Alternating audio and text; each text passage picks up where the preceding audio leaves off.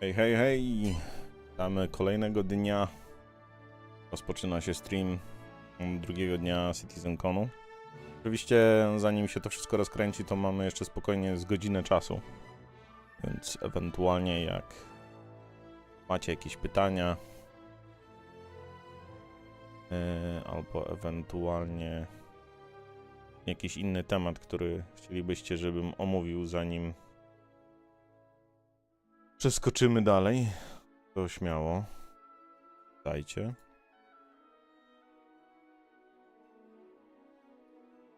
Przekopiuję.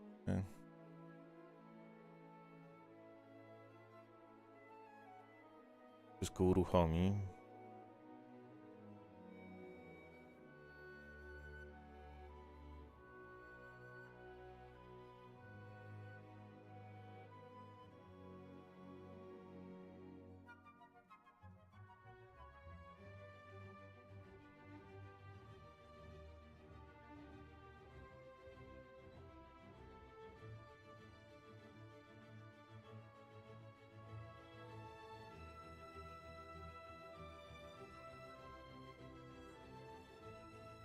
I rozpoczynamy podejście numer 2.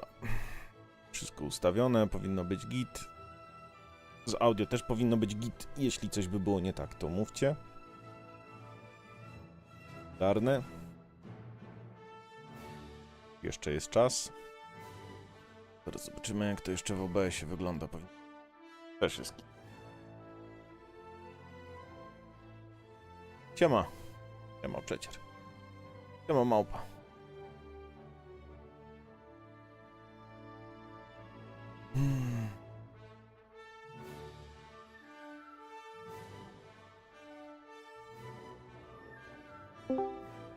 Witam, witam. Witam, witam.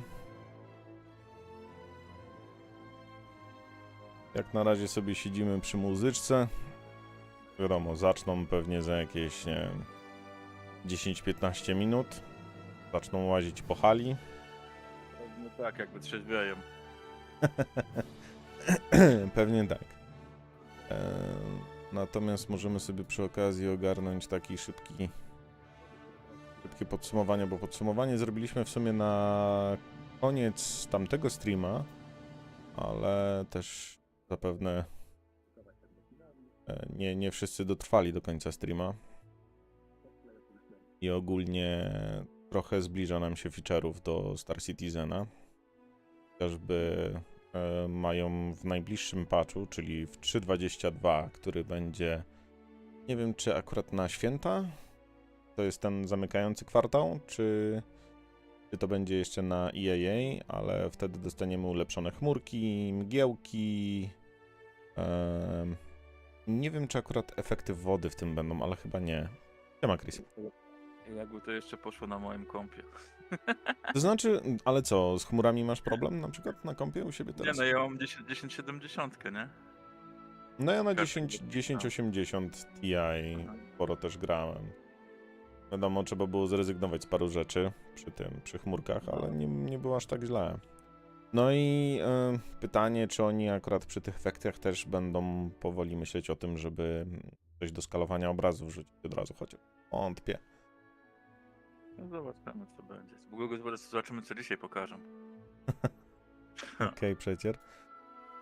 Także to ogólnie mgiełka, ulepszone chmury to powinno być, że tak powiem, w patchu 3.22 i tam troszeczkę polepszone oświetlenie, jeżeli o to chodzi. To nie będzie jeszcze Global Illumination, ale będzie to nas czekać w najbliższym patchu, więc może niedługo coś będziemy skreślać z listy, która specjalnie powstała na Discordzie. Na tej liście są wszystkie rzeczy, które nam na tym Citizenconie obiecają. To jest w tych ramach widełek, o których mówili, czyli 12 miesięcy, że w przeciągu roku to, co nam pokazują w tej chwili, ma wyjść. Więc no, zobaczymy. Poza tym pokazali kosmiczne krowy, kosmiczne wieloryby, osady.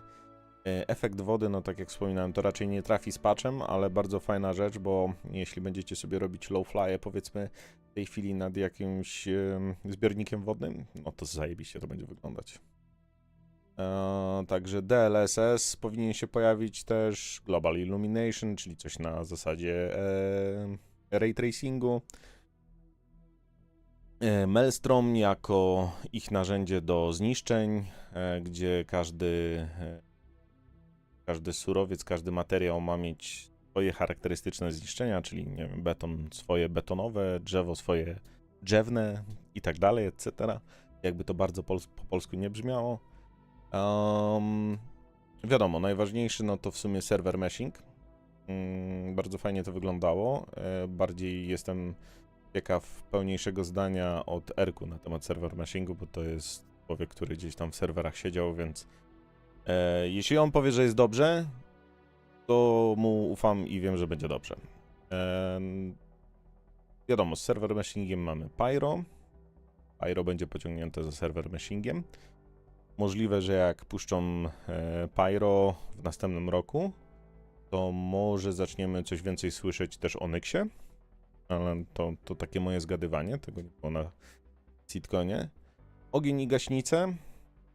Na przykład jak ktoś ma hula C albo zwiedzał hula C, to może zauważył, że hul C ma już specjalne do tego miejsca, jeśli chodzi o miejsce na gaśnicę, tylko gaśnic jeszcze typowo nie ma takich fizycznych w grze, więc część statków nowszych już jest przygotowywana pod to. Zachowywanie się materiałów, czyli jeśli, nie wiem, nosimy jakieś sukienki, to powiew wiatru będzie realistycznie na to wpływał, czy jakieś elementy, które nam się schowają pod spódnicą. Nie wnikam, pytam. To wszystko będzie miało wpływ na materiały. Krew, pot i łzy. No to akurat dosyć fajnie wyglądało, tylko nie wiem, kiedy nasza postać będzie płakać. Jak ktoś, nie wiem, czy tam będzie jakiś suwaczek, że możesz sobie zaznaczyć, że twoja postać to jest twardziel i on ani łezki nie uroni. To pewnie emotikonka będzie od tego. A może w formie emotikonek to zrobią. Krew raczej będzie zależna od naszych ewentualnych obrażeń. Możliwe, że przeciążenia będą miały duży czynnik udziału w tym, że na przykład będziemy krwawić z nosa, tak? Po wyjściu ze statku, po dużym przeciążeniu, więc zobaczymy. Swoboda ruchów kończyn postaci ma się też zwiększyć, więc praktycznie jeśli oglądaliście Citizencona, to tam były takie momenty, gdzie postać, którą kierowali, sięgała po gaśnicę na reclaimerze. Tam ogólnie ten ruch był całkiem inny postaci niż to, co mamy do tej pory na serwerach. Więc no, było to troszeczkę... Było specyficzne i było fajne. Ten ruch był inny, był taki trochę płynniejszy, nie był taki sztuczny. Wiadomo, Medpen nadal się chował 2 razy, więc może kiedyś to ogarną. No, zobaczymy. Duży kawałek tematu, no to inżynierka. To po prostu będzie niekończąca się historia. To jest game changer. Tak. Będzie potrzebny dobry inżynier w grze. Bo inżynier też będzie mógł ewentualnie asystować w trakcie walki, jeśli chodzi o wzmocnienie danego segmentu czy modułu, że dostanie, nie wiem, boosta z magazynowanej energii w akumulatorach. Więc no, to będzie kolejny taki punkcik, który będzie też wpływał na operacyjność naszej łajby, tak. Im lepszy inżynier, tym lepiej będziemy wykonywać swoje zadania.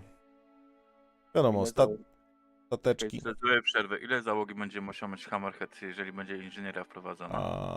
To znaczy, na pewno będzie trzeba liczyć po prostu jednego inżyniera więcej, czyli jak masz załogę 7 osób, tak? 7, tak. 6 na wieżyczkach, 1 osoba pilotująca i 1 inżynier. Hammerhead nie jest aż taki duży, on nie ma aż tak skomplikowanej budowy, jeśli chodzi o relaye. Tam raczej bym powiedział, że 1 inżynier, chociaż są 2 panele inżynieryjne, więc albo można liczyć 8, albo można liczyć 9, to już jak to woli. Wydaje mi się, że na statek wielkości Hammerheada 1 inżynier powinien spokojnie wystarczyć. Nie powinno być z tym problemu. Dalej nie przerywam. Spoko. Jak coś, no to ze stateczków mamy Zeusa, Polarisa powinniśmy mieć do końca następnego roku, Legionara, to jest taki stateczek do abordażu. Jakiś wariant Ursy, jakiś wariant Argo, jakiś nieznany statek RSI, przynajmniej po kształtach, budowie tak wygląda. Jakiś wariant Mirai, Retaliator, więc to jest prawdopodobnie ta wersja modularna, więc możemy się spodziewać też, że do końca roku ogarną modułowość statków. Kto wie, czy za tym nie pociągną, powiedzmy, chociaż Caterpillara chyba mówili, że na razie nie będą ruszać. Może pociągną Galaxy za tym, ale o Galaxy nic nie mówili. Co tam jeszcze jest modularnego? Kiedyś Wardeny miały być. Poczekaj, bo w sumie Galaxy może być podciągnięta pod to, co zacznie po prostu tego... ten cały cykl dużych RSI, nie? Ale No bo Galaxy nie jest aż taki duży. Polaris, nie? Ale od Polarisa mieli zacząć, nie? I potem w dół chyba zjeżdżać. Chyba tak, ale to nie pamiętam dokładnie, jak oni to mówią. Tak powiem, w jakiej kolejności będą zaczynać. Najważniejsze, że jeżeli zobaczymy modułowość z retaliatorem, no to powinno to już pójść z górki. Dobra. Nie okichałem was.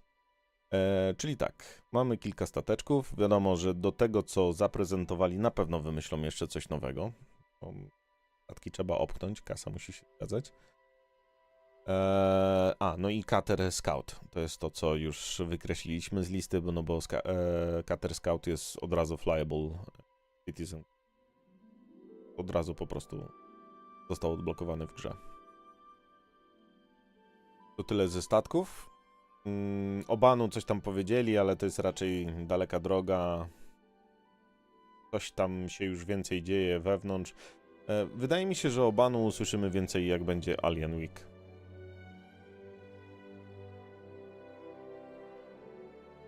Powiem ci tak, Chris, jeśli chodzi o słuchawki bezprzewodowe do komputera, to przerobiłem już takie też, które były i na Bluetoothie, takie, które były na transmisji radiowej i wróciłem do kabla. To są całkiem inne jakości, jeżeli chodzi. Jak masz jeszcze dobrą kartę muzyczną, ewentualnie, bo to zależy albo od płyty głównej, albo ewentualnie od interfejsu, z którego korzystasz. Ja akurat mam interfejs, który jest z mikrofonu i nie, to ja do bezprzewodowych nie wrócę. Pomimo, że mi się kabel majta i po nim przejeżdżam krzesłem, to dla mnie to nie ma sensu. Ale ja trochę zboczony jestem pod względem audio. A wracając do dalszej części, no to mamy jeszcze na koniec było nowy Mobi Glass pokazany. Chyba nawet jest w tej chwili, z tego co pokazywali, dokładnie taki sam jak w Squadronie. UI Kakakasku nowe, UI MFD i HUD statków nowy, mapy miasta, które można ewentualnie też pobrać, no i mapy statków. To jest praktycznie to, co mamy po pierwszym dniu. Okej. A przecież potrzebuje ogon. Także tak to wygląda po pierwszym dniu. Trochę tych rzeczy jest. Jestem ciekaw, co właśnie do kajecika będę zapisywał po dzisiejszym dniu. Mam chyba gotowe. Gdzie jest mój notatniczek? Będę sobie zapisywać, a później to wrzucę na Discorda. No i oczywiście, jak to wszystko będzie wchodzić w patchach, no to też na bieżąco na Discordzie będziecie to widzieć na tym kanale. Kanał jest... Nikt inny nie może pisać na tym kanale, więc będzie kanał zablokowany. Reakcje ewentualnie można zostawiać, tego nie blokowałem. No i tam będą wszystkie właśnie po kolei wypisane rzeczy, które mają trafić do nas przez najbliższy rok. Czyli od tego Citizenconu do następnego Citizenconu, to wszystko co pokazali, powinno trafić do gry. A jak będzie? To zobaczymy.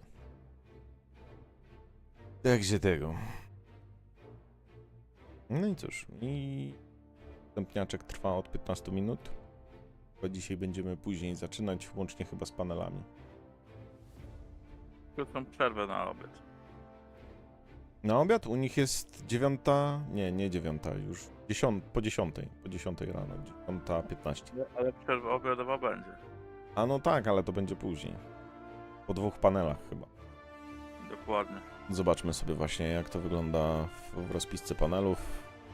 Patrzyliśmy na to wczoraj, ale wiadomo, wczoraj było późno, jeszcze wrzucili tak strasznego dziadka na koniec, że będę wbijał gwoździe w blat. Wszyscy spali łącznie z czatą. No, Także no, to są ludzie od tego, co tam robią, tak? Nie są typowo prezenterami, więc niestety nie można się spodziewać wodotrysków, chociaż Tony Z, mam nadzieję, że on jeszcze będzie miał swój panel i możliwe, że to będzie gdzieś w Living on the Edge, to będzie po przerwie, to możliwe, że tam zobaczymy Tonego.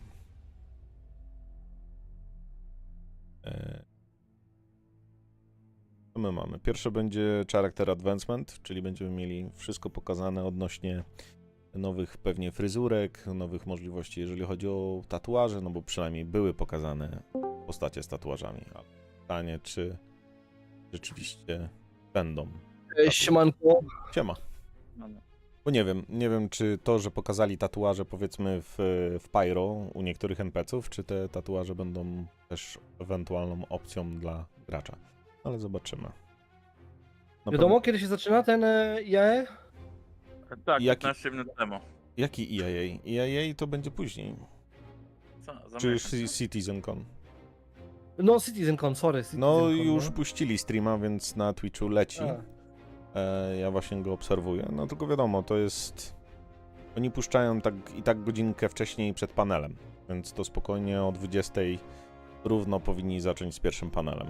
Trzymać się po prostu tej ramy czasowej. Ale tak jak... 20, tak? No, ale tak jak wczoraj zaczęliśmy wcześniej, tak dzisiaj też zaczęliśmy wcześniej. Omówiłem na początku cały wczorajszy dzień. Jeszcze raz go podsumowałem, tak jak na Nie tym. wierzę, nie spoko. wierzę, ojciec. Nie jestem sam z Endeavorem. No na Twitchu już się ktoś się pytał, kiedy będzie Endeavor. No, A, to jeszcze długa no droga, cóż, moim zdaniem. Gdzie tam długa droga? To tylko Citizena będzie, jak wyjdzie z tego Endeavor. No zobaczymy. bo po nią już nie wyjdzie, nie? Pepo, cisza, tak, masz rację, To kochana. znaczy, ja słyszałem też kilka różnych opcji, jeżeli chodzi o to, jak będzie wyglądać później. Jola, chodź tu Citizen. natychmiast. Okej. Natychmiast chodź tu, zobacz jaką ona minę robi. Co? Nie, sorry, ja do kobitki mówiłem, bo tu moja córka zaczyna gadać i... No, okej. A. o- No. Co ja miałem mówić? Zapomniałem. Ja się pochwaliłem, że ktoś na Twitchu, na A, czacie dobra, zrobił odnośnie statków. Z tego, co słyszałem, to nie do końca tak będzie, że oni sprzedaż statków w pewnym momencie zamkną, bo powiedzmy Star Citizen osiągnie status bety. To będzie tak, że wszystkie statki, które wyjdą, będą też do kupienia w grze, ale nadal będziesz mógł je kupić na stronie i będziesz mógł kupić koncepty. Moment, to do bety, a po lunchu... No tak, no oficjalnej edycji słyszałem, można kupić. Słyszałem, że ponoć po lunchu koncepty, jeśli będą wychodzić, no to koncepty będą sprzedawane w taki sam sposób jak do tej pory, tak? Koncept ewentualnie będzie też opcją. Koncepty, a Ale flyable? upgrade'ów nie będzie już, nie? Ale to też pytanie, Nie się ale- rozbiegał o upgrade'y, nie? chwila, zanim się rozpędzimy. To jest tylko to, co słyszałem, a to, co będzie, to są dwie różne rzeczy, tak? No, Tak. ale, O ile będzie. No tak. Nie. ale to co będzie, to my dopiero dowiemy się jak będzie. No, a to będzie daleka droga ze względu na to, że jednak trochę czasu zostało do bety. Ja pewnie będę siwy i wymieniał choroby. Będę miał tyle chorób, że nawet mi palców u rąk nie wystarczy, a leków Ja mogę będę brał jeszcze zacząć. więcej. Nie. To nie jest spotkanie anonimowych staruszków, tylko... Ale ja jestem siwy i Bo mam to- już Citizen choroby do holików. wyliczenia. Nie no, ja na przykład miałem kierownika raz takiego, który był młody, a był już całkiem siwy. Po prostu to u niego było dziedziczne, że on miał dużo. U mnie w rodzinie mój kuzyn osiwiał w wieku 30 lat. No, Jak właśnie. myślisz, ile ja mam lat? Ale to ja jako jedyny z całego pokolenia. Bo wszyscy pozostali chłopacy normalnie do tej pory mają normalny kolor włosów. Czasami Jak tak myślisz, bywa. A już pod 50 jesteśmy, nie? No to strzelajcie ile ja mam lat, a ja jestem już, no nie siwiutki, ale mam tyle siwych pasm. 26. 27. No widzisz, prawie strzeliłem. Dobrze się nie pomyliłeś. Ja mam siłę potemka w brodzie co najwyżej. Dobra, to pomijmy już naszą siwiznę i ewentualnie nasze choroby, Alzheimera, Puścimy. demencję i tak dalej. Wróćmy do drugiego dnia. Tak, wracając. Pierwszy dzień to... pierwszy dzień. Fuck. Pierwsza godzina, no to będzie odnośnie naszych postaci, czyli aktualnie i dalszy rozwój, jeżeli chodzi o tworzenie postaci. Jestem ciekaw, co tam ciekawego nam dorzucą do puli tego, co mamy, bo tam pula praktycznie jest dziwna. Te twarze, które są do blenda, do tego wyboru DNA są zdaniem za mało, ale zobaczymy. Może coś się zmieni pod tym względem. Co mamy dalej? Mamy Life in First Person, czyli usprawnienia do First Person gameplayu, zachowywanie się AI, jeżeli chodzi o walkę, ogólna obsługa broni.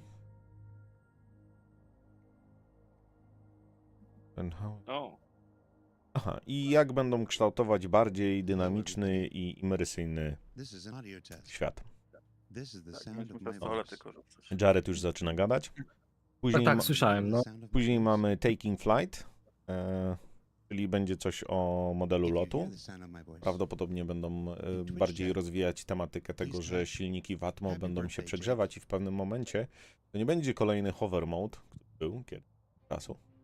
Bardzo uwielbiany przez wszystkich. Dlatego go już nie ma z nami.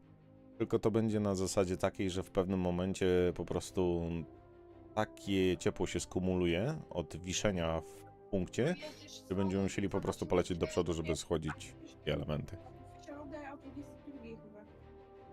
Także dosyć ciekawie jest to rozwiązane. A nie po to mamy kulery? Przynajmniej na papierze. Słucham? Nie po to mamy kulery, żeby kulować. Tak, ale kulery też mają odpowiednią pojemność i wydajność, tak? W pewnym momencie kulery przestanie ci wyrabiać, jeżeli na przykład dana grupa plasterów, manewrówek osiągnie maksa, tak? Ale wiem, że ciebie to nie interesuje, więc... Czekaj, Immortala na razie wyciszymy. A, sorry, już się wyciszam.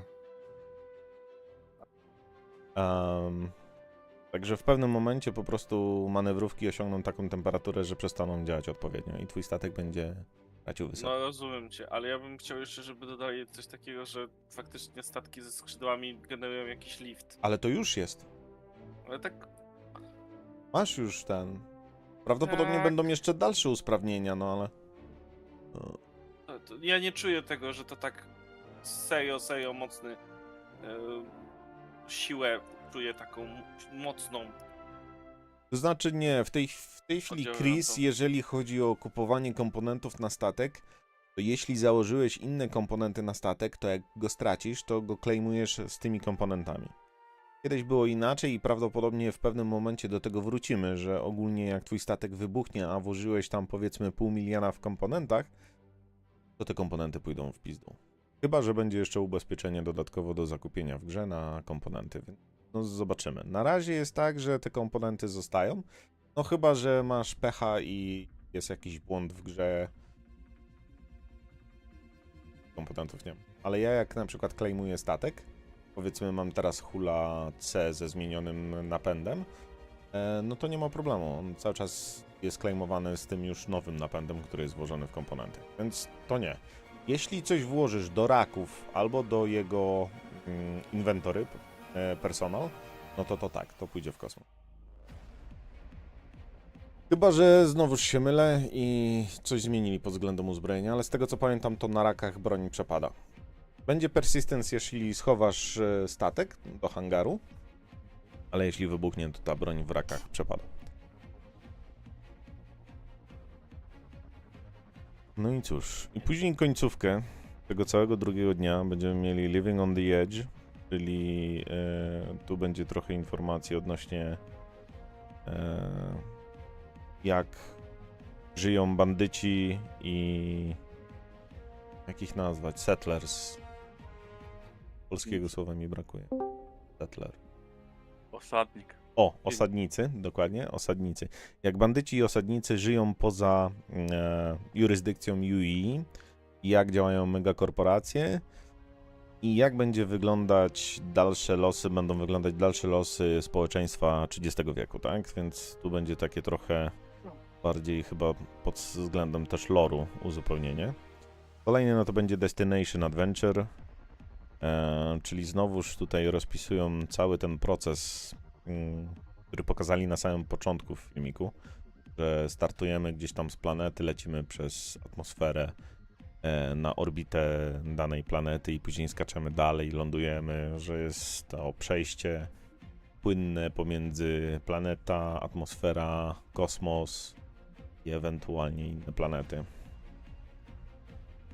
No i odnośnie tego, jak będą wyglądać nowe interakcje z otoczeniem, z misjami i gameplay, który się zbliża do Star Citizena, więc możliwe, że tutaj w tym module powiedzą nam trochę więcej na temat gameplay loopów. Może coś więcej o miningu, chociaż mining jest dobrze obłożony w tej chwili. Może coś więcej o salvage'u, może munching. Słyszymy coś o munchingu w tym panelu. Ciekawe. Rozszerzenie względem salvage'u. No i na koniec będziemy mieli ceremonię zamknięcia, gdzie Krzysiu nam będzie słodził, cukrzył i mówił o wszystkich fantastycznych. To tam nam ciekawego też powie na końcu. Ja już nie będę na słodzeniu chyba, bo kurde to Przede będzie wszystkim będzie trailer zamykający, tak jak było Twin Station. Oj, zamykający. Julku, na YouTubie masz opóźnienie 7 sekund. A to ja wiem, że jest opóźnienie, dlatego puściłem tutaj streama też, No. tylko że tu jest bez audio, jeśli chodzi o Discorda. Bo muzyk... No, rozumiem.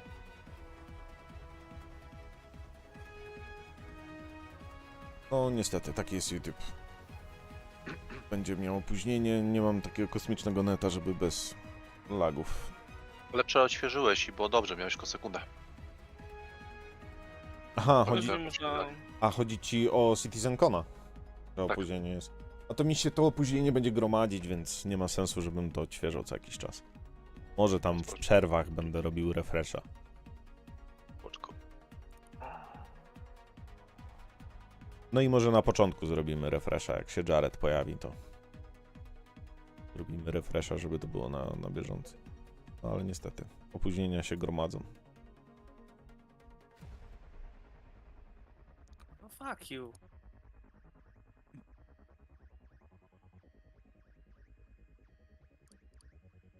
Jezus. No i dobra. Dzisiaj już bez desperacji w Desperadosie. Będzie chyba potrzebna. Jej za to energię w puszce. Bo wczoraj po prostu ta ostatnia godzina z tym dziadkiem to... Oj, to była masakra. Ale były ciekawe informacje tam, mimo że to było No masakra. tak, tylko nie musiał gadać przez godzinę, mógł to zrobić w pół godziny. Tak naprawdę. No, sam przesypiał co chcesz. Sam przysypał. A no tak, jak mu laska mówiła, przybliż, oddal. Ale dziwne, bo to u nich była w miarę, nie wiem, 16 może? A Nawet ten nie dziadek był 16. skąd, z Montrealu? Nie, 16. Skąd on był? A nie wiem nawet. No bo z Nie Sigma ile? wiem. 7 biur, nie? Nie wiem skąd jest Bones. Wolałbym nie wiedzieć skąd jest Bones. Dlaczego nazywają go Bones? Serialu kości. Hej, hej. Nie masz tam. Hej, Nie ma. O, Ojciec, a widzę, że chwila czasu. No. A co wczoraj było tam na sam koniec? Nie godzinę. godzina na sam koniec to była Star Mapa. Nowy Mobiglass, nowe UI. Takie tam. No, Coś ciekawego? Nowe UI w pokazali kakakasku. UI. Mapa. No bardzo ciekawe. Mapa ogólnie bardzo się zmieniła. Drastycznie nawet. O, Jared się pojawił. Dobra, odświeżmy Jareda. Przecież to poszukać. Pojechał dalej. Muszę przyznać, że ładnie wyglądała ta mapa i te zmiany. No. Ale Mapa chociaż Ja mnie nie wadzili. Odświeżyłem i mi się reklama pojawiła. Ale na pewno coś nieodpowiedniego, czy... Nie, no ale...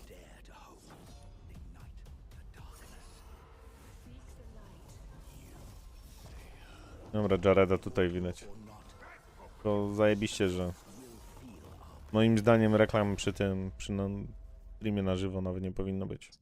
And as I said, welcome to Citizencon Day 2. No, As zwłaszcza one za który astute ludzie user on social wielu media put it, zapłaciło nam Mhm. to samo. "Today we laughed, Dobra, we cried, damy sobie we na doubled pełen our dollars." ekran przy okazji. On day 2, we're bringing a whole new slew of presentations for you to enjoy.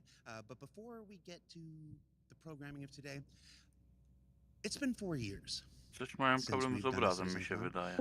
a live event like this. Dzień And dobry. No nie wiem, it may siema. have gone under the radar Jakby nie with the wyrabiał pandemic tego, and missing a year. This is actually the tym 10th oświetleniu. anniversary of Ten obraz. Citizencon Jasne, and the 10th strasznie jest, Citizencon prawda? we've done. No, jest wszystko So I wanted to take some tak time. sztucznie rozjaśnione, nie? Dobra, dajcie mu mówić. To może coś ciekawego znowu walnie. I wanted to take some time here on the pre-show where I can do pretty much anything I want To nie to, co myślisz. and shout out some of the pioneers who came before us to make this event what it is today. So Citizencon actually started the Oh, very jest first zielony. one back in 2013, back in the Alamo Roadhouse in Austin, and it was the brainchild of Sandy Gardner, Ben Lesnick, and Pete Mackey. Now it was in a little theater.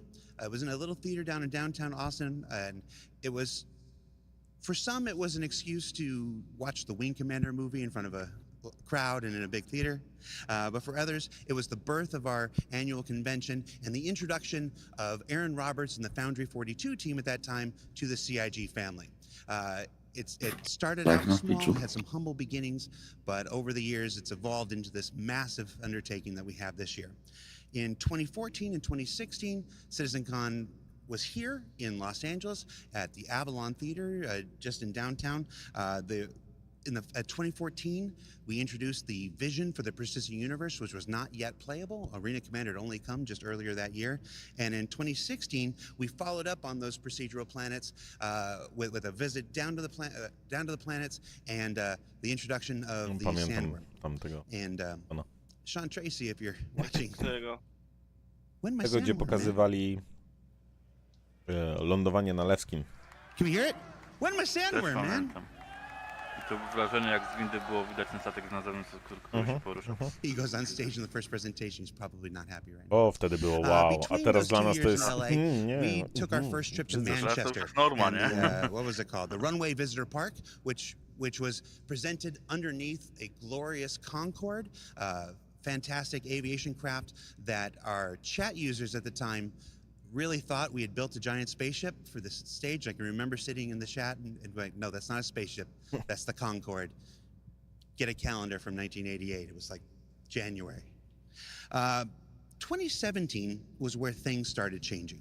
2017 was where we started to adopt the format that you see here today. It was our first trip to Frankfurt in the Avalon Theater, where we started breaking apart multiple presentations, multiple teams. We started really diving into the depths of Star Citizen's development. After the first several years of building up, having to build 4 studios around the world and lay the groundwork, Citizencon had evolved to becoming the true showcase that it is today and showing you as many different aspects of our development as possible. But it reached its final form in 2018.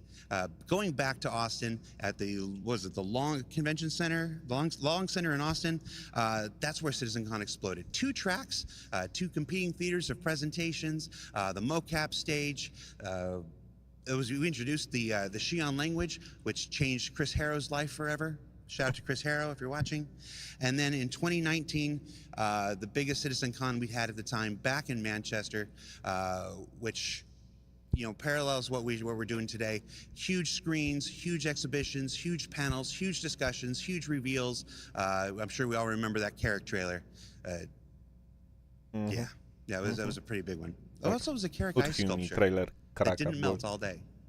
I lost $50. tak bardzo się zmienił. No i tak. I got 5 minutes? A na Sorry, czacie person się manual. domagają pytania, kiedy tego Guys, I've never done a Bon day 2 wróci. before. I'm running on fumes. How are you guys feeling? Bone Worm.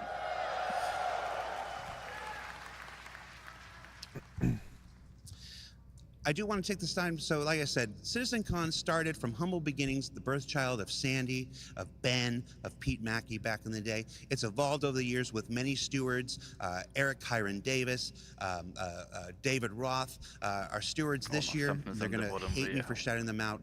Leah and Tyler, please give them a huge round of applause for Leah and Tyler, who have driven this year's event and made it everything that you guys hear live and in the theater have seen. Hall B, jeez, I hope you've seen Hall B during the interstitials between the panels if you're watching from home.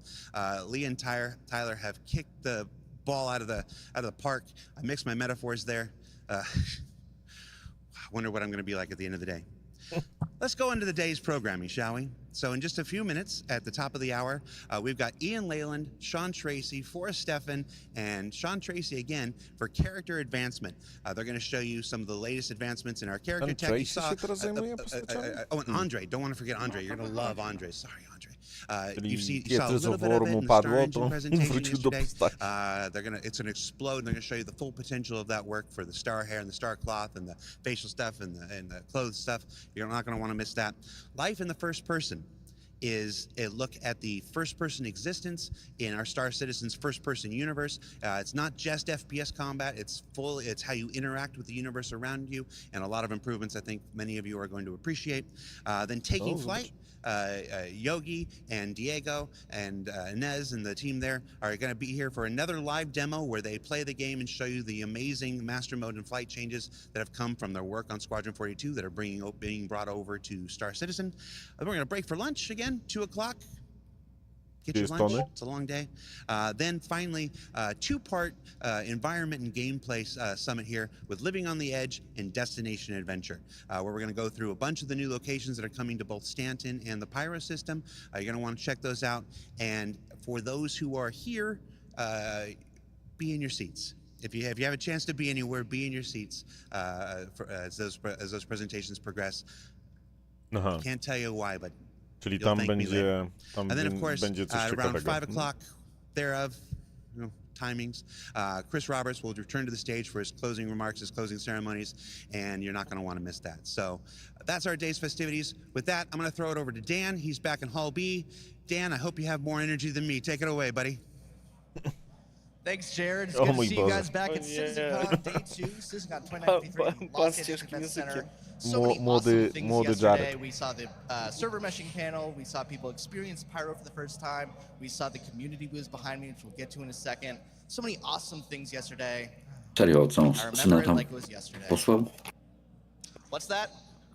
We don't have the graphics budget for the extended flashback sequence. We have to move on. Okay, we're moving on. Well, welcome again. My name is Dan Haubrick. I'm the community producer here at CIG. Welcoming you all to the show floor here at Hall B of the Los Angeles Convention Center.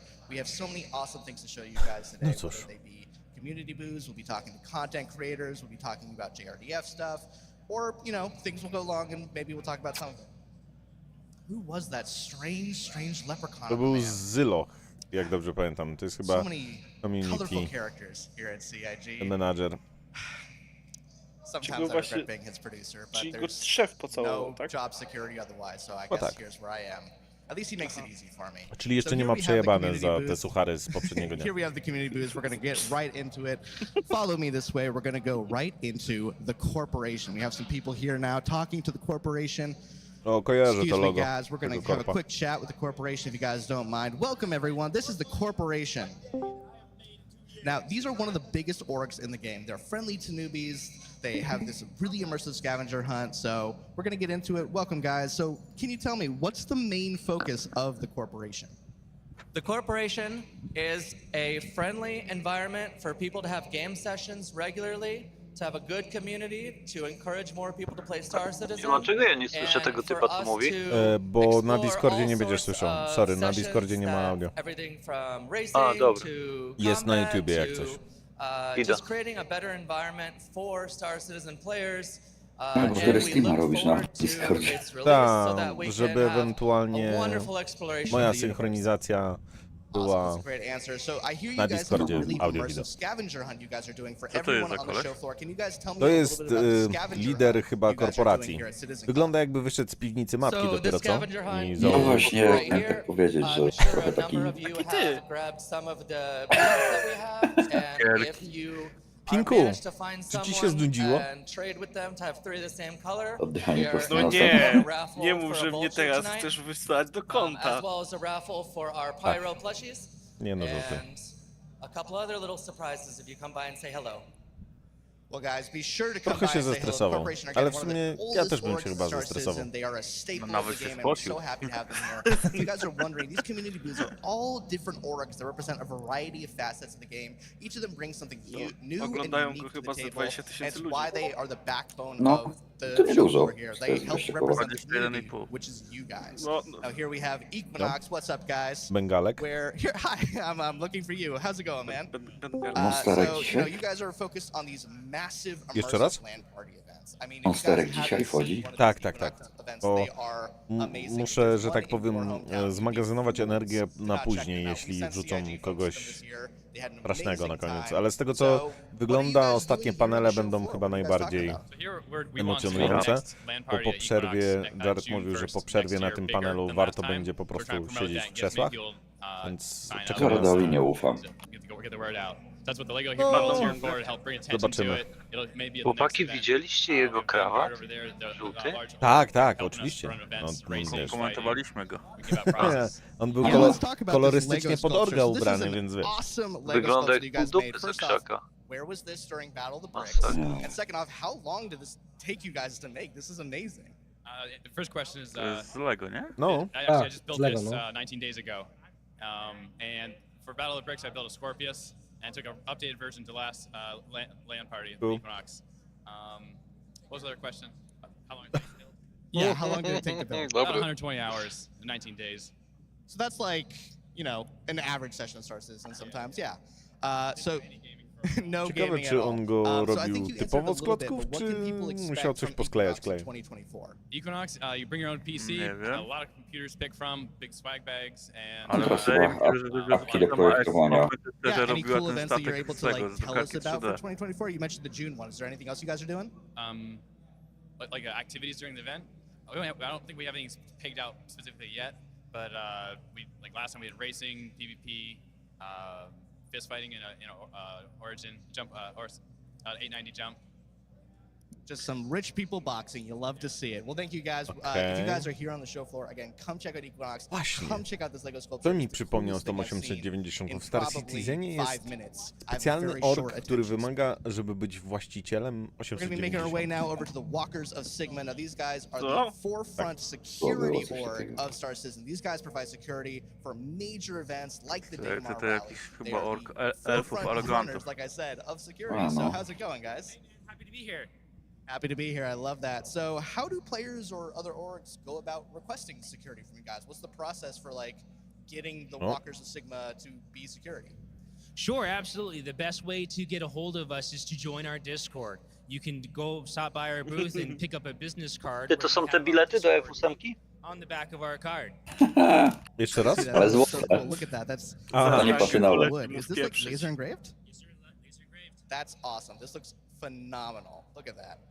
O kurde, jaka There you go. wizytowa. Hold that for a second. Discord. So, what's it like Drewniana. running security for things No, like Daymar? drewniana. Like, obviously Kurde, it's a zainwestowali huge parę operation. groszy. Z tego, So much that goes into it. z What's it prawdziwego like running tego, no, miałem So running security To can blisko do be QR. both very nie, stressful nie and drewna, also at the tylko same time a z little prawdziwej... boring. You're gonna have some of Lexi, those no. servers you're securing roughly Nie, jak 15 się to different chujowo servers zbe. for something O! like the Daymar Rally. Z płyty Some wiórowej, servers dokładnie, might not z tego see chujowego any action at drewna. all, and you're just kinda sitting Siema. there No, hoping and Kurwa, cheering on your wycięcie w tym favorite to by racer. było katorgą. There are other servers that can be super Siema, Bad chaotic Brain. and are non-stop bombarded by outside forces. And those are the ones you really have to keep your eye on. Tak jak Make się sure they kiedyś have enough wszyscy z people to Stonka secure nabijali, as tak many teraz się people as wszyscy z Bona possible nabijają. and get any reinforcements if needed. Ciekawe, czy ten... Yeah, that sounds like a W logistical sumie nightmare. my Luckily, akurat they nie have the będziemy Walkers of mieli Sigma takiej to help potrzeby, make it all żeby dzwonić possible. do So, organizacji, która kind się of last zajmuje question. security. Jared and other people have been Bo harassing większość me pewnie z tej throughout the organizacji convention. security How do I get you guys Vergar to follow me odstrzelił. around? I actually have one of my best Solem. guys here. This is our Jest tam combat pewnie na branch złotej officer. liście. It's gonna keep you Tak nice może and safe. być. All right. Well, I now feel safe and secure. Come follow me, guys. I got a big bodyguard now. I feel on top of the world.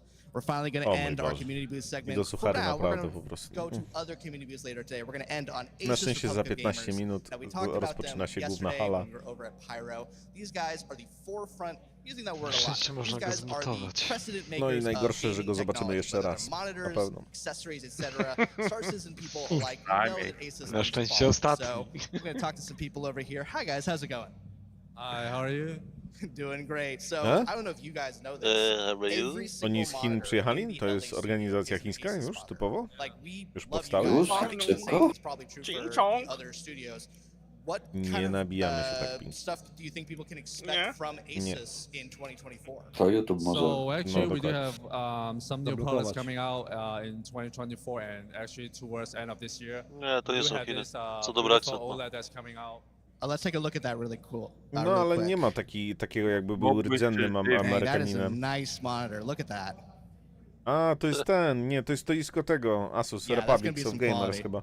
Aha. So you guys have that coming out in 2024. Anything else W players sumie can Asus expect? jest siedziba chyba w So we Korei. actually launched our C790 refresh Tak, motherboard to as jest well. That's stoisko ten, compatible with the Republic of 14th Gamers. gen, O, research. moje, moje, jest. moje krzesło. This year. I mean, that's going to be amazing. And my final question, what was it Taką like to bring silnik Pyro to people for the O, first time? zakreślili mi krzesło. Tylko, I że tam think mają it's z great. LEDami, a ja stwierdziłem, nie, Actually, LEDy są hope everyone za enjoyed bardzo the peripheral and gamerskie. monitors that we provide, Może to you podświetlili, guys. żeby It's a great zobaczyć experience z tego, że working with tam you jest guys. twoje krzesło, nie ciebie. Yeah, everyone I talked to had a great time. Well, I think that's all the time we have. I'm going to cut it back to Ale za to Jared. podobają You guys are going to see some mi awesome się ich presentations today. karty We'll see właśnie you back here on the Matrixa show floor albo later. te Until Strixy then, właśnie. stay safe and see you in the verse. Jeden w sumie z lepszych To ja mam, kart. Thanks, ja Dan. mam I'm 4090 here in the hallway Rockstrixa. audience. How you doing, everybody?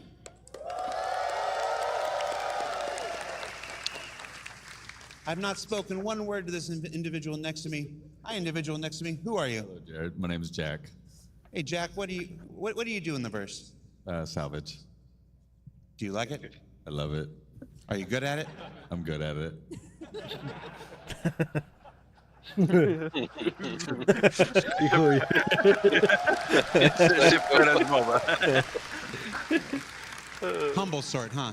Very. Would you say you're the humblest person you know? Possibly.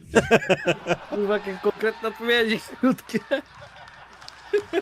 Dobry. Could there be someone more humble than you? Probably. No.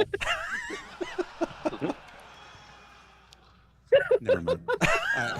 Zwątpił, So kurwa. yeah, so a couple more housekeeping things. As Dan said, Asus is one of our amazing partners here to make this event possible. partnerstwo We z also want to Asusem. shout out our teams at IX Systems. Polecam. They helped build the amazing server technology that we're using in the Pyro Playground. We are not connected to the internet. We have our entire environment replicated here. It's back there. You should go check it out. So I O, talked to to those Asus guys im there. serwery But zrobił na Ahmed and miejscu. that team at IX has done it fantastic, and they've allowed us to Pod run the Pyro. Pyro Może Playground dlatego tak dobrze at to 60 działa. frames a second with the best server Oni nie stuff mieli possible. mieć It's like, Amazona? we're all like, oh, this is what's No, possible. Amazona mają. It's really w exciting. otwartym I also środowisku. want to shout out Ale BKB, wiesz, who have been pod amazing at ten helping us Playable with the Pyro control zrobił im services for z the Asus. Fighter Flight exhibition going on at the Atmo Tego, booth. co Be mówi sure you teraz. go by there and check that out. And then, of course, CLX. The custom computer maker who made all 150 computers for the Pyro Playground, the 2 computers that are operating on stage, the box that's running this live stream right now. I can be out here, it's there, I don't have to worry about it. Pytanie, So czy te thank you to 100 all of our komputerów, które partners, tutaj and I mają feel like na I'm tej missing one, prezentacji, and I expect to hear musieli about it from kupić. Tyler later I on. one są tylko wypożyczone. I didn't bring my cards. So, Wzięli z pierwszej lepszej kopalni yeah, kryptowalut. you know, when do we start? We start at 11? Pożyczyli za nami i je zajadą górnicy. We got 5 minutes. How should we fill the time? Sing! Oni nie. Giant Sing? Aha. All right. A ja Okay. jestem za. So here's what we're going to do. Back in 2013, we attempted to sing Star Citizen Happy Birthday. And at that No. time, To będzie Sing. there was a weird legal kerfluffle. It was believed that the stream got muted because we sang Happy Birthday on stage, and Twitch automated content said, no, don't. It's our birthday. It's a little Siema. late. It's also Jake Acapella's birthday, Siema, so Erku, siema. if all of you would join me in a rousing edition Oh. of Happy Birthday, we're going Dziękuję. to test the stream gods and see if we Oh. don't get muted. So ready? All right, everybody. Ciekawe czy... 1, 2, 3. Happy birthday to you. Happy birthday to you. Happy birthday, dear Star Citizen. Koleś wymówił więcej niż jedno słowo na raz. Wiesz co? Robi postępy. Siema. Dobrze, że się tam bawią. No ale no... Kurde. Oby rzeczywiście czym nas zaskoczyli dzisiaj. Naprawdę. Chciałbym zobaczyć fajne rzeczy, które zrealizują w tym okresie czasu do następnego Citizencon. Data esku, po raz który to już będzie? Powiem ci tak, jest jedna rzecz, która się różni względem innych Citizenconów. To jest naprawdę inny Citizencon niż te, które były poprzednie. Wiem, widzę. Jest drastyczna różnica pomiędzy tym, co pokazują, w jakim kontekście to pokazują, w jakiej formie. Mam duże nadzieje na to, że jednak to wszystko, co pokazują dla nas obecnie. Działa. Najgorsze będzie przeskalowanie mesza dla nich, tak? I jak puszczą mesza, to zobaczymy, jak on będzie się skalował, powiedzmy, względem tych 5 osób, które mieli w tej prezentacji, a 150 000 osób. Bo liczę, że tak mniej więcej tyle osób grywa mniej więcej dzień w dzień Star Citizen. No, będzie Ale więcej. myślisz, że wszyscy będą na tym samym tym? Nie, to nie będzie jeszcze one shard. Nie, to Powiem nie, wam to, że... nie te czasy. Ale nie na jednym systemie. Jak na jednym? Gdzie T-pose? Gdzie T-pose? Powiem wam, że tak teraz tak tą kamerą przelatują, pokazują, co tam się dzieje. I to wygląda jak jedno wielkie gay party, co nie? To znaczy, ja tam widzę panie gdzieś, gdzie. Mógłbyś się zdziwić, są tam panie, są. Niektóre panie się ukrywają i wyglądają bardziej jak panowie. To tylko poznasz po tym, jak ci się przedstawią. Ta pani, co wczoraj była na tym, na końcu. Ta duża taka. Doktor Bon? A, Dr. Bon. Z kolcami na tym. No było coś, tak.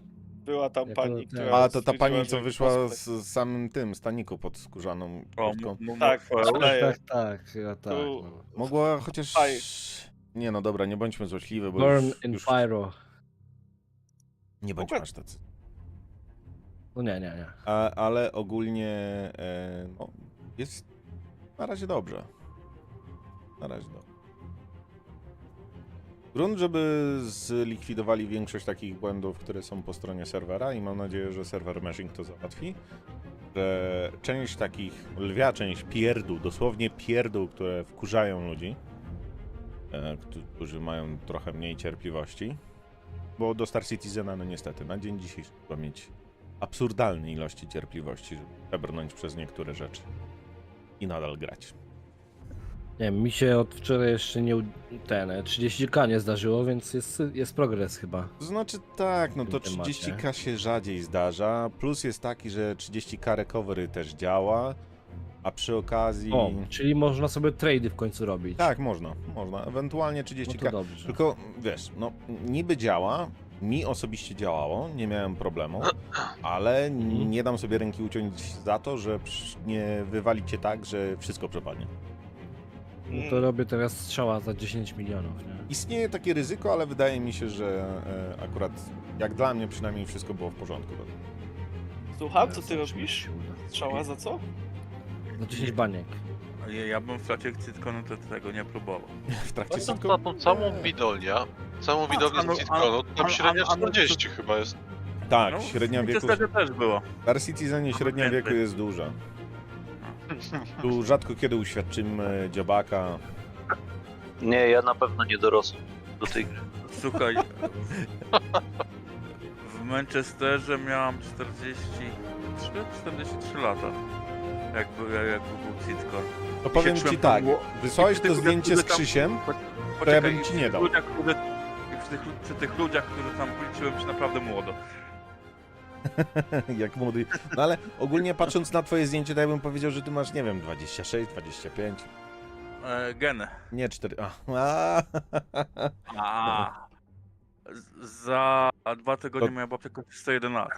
No to teraz mi powiedz, że twoja dziewczyna ma 27 lat. Wszyscy jej potomkowie, czyli potomkowie mojej babci do tej pory żyją. Okej. Ale wiecie co, tak 90% tych ludzi to trzeba na dietę wysłać. A moja żona... Nie martw się, jest Angry, 11 ja lat siebie młodsza też ode muszę. mnie. Słyszysz? Jeżeli o to już chodzi, to moja żona jest 11 lat młodsza ode mnie. Okej. Ile? 11. 11. No to okej. To zdrowo, to zdrowo. Wiesz, jakbyś miał 20 lat, to już by było trochę krzywo. A to wtedy tak. Ostatnio jest krzywo. Z tymi Pandoragate'ami i tak dalej, co nie? Więc wiem, czy dobrze, że wszyscy się w temacie, poznaliście ale to teraz, jest kurwa gruba. a nie jak Nie miałeś... wszyscy politycy by się z tym zgodzili, że jest krzywo. Dobra. Chciałem się przywitać. Cześć chłopaki, Kerysek tutaj z tej strony. Siema. Pierwszy raz jestem z wami, ale nie ostatni. No, mamy nadzieję. Szybka rada, uciekaj. Póki możesz. Póki jeszcze jesteś zdrowy. Jeszcze możesz. Słuchaj, grałem 2 lata temu, straciłem kartę i 3 tygodnie temu powiedziałem, że nie, biorę na kredyt. O kurde. Chwila, kredyt. I od 3 tygodni siedzę w Citizenie i gram. 4070 kupiłem. No. To już taka zacna karcioszka. Dobra karta, no, dobra karta. Także będę się pytał was, jak dołączyć do grupy w Citizenie. Aha, czyli w przyszłym tygodniu. Dobra, spoko. Nie ma problemu. Ogólnie tak, jakbyś chciał dołączyć do orga, bo tam mi pisałeś też odnośnie floty, to do jednej floty cię dorzuciłem, ale to jest flota Discordowa, a druga flota jest Lynxowa. Więc ta druga flota Lynxowa wymaga przynależności do orga. Jakby co. I wszystko To znaczy, jest na Lynxcorp dołącz. Na razie to gram z wami, bo wy gracie na Discordzie czy na tym Lynxie? Z flotą? Nie, cały czas tutaj siedzimy. Tak, cały czas Discord. Jak już ktoś gra w Star Citizena, to jesteśmy cały czas tutaj na kanale. Zawsze ktoś się będzie. Kanałów jest, tak jak widzicie, na mainie są chłopaki tam pewnie w tej chwili są w tym Star Citizenie. No ja też jestem w Star Citizenie, także... Ja akurat na bieżąco prowadzę tutaj komentarz z osobami, więc na razie nawet do Star Citizena nie ma co wchodzić. Pochłania to czas. Także pewnie znowu spędzimy 7 godzin. Pamiętacie, dokowało się przytrzymując N, prawda? Alt N spróbuj ewentualnie. Alt N, o to właśnie. Bo kiedyś było przytrzymywanie, ale to było automatyczne lądowanie. Nie wiem, docking działa z Alt N. Przynajmniej jeżeli chodzi o oddokowanie. Docking... A to nie jest po prostu prośba o ten? Siema. Tam jest pan Sosycz? Tak wygląda jak pan Sosycz. Siema. Hej. Tak, no to jest pani Kiełbaska, no nie widzisz pani Kiełbaski, no. Gdzie pani Kiełbaska? No pani Kiełbaska.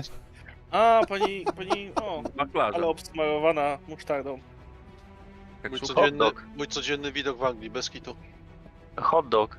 Kto jeszcze mieszka w Anglii oprócz mnie? Ja. Gdzie mieszkasz? Northeast, Newcastle, Sunderland. O, to ja trochę w innym miejscu. Możemy tak zrobić, że ten... Ja mogę się ewentualnie nastawić na to, że Citizencon za 2 lata, który będzie w UK, to się na niego wybieram. O! I zahaczysz o Newcastle. Bo ten, który będzie za rok, będzie prawdopodobnie w Niemczech. Mhm. No to do Niemczech mamy tego, Gora. Przyjmie nas, przygarnie. Chyba, że tak, ewentualnie. Tylko jeszcze o tym nie wie.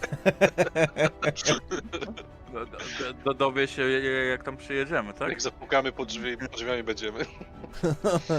Ilu nas jest? 2, Goro. 4, 6, 8, 10, 14 osób. Trzeba go uprzedzić, ile ma dmuchanych materacy kupić. O Jezus. Gdzie on to rozłoży? A to już jest jego problem. I pewnie słyszy, co mówię. Albo udaje, że nie słyszy, słuchaj. Teraz mi odpisze na brywa, poczekaj. Trochę taki dupny termin, no nie? Bo jest zimno na zewnątrz, więc to... Średnio, bo na taras by nas wywalił. Oby git. No, jest 20. Powinien się zacząć pana. Dokładnie. Jest. Idealnie. Idealnie.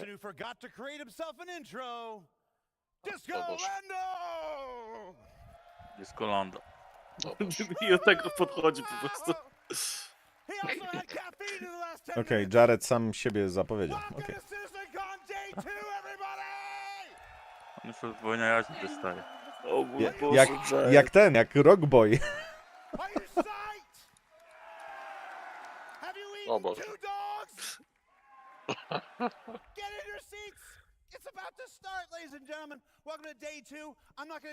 Jak ja go nie lubię.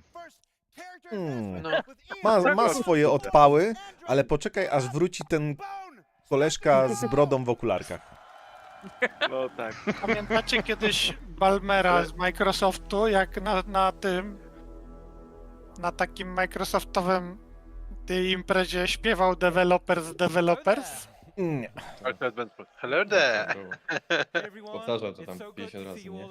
Dobrze zaczął. Hello there to bardzo dobrze. We're going to kick off the first ever day 2 of Citizencon by talking about some of the awesome work done by the character team. All right. Piestówki First, w let's talk dolcach. about life in a frontier system like Pyro Szokar. and how this influences the character designs. So we wanted to create something unique compared to what we've seen in O Stanton kurde, already. przypomina We mi... want to give a wider visual palette and a Starfield. feeling of historical Nie, age between the czekaj. different solar II systems. wojny światowej. Z tego okresu. Tego człowieka z okopów. Ta postać będzie pierwsza. z tym tobołkiem. O, fashion. O tak. So you can see Earth fashion on the left, Terra fashion on the right, and Frontier Fashion fashion to nie mój. right in the middle with a little bit of overlap of Earth. So essentially, Frontier fashion is Ale fajnie wyglądają te pady, mole. They are na udach. repurposed and repaired. Poczekajcie, muszę żonę zawołać, bo to temat dla niej. Outfits are purposeful by having storage solutions. This implies survivability. Już podgłaśniam, sorry. Okay, let's take a look at some of these assets in the game.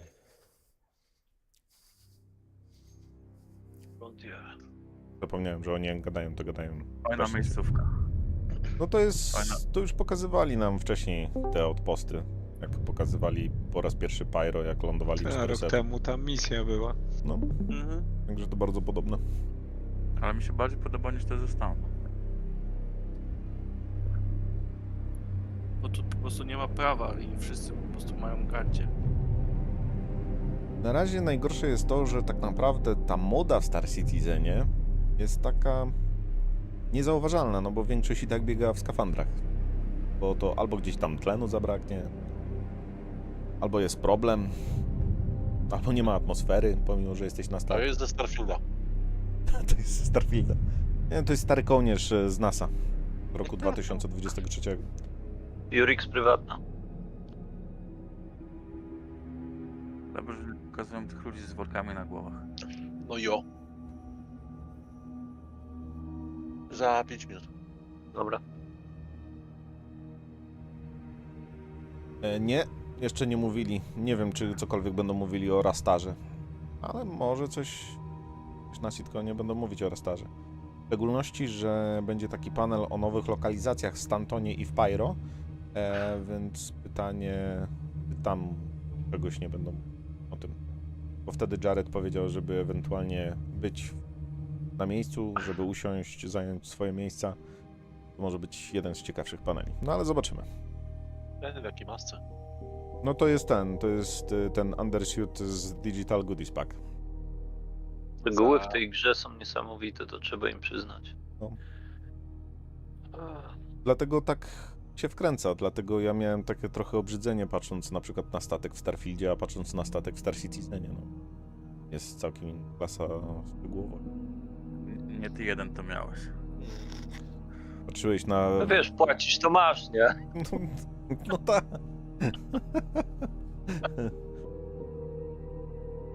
No, ta struktura materiałów. No. Weźnie. Genialna. O, ten, no, jak on? Ludzie pustyni. Rider. Ludzie pustyni. Jak on? To Tusken Rider. O, Tuscan, no. Okay, awesome. So hopefully you guys that played Pyro Playground, you will have seen a few of those assets being showcased. So as we saw from the video, pouches and storage are a key part of the Frontier aesthetic. This drives the feeling of survivability. But from here, we thought it'd be really cool to give the functionality, but also some customization options. So let's take a look at a video we just developed internally, and this is for modular storage items on the player. Siema, Krzysiu. Do powietrza. No właśnie się zastanawiałem, po co ten port. Czy to po prostu jest nowy Matrix? Ewentualnie odpływ na te. Kurde, jak ładnie wygląda. Zobaczysz pęcherza i tego drugiego tam. To już jest z Fallouta. Jak nic. Nie wiem, Jurix, czy tutaj przypadkiem nie masz od razu z Global Illumination zrobionego takiego pokazu. Czyli z tym, co chcą nowym wszystkim wprowadzić. Wiecie, czego tu brakuje? Tych tak delikatnie podświetlanych itemów, które możesz podnieść. Zobacz, co on robi. Może se tą torebunię powiesić na zadku? Ja nie lubię za dużo podpowiedzi. Coach medium. No ale po co ten? X-raya. Po co mu ta torebunia na Żeby sobie płytkach? schować dwa... To zwiększa to zwiększa pojemność. No. Kurde, na magazynki to jest... Okej. Do każdej możesz osobno Oho. wrzucać. O, to jest... swoją pojemność. To jeszcze bardziej czytelne zrobi się inwentory, kiedy będziesz musiał przesuwać z lewej strony tysiące rubryczek, bo się oburzyłeś torebuniami. Na wszystkich Normalnie łydkach.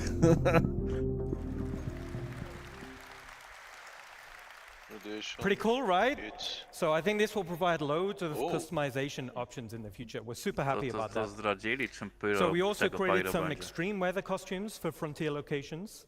And these Radiacja also na Pyro follow the 1. same mismatched Na and Pyro 2 repurposed design gorąco, a na aesthetics. Pyro 3 zimno. A co z Pyro 4, 5, 6? Now we've also been focusing Dlaczego on na zimnie achieving koleś a był higher bez visual czapki? benchmark. So this is all driven by our new Bo to jest Layer punk. Blend V2 shader Nie, and its skin, przepraszam. texture library. Nie, załóż czapkę. And we focused Tak. on more consistent Właśnie wearing to. between 0 and Załóż 100% czapkę values. skinie. So to showcase this, let's look Okej. at a quick Zużycie example asset. itemów. Okej. Jestem ciekaw, jak to będzie wyglądać teraz. Ja chcę taki hełm. My name is Jest Tusken chyba w tym, Rider. w Digital Goodies Pack jest ten Tuscan Rider. O. Wątpię, żeby się tak otwierał. Ale byłoby to fajne, jeśli to byłby hełm. Pierwszy hełm, który się otwiera po to, żebyś mógł się napić, nie ściągając go z łba. To by było fajne. W końcu. To by było ciekawe. All right. Tak, on jest w Digital Goodies Pack. So as we saw in the video, the insides of the helmets are looking fantastic. Now this is us getting them ready to animate with put on and take off. Te Pyro taki wasteland trochę. No, właśnie o tym powiedzieli. Można go ściągnąć, tak. No. So in summary, Frontier Fashion is expanding the visual design palette for humans, giving a more credible feeling of age and history when you travel across multiple solar systems. Ja się może przesunę na drugą stronę. All right. Now let's talk about something Tekst different. jest. Now we're going to talk about some of the gangs in Star Citizen. So Ninetales have been one of the main gangs in the game. So far, over 105 million Okej. have been taken out by you guys. Niezła liczba. Siema, Dario. Siema. 105 milionów So Nightalesów you guys have been odstrzelonych. busy. Great job. Cześć. All right. Prawie So it was like, all right, To jest now ta we're going to firma. need to introduce a few more factions to the game. Kurde, okay? dużo ich się namnożyło. No, w So szczególności, the że na first faction niektórych we're going to talk bunkrach about wychodzą is jeden za Rough and drugim. Ready. Jeszcze the nikt nie aesthetic znalazł of the gang królowej. was to O, be shit. simple. Dlatego. They're understated in Dobra, terms of się clothing, ustawię gdzieś na and they środku. almost blend into their environment. Sunę się. On closer inspection, you'll notice their tattoos. Ui. These signify rank and progression within the gang. A, Let's take a look at a quick video. czyli to tatuaż związany ze statusem w gangu. RR. Red Ribbon. Red Ribbon. Jak nic. Brygada RR. Brygada. Reddit. Team Rocket. Drużyna RR, ja wam to mówię. Nie, to Richie Rich. Teraz wyskoczy drużyna Drombo. Idzie Yakuza. Jak się wozi trudny. No, nudlesy mają, dobrze. Nudesy? Nudesy. Wiecie, masz taką czerwoną ramkę na streamie. Już ją wyłączam. Gdzie? Chodzi o to, że na Discordzie na streamie. Ta ramka jest od tego, że miałem zaznaczone. No myślałem, że też na YouTubie. Nie, na YouTubie nie ma tego. To jest tylko w OBS-ie widoczne. Burn? Tak? Burn? Burn before betrayal. Okej. Repel.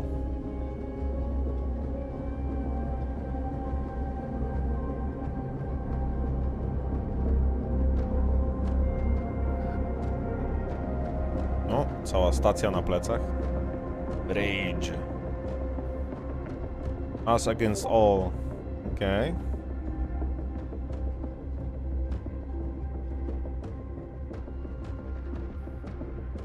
Są ci belterzy. Beltaloada. Tak. Dokładnie. Słabe te dziary. I think they look absolutely fantastic. Okay. So the rough and ready can be found in some of the space stations around Pyro. Now the tattoos, like I said, the tattoos form a progressive design. This illustrates the hierarchy within the gang. As a player, you'll be able to earn these tattoos and apply them to your character.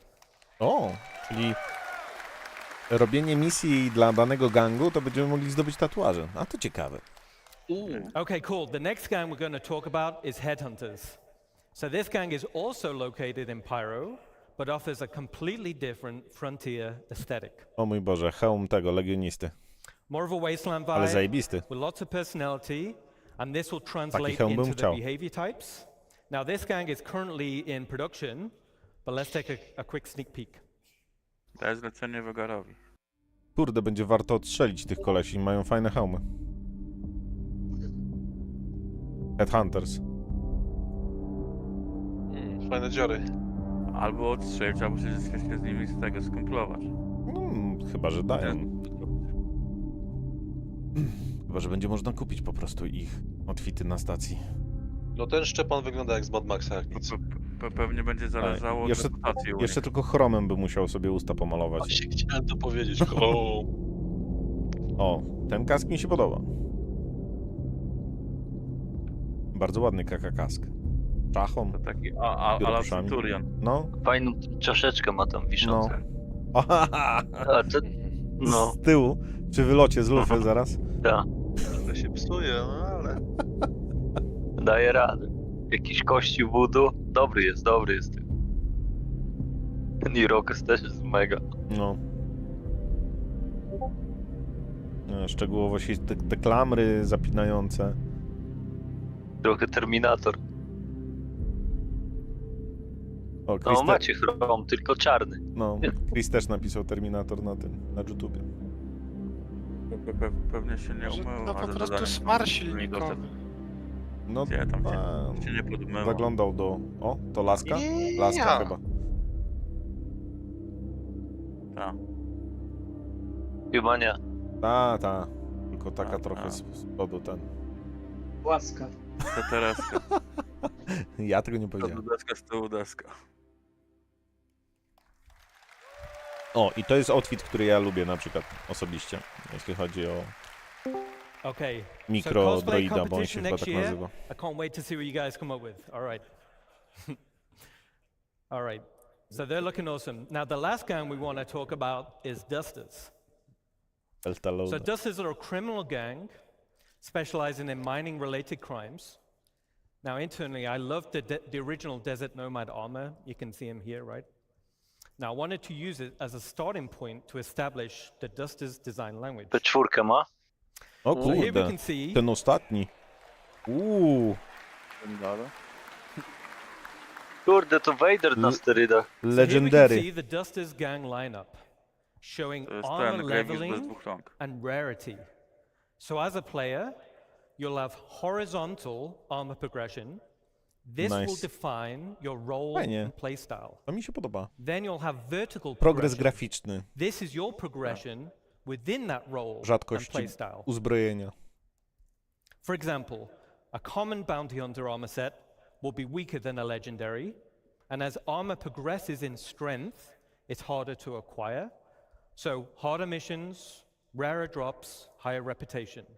A to w Now, reputacji as we're będzie można talking to a little bit zdobyć. about armor sets, let's recap a little. Hmm. So the goal is that players should consider which armor to equip based on the role they wish to fill and the scenario they're heading into. There will be also greater differences between the current armor types. So light, medium, and heavy, and this will be in protection and mobility. New armor categories will be combat, specialist, utility, and support. To mi się podoba. Mhm.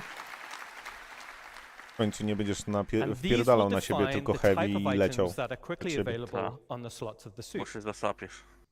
There will also be additional functionality to assist in your chosen role. A matrix of armor type versus category will provide a variety of roles, with each providing best-in-class benefits. There will also Kombat be będzie pod kombat i hindrances tak dalej, to etc., out-of-role gameplay. Tak, ale For też jest example, specjalne tego if typu you're wearing a heavy dla armor tych- set and you're trying to dla fly pilotów, a nie? little snub fighter, you'll have Antyprzeciążeniowe restricted armory. visibility and less vehicle control. I to już się podoba. O! Light suit Tak. będzie bardziej So in resistance this to scenario, G-forces. like a flight suit armor Tak. type, Mówię with resistance to antyprzeciążeniowe, nie? milder No. G-forces would be preferred. Okay. So as we saw in Ali's presentation To już wiadomo, w yesterday, czym będzie Vergara lata. hygiene simulates and tracks the accumulated effects of a character going unwashed for any length of time. Okej, będziemy prysznic brali. Poor hygiene Albo nie. can lead to disease, O, lowered health, and snarky comments. okej. Dobra. I Hygiene decays słaba faster higiena to if a character choroby, becomes dirty słabsze or wears HP dirty clothing i or armor, komentarze and dziwne. visual effects are going to be displayed on the character's skin, such as blood, sweat, and dirt. Certain usables, such as a shower, will reset the character's hygiene and clean away all of those dirt effects. So let's keep clean. Yeah. I zacznie się ewentualnie, albo będziesz brudasem Okay, latającym so w that kosmosie, covers a quick albo będziesz recap mało swoją higieną. on armor sets, Dlatego zawsze będę w hygiene. kombinezonie. Let's get back to a video Trzeba będzie mieć showcasing statek z the prysznicem. dusters. Z czarną O. szybą. Ciekawe. To w filmiku pokażę. A, Dustersów. O, z armorkami. Super. I tam to wyglądały takie kreskówkowe, ale te armory praktycznie mają chyba już in-game. Stormtrooper? Prawie, że. Kurde, ładny ten pancerz. Nie no, ten to wygląda jak z awatara by się urwał, tylko maskę założył na...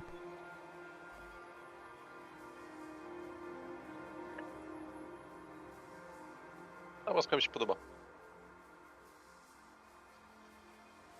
Ten to tak trochę z tego, z The Division 2. Microdroid helmet. Jakby ktoś go szukał w tym Star Citizenie teraz. Tylko inaczej wygląda Microdroid w tej chwili. Płótnie. O, jakie ładne wycięcia na uszy. Na pewno jest hermetyczny.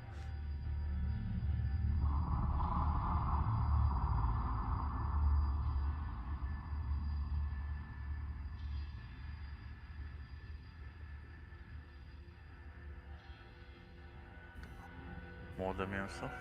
Tak. Najniższa ranga. Tak. I kapral, są sierżant. Łóżka po sardynkach na twarzy do boju. Armor fajny. Przypomina mi bardziej tego Mando, jeśli chodzi o te naramy i breastplate. A ten mi przypomina Ozyrysa z Destiny, z tymi kuźwa lecikami na naramiennikach. Tyle? A gdzie ten legendarny pancerz? Ale kupa. Ten ma na założoną, ten łysy, nie? Soon. Awesome. Frontier. So you'll be able to find the dusters scattered around various sterile settlements and wrecks in Stanton, and the dusters will be available Q4 this year. Aha, czyli w tym patchu 3.22. O, właśnie, notatniczek. Zapomniałem. And with that, I'll hand you over to Sean Tracy. Tak, You stamtąd. guys have been awesome. Enjoy the rest of your show. Dobra, czyli tak, co my dopisujemy do listy po tej chwili? 3 gangi, do których można się będzie, znaczy Hello, do których będzie everyone. można misję robić. Zdobywać od nich armory. Gangi. All right, so I'm Sean Tracy. I'm the Senior Director of Tools and Tech Content here at Cloud Imperium Games in Los Angeles. I ich armory. So today I want to talk about Podział Starcloth. armorów And na Starcloth was initially poziomy. unveiled at a previous Citizencon, kind of in an early poziomy, stage. tylko ja to So it's chcę. now rolled into full production, Reputacja. and it's used in both reputację, Squadron tak. 42 and Star Citizen. So it's going to be I seen on tak, more and more assets, like some podział of the great armorów na art that you just saw. specjalizację. Znaczy So armorów what's really cool ubrania about it is na- that na it's unified with the specjalizację. physical world, whereas before it wasn't unified and was based completely on character movement. Now it's faster than the previous cloth setups, and in the end it just looks a whole lot better. So today I'm going to cover some of the tech, the pipeline, and we'll see some results. So let's get and see it in action.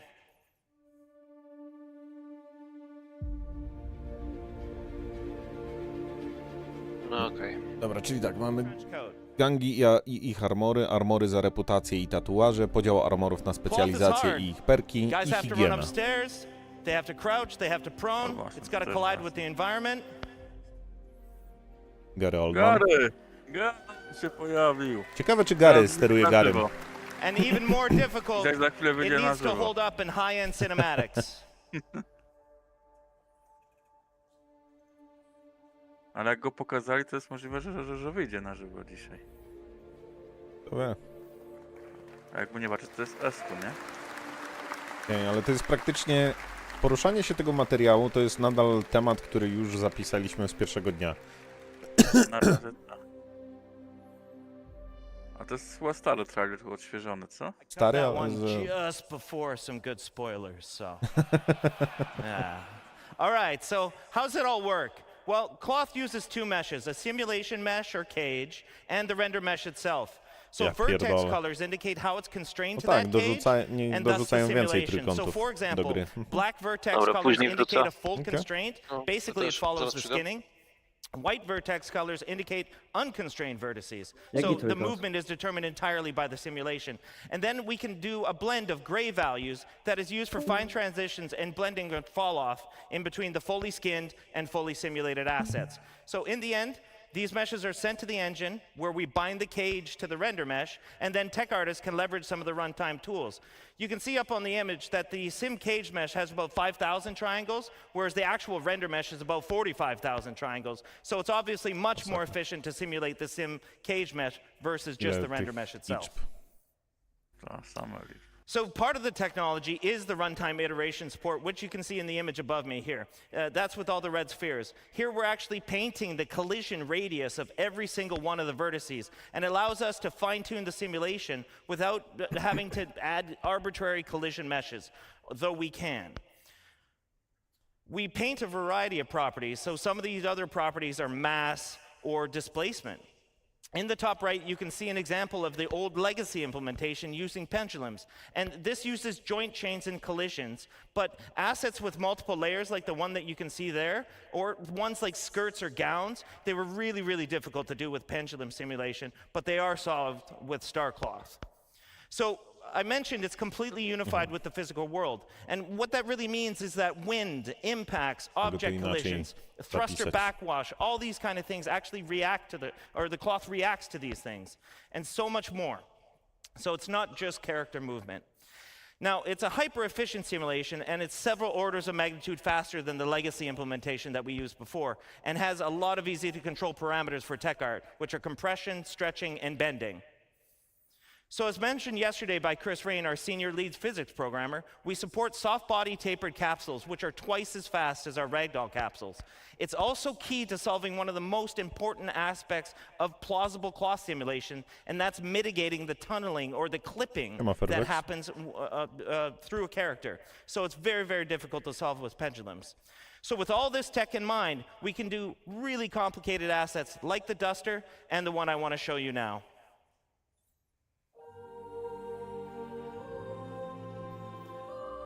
So here you're seeing about 5 different layers of cloth going on and self-colliding between each other.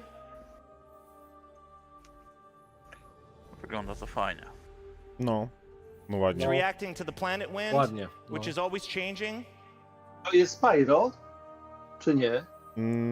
On the front, Nie, there's chyba. a big leather Chociaż apron. So this są one's wysokie actually a lot szczyty. To może heavier być and it któreś moves z a planet lot Pyro. differently than the cloth on the back.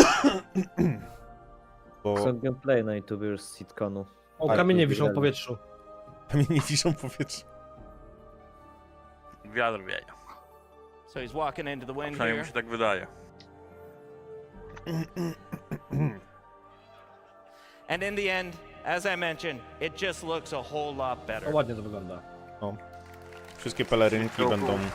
Ale zwróćcie uwagę, jak ręka oddziałuje na tą pelerynę z przodu. So with that, Taką I want to skórzaną. hand you off to my friend Andre Pierce, who's going to talk Jak about szef. hair. Ale ogólnie to teraz w majestacie się będzie wychodzić ze statku. Najlepiej tak, żeby wiało w rampę, jak będziecie schodzić. Hi, everyone. Będzie taki pełen majestat, tak jak So- Obi-Wan Kenobi zrzuca Nice to swoją be szatę. here with all you guys. So I want to jak start with a Lando question, Calrissian. okay? How many of you are actually excited Swoim płaszczem. that we're getting new hair into the verse? O! Fryzurki. Dobra, zapiszmy. Nowe All right. fryzurki. So, I'm Andre. I'm the lead artist in our recently formed hair department. Przydałoby się jakiś we branched dancik, out gra from się the character babą. art team and Kurwa, created this fryzurki department. to dramat jakiś. And it's a pleasure to be here today with all of you. Fryzura Heihachiego telling that najlepsza. we're damn proud of what we achieved. It's been a long road, but definitely worth it, okay? A nie są go? Now, To był we're Heihachi going to bardziej. start by just looking at the most impactful changes that we have in our workflow, okay? Bit of a technicality part. Then you're going to get to look at the benchmark assets we have created, okay? And from there, we're going to take a glimpse into the future of what hair could be with a more diverse hairstyle, where we're trying to run away a little bit from the military look that was driven mostly by what Squadron 42 was, so because we did a lot of work for that as well. And yeah, from there, as a last note, I'll have a special announcement for you guys, okay? Don't want to spoil it, but you stick around, you're going to love what we have, okay? So, first thing I want to touch note, very simply, okay? Hair for games is hard. It's really hard.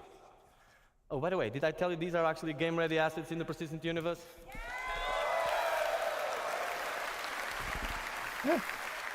I co, to już Fully rendered wrzucili? in our engine, okay? Game-ready performance, A nie, dobra. ready to be shipped, okay?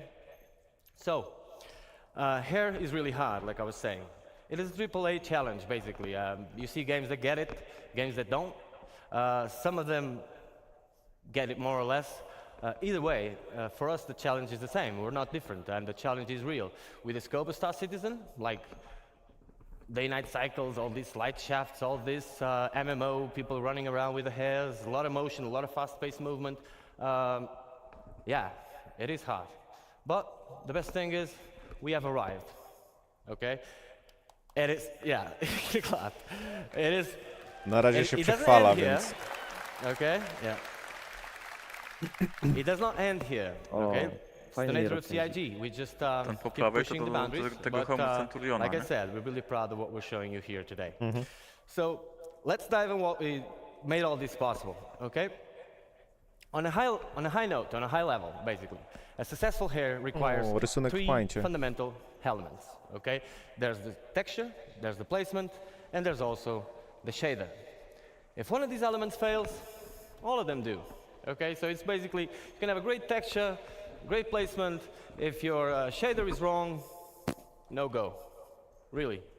And the same if the texture fails or if the placement fails. So really vital, really important that everything works together. But the good thing is, by breaking down the hair into these three parts, it also allows us to actually go deep into each of them and push the quality up. Or like Chris Roberts would say, bring the high fidelity, right? So, on the texture end, there was a lot of changes. what you see on the top there, the common approach of a AAA game would be to have true black, true white on a transparency map, a bit of taper on the tips and roots, and call it a day. That's what happens in 99% of the games. Now at CIG we went a bit further than that. We tested all the thicknesses that Pytanie, were jak to się actually, będzie renderować w silniku i czy to nie reasonable zabije test, naszych of course. kompów, bo And, widzę, że coraz więcej we się came to takich rzeczy realization. zbiera jak coś na stylu The hair Nvidia doesn't need to be Hairworks. thin enough. It just needs to look Kupisz thin. 10 PS5, We do need it to połączysz w be jedno, to może thicker usiądzie. enough, thicker than real life hair, because if you take one of your hairs, you'll see it's really thin, right? So it does need to be Także proszę Państwa, renderable. That means if it's 50-90 really będzie thin, minimalnymi it will be wymaganiami. subpixel rendered at some point with the motion and all that. We will get a lot of artifacts, and so that would be a no-go. Ja mam We do nadzieję. need it to be thicker than in real life. But can we make it look thin? That was the Nie no, question. So we came to the realization powiem wam tak, from nie jest hair to or from scalp aż takie straszne. to Patrząc hair na and from Cyberpunka, hair który to the z background, DLS-em so these 2 points, naprawdę the bardzo transition dużo points, potrafi are the zyskać, most important ones to for the hair. So we nie martwię się aggressively jeszcze o to tapered aż tak the bardzo. tips, which is what you see over there, and Tylko, że added a zanim gradient to it. zaczną So no wpakowywać longer tam true coraz black więcej and true efektów, white. powinni się zastanowić Now, właśnie najpierw nad this tym, is a lot of żeby technicality. jakiś, You'll see practical jakąś opcję na examples of skalowanie this, but obrazu that wrzucić. allowed us to have smooth transitions and basically achieve the Wydaje mi result się, że we chyba właśnie expected. z tym problem mają. On the placement side, Dlatego we tego came nie up mamy. with hair libraries, basically. Now, I could be here all day talking about hair libraries, okay? Because I'm a very technical person, and if you see me around the venue, feel free, I'm Andre, you can just come and talk to me about this. I'm not gonna bother you all that for 1 hour about this, but I'm gonna give you a very quick example that you all can relate. So, imagine in real life, you have a construction business and you could make one wall, one roof, one floor and one window. You make it all work together, and from there, you're not only building your house, you're actually building the whole town, and then the whole state, and then eventually the whole universe, right? That's what air libraries are. Obviously, the result, if you could do that, it would be much cheaper, much faster, and above all, you wouldn't have a fruit salad of assets, which was what we had in the hair not too long ago. And by fruit salad, I mean several artists working through the years, each one of them applying their own workflow. Everybody's at different levels of quality, of course, different minds, different ways of seeing the same problem. So, at the end of the day, fruit salad, right? And we wanted uniform quality. So for that, air libraries are a great solution. We also decreased the time of production of hairs. W skrócie mówi o sałatce owocowej, gdzie każdy miał inne pomysły i zrobili po prostu bibliotekę. It's going from like 3 to 5, 7 days per hairstyle, which is great news, okay? So yeah, that was major achievement. Jakieś włosy w sałatce znalazł. So, A może hair libraries też. are just a thing. We love it. It's not Możemy just picking up a texture and dodadzą putting to. it there. Ale If you do praktycznie that, ułatwił mi you don't zadanie, bo actually cały see ten panel the o scope. fryzurach Gladly, we have some of zamknę the w best artists in jednym the world on hair punkcie. working with To us, mają so, zrobić nowe fryzury. we managed to achieve this at the scope that we wanted. Now, on the shader side, there was plenty of changes as well. Some of them are very techy, very cool as well. I'm going to run through fast some of them so you guys can understand the scope of what we're dealing with. Nie, no But, będą jeszcze inne elementy let's just understand, like, tworzenia at bake postaci. time, so bake time is prior to runtime. Ale Runtime jak is where go the game poprosisz, runs. to Bake ci time, godzinę we're będzie preparing the opowiadał o tym. asset to actually put it in the engine. Dobrze, At że bake tam nie time, ma, we nie. calculate the custom normal Pewnie and będzie we chwytał store it ludzi. per vertex. Chcesz So each usłyszeć o vertex fryzurach gets a custom nowych? normal. That makes, in a practical sense, Do for you those like who are not hair? too technical, I będzie wychodził z takiej it ciemnej basically makes the card, uliczki. the air card, not look like a card. So the normals is help with the way the light reflects. We kind of do more smoke and mirrors on it and make it look not like a card by just making it that way. Now, on the ambient occlusion, Nie jestem we store grafikiem, two baked ale ambient na pewno occlusions onto Erku, the jak color będzie robił channels of the podsumowania vertices as well. Citizencona Now, each na vertex Lynx on a Live mesh Polska, in any game na pewno has bardzo dużo wam a color powie na ten temat, to it, o okay? czym You might use it oni or teraz not. w tej Imagine in chwili a car, you mówią. have a trunk. You can use it or not. It's up to you. You don't. It's not silly to use the To car raczej without using będzie the trunk, of course. But konik if you have Erka, a jeśli luggage, chodzi you właśnie can o put it there or skrót in the back i seat, z wherever you want. Now, we sieciowej decided to tematyki, use this i z because it was graficznej free. tematyki. The trunk was already there, so the vertex color was already there, and we just decided to store two ambient occlusions on. Także oczekujcie These two premier ambient na occlusions work Lynx this Live way. Polska. Light hairs, like a blonde bo na hair, pewno obviously będą needs more solidnie shadowing, zrobione. or less shadowing than a dark hair, right? And so we store two. The length of the card is now baked onto the last one, and that gives us a metric of where the card starts and ends, and allows a lot of cool things you're going to see on the videos I'm about to show. Teraz So, pewnie wywarłem presję one na last thing Erku. before we can start looking at videos is that, and this is really creative, total credit for the people, for the tools programmers. I personally had nothing to do with this. This was already at CIG when I joined. It's absolutely Dwukolorowość amazing. włosów? What the fuck? So, we have an hairstyle that was ready, that you can see over there. And we have a hair cap. An hair cap is basically a mesh on top of the character's head, which is invisible, transparent. It is just there. Sometimes we use it for shadowing. Na przykład ten That thing irokез, has an że UV. można sobie pewnie będzie And so we zrobić kolor project the jakiś. hair, or where the hair starts, onto that UV, and gives us that image that you see on the middle. No tak. Ktoś sobie And so się we now walnie have tęczę na a głowie i 2D space that Zrobisz relates sobie to a łysina i po 3D problemie. location.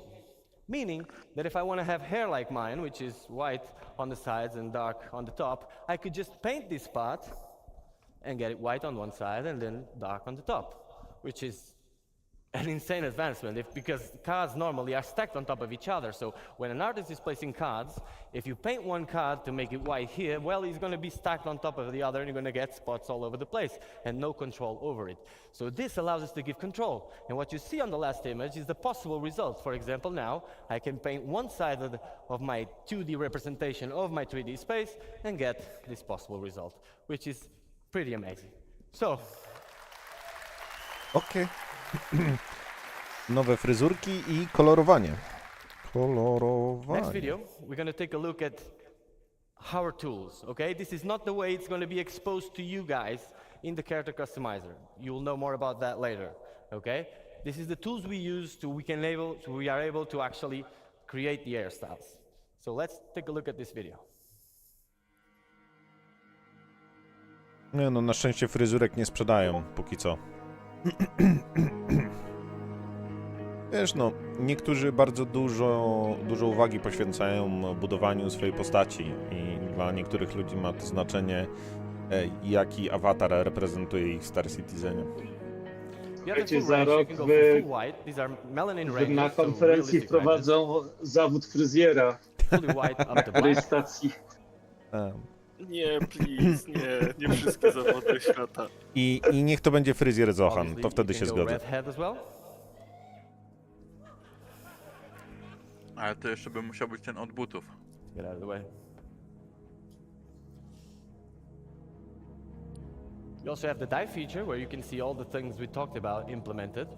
You can go a bit more wild on this. To będzie fajne. Będzie fajne.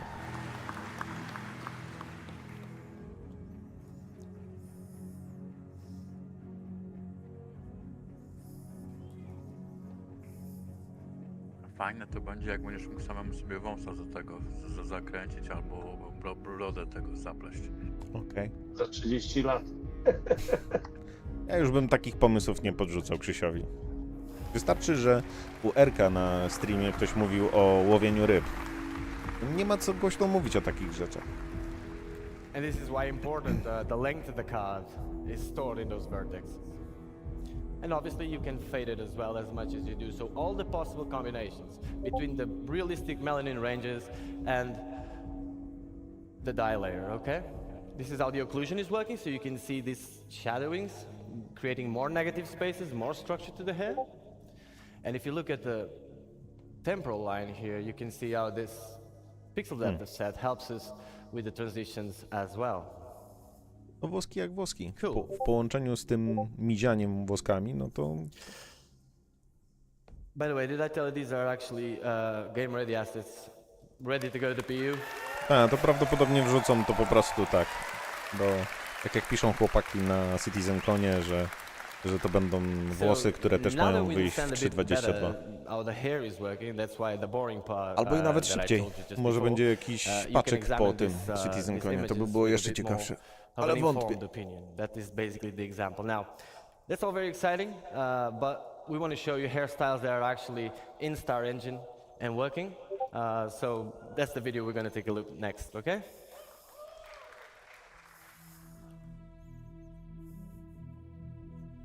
No, w końcu włosy trochę podobne do moich. Nigdy nie mogłem znaleźć włosów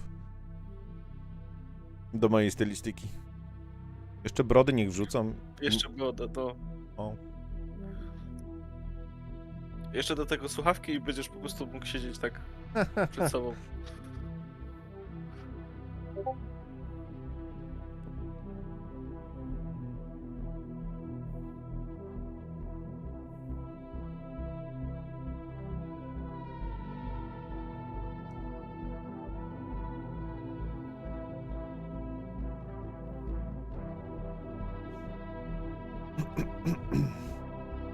Symulacji życia może nie, ale Chris, jest zapowiedziane coś takiego, że im więcej razy będziesz umierał, tym bardziej twoja postać będzie uszkodzona. Na przykład będzie miała może metalowe ramię, albo rękę, jak Luke Skywalker, albo Anakin Skywalker. Będziesz miał mechaniczne obie ręce i nogi.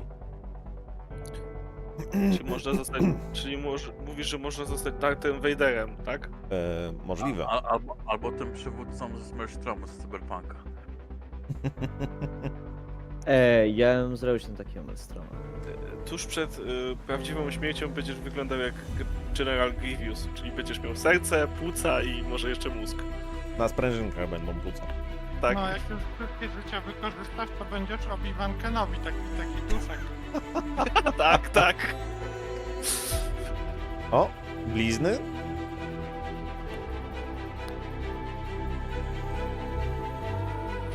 Te blizny to wyglądały jakby się wywalił na rampie. Całkiem możliwe. Całkiem możliwe. Ale to jak wejdą takie elementy, to też będzie nas to trochę inaczej boleć, jeśli ewentualnie nasza postać robi tak zwanego permadeath po pewnym czasie. Słuchajcie, czy jest skrot klawiszowy do zamknięcia wszystkich ram? Nie wiem, czy nie Alt-K, ale nie dam sobie ręki uciąć, bo ja już rzadko kiedy dotykam klawiatury. Trzeba by się No im słuchajcie, nie może nawet dziewczyny zaczną grać. Przecież dziewczyny grają. Na Citizenconie wszystkie osoby, które są tego, z gości, z widzów muszą mieć konto. Połowa to dziewczyny. A. Te krasnoludzkie dziewczyny. Chociaż ładnie teraz te postacie wyglądają, no. Tak realistycznie. Bo bardziej sensownie. Tylko ciekawe jak będą na tego VoIP-a reagowały. Że co, na VoIP-a będą reagować? Mimika twarzy. A, ja to próbowałem, to wyglądałem jak potwór. No, ale do VoIP-a trzeba mieć dobrą kamerę tak naprawdę, niestety. To jest problem. A rzadko kiedy można znaleźć kamerę, która ma 60 klatek w Full HD. Chociaż teraz chyba będzie prościej na rynku, ale będą drogie.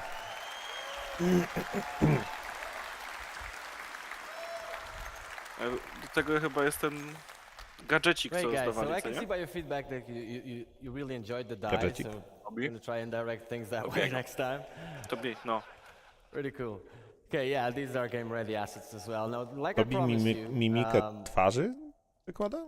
we're trying to make this diverse and get away a little bit from this Wydawało mi się, że tylko rozglądanie się kierunkiem oczami, że rozglądasz się. We'll have the next video. Now, Zaraz zobaczę. it's important for you to understand if there's any Odtwarza 3D mimikę, artists, tak. character artists, air Tak? artists out Tobi there, działa też z you'll mimiką? know. Działa, działa. Ktoś to nawet u nas Nie, mi nie działa. nie wiem czy cebuch. Nie, ja mam, ale mam... Słyszysz, ja mam drugą kamerkę do tego, do mimiki. Tobi mi nie robi tego. You can do pretty much anything.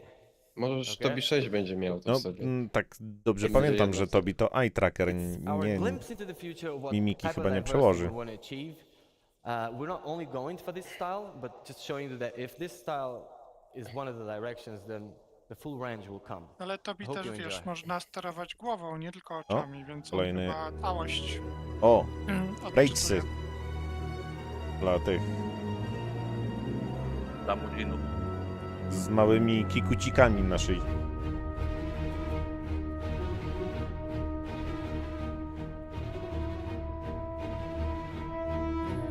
Tak. ludzie, którzy siedzieli zazwyczaj po cały dzień, żeby stworzyć swoją idealną postać w filmikach, będą siedzieć tydzień. Naprawdę duża różnorodność będzie teraz tych włosów. Dready jeszcze. Czy będę mógł wyglądać jak Hopos z śmietnika?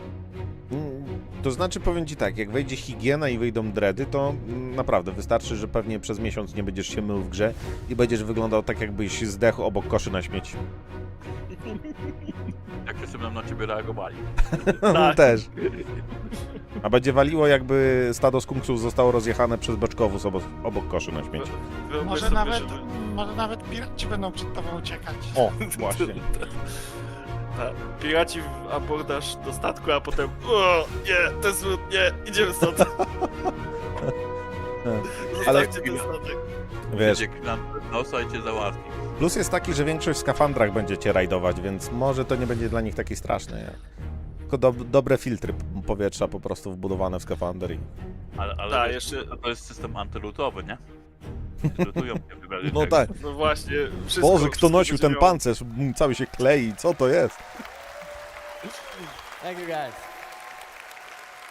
No dobra, walisz newsem, bo to końcówka, czy jeszcze coś będzie pokazywał? Like I've been saying, these pictures you see here, they are all rendered as you've seen in real time, depending on the light conditions and stuff. But there is no tricks here. This is actually how it looks. And that's why we're really proud. Like I said, it doesn't end up here, okay? We are not tricking you now. This forward. This is just to replace the stuff that was there. Będą go odpychać kijem, Chris. Nie tylko nie będą się odsuwać, ale jeszcze kijem będą odpychać, żeby przypadkiem nie przeszedł obok nich. Yeah. Zaraz Krzysiu to ściągnie tego ziomka, bo cały czas o włosach gada. We finally arrived. Now, we've seen all this. What does this mean in a practical sense for you Jak guys? na razie największe zaskoczenie z dzisiejszego dnia to są gangi. No. I nagrody za reputację, te pancerze. Mam to na myśli jako ogół, nie? No, cały, tak dalej. W sumie tak.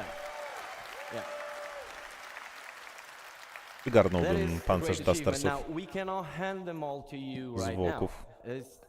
It's very simple. It's very simple. It doesn't end up here at the artist end, okay? After this, there's a tech art pass where they need to skin it. They need to make it work with hats, with goggles, with everything that needs to work, right? So it just takes. It's a process that takes time, but we wanted to have a certain amount, a quantity that would be enough to replace all the stuff that it's there, give you enough variety for you to start, and that's what we're going to see next. Now.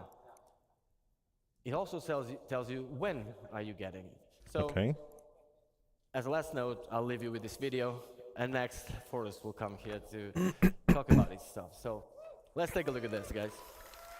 Aha, czyli pierwsza partia fryzurek. O, już widzę kogoś, kto będzie używał tego łysego. Za kolaki. To za kola, ja pierdzielę.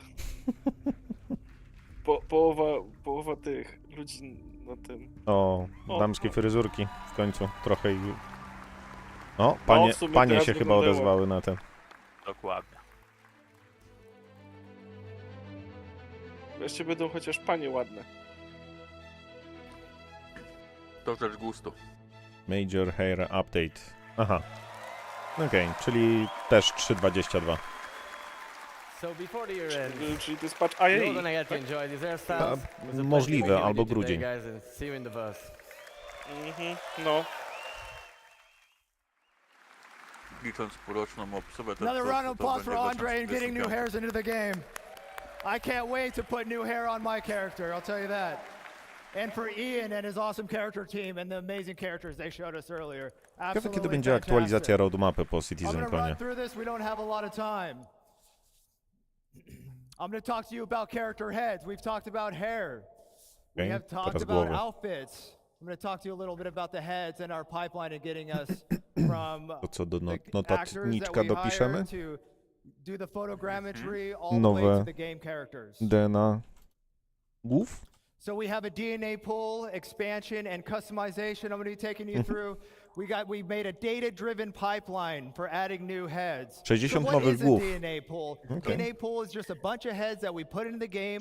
That way you can modify the Oj, nawet ears, nie the wiem, ile nose, the przeskanowania. chin, the mouth, and you could interpolate between all the different heads. a DNA pool. We want to expand the pool and allow for more selection and range. So we scanned 60 new heads for our DNA pool. 60 new heads. Może powie, ile było do tej pory. Process them internally.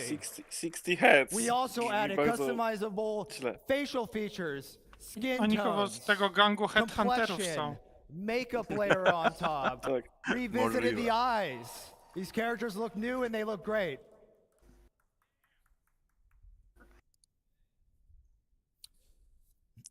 All right. So our current pool, there's the 18 heads right there. But that wasn't enough.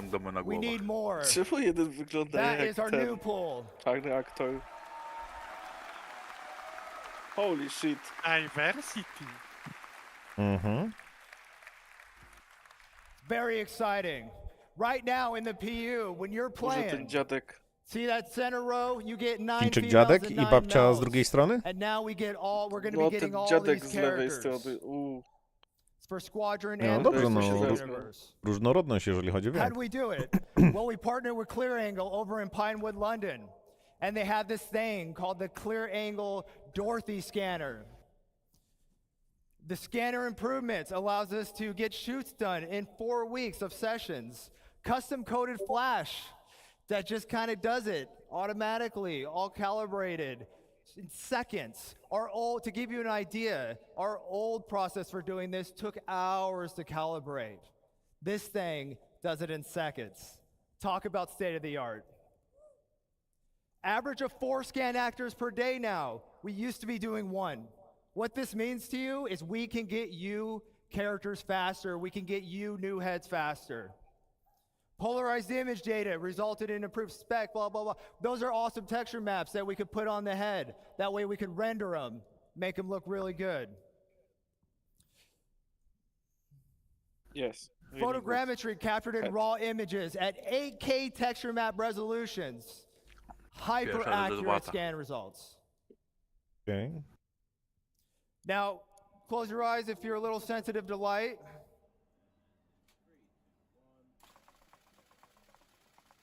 This is the process we use to get the Jezus pictures, to Maria. build the photogrammetry, to calibrate the cameras. Spam, po prostu spam. Pierwszy chyba musiałem mieć badania, czy nie ma podaczki. O Jesus fucking Christ. Alien.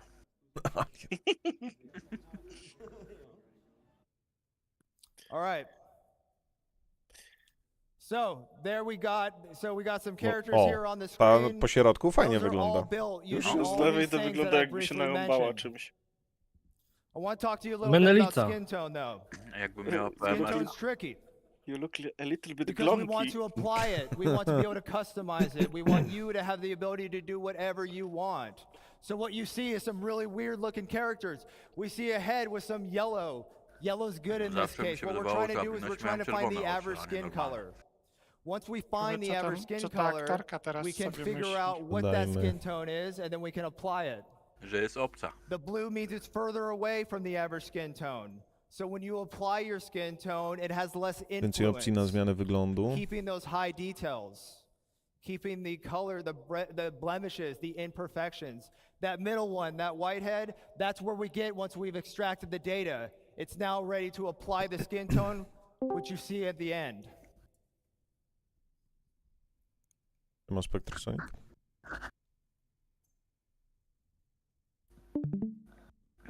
Okay. Jak coś tutaj nie ma audio, jest tylko podgląd rzeczywisty, na YouTubie jest wszystko z audio. Tylko że z opóźnieniem względem Discorda i naszych komentarzy.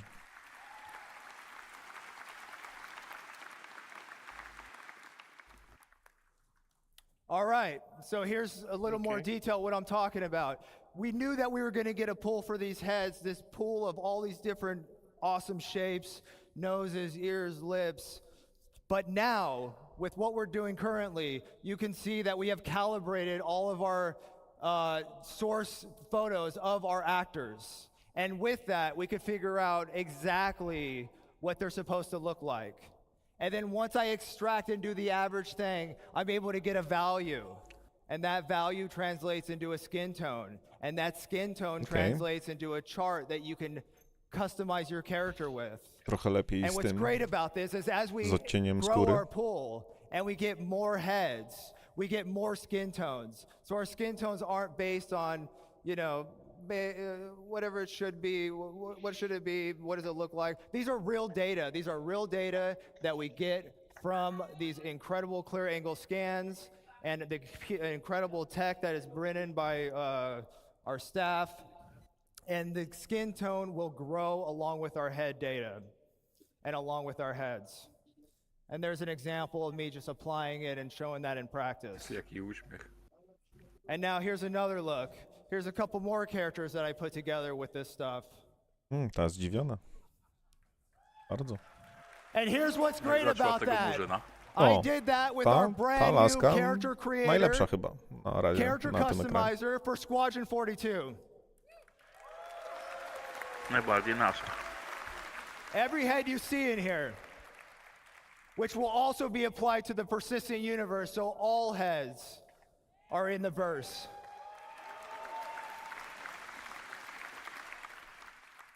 And as you can see right here, here's a little scene I put together using the outfits, using the hair, using the skin, using the heads. And I did that all with the new character creator. And here to show you that, if the live demo of the character creator, I'm going to bring back my good friend Sean Tracy. Thanks, buddy. Sean Tracy, okay. That's awesome. All right, so what's this all mean to you guys? Let's show ya. Time for live demo. No. All right. Będzie się bawił tworzeniem postaci. Welcome you to the Biotic Corp Calliope machine. A taki będzie teraz wstępniak do tworzenia postaci. All right, so here you can see we've got the I'm getting feedback. Ale czemu You can see tylko we've dwie got two płcie? body types that I can select from at any point in time. Nawet tak nie mów. So we're Uspokój gonna się, start Manon. in right away. Kurwa, Now you might Macio. recall how the character creator currently works. O Jezu. You would have a whole bunch of source heads from our DNA pool. We would select one of the facial shapes, and then we'd blend it up or down, depending on how much you wanted that certain facial shape. Now, this was pretty good, but it's not the most intuitive of systems. So instead, what we wanted to come up with was a much more intuitive way to control this. And what we've now introduced is O sculpting kurde. mode. Elfa można zrobić. Jesus fucking Christ. Elfa urbana. It's quite interesting to know what's going on behind the scenes, and this wasn't an easy problem to solve, but our animation programmers and tech artists and everybody came together, and they figured out a way to basically make it so that from the DNA pool, we are making a selection based on what you want out of it. So it's going on between all the different options. Now, I'm going to start making some changes here right away. So I want to wind up the Bioticorp, nose. to też zapiszemy You w can tym see that it's all w very intuitive, notatniczku. it's fast to use. Fajnie to I'm going to wygląda. make the lips a little bit bigger here. There we go, something like that. I think that looks pretty good. I'm going to adjust the brow body here, type maybe make a można little bit zmieniać. of a heavier brow. Nie idziemy. Now we can adjust the eye shape. We can go Okay, more Krzysiu. almond eyes. We Super. can go more oval. We can have a heavy lid. You know, I can find a whole bunch of different options within here. So here we're Też na starting to pewno look pretty zrobić good. I Krzysiaku want to give him a little bit more of a teraz. hero chin. O, Gdzie? gigaczada niech There zrobi. we go. I'm Gigaczada. liking that. Dlaczego O nie? mój Boże. A Arnolda? All right. So, not to spend too much time on that, I want to show you some of the Oj, other wszystkich features. zrobił. And speaking of features, we go to our skin tone. So finally, you're not just selecting a preset skin tone. You can move through the whole gamut of the Okay. lookup table. And No, this is melanin and hemoglobin To jest at the fajne same rozwiązanie. time. Duży progres względem tego, co jest obecnie.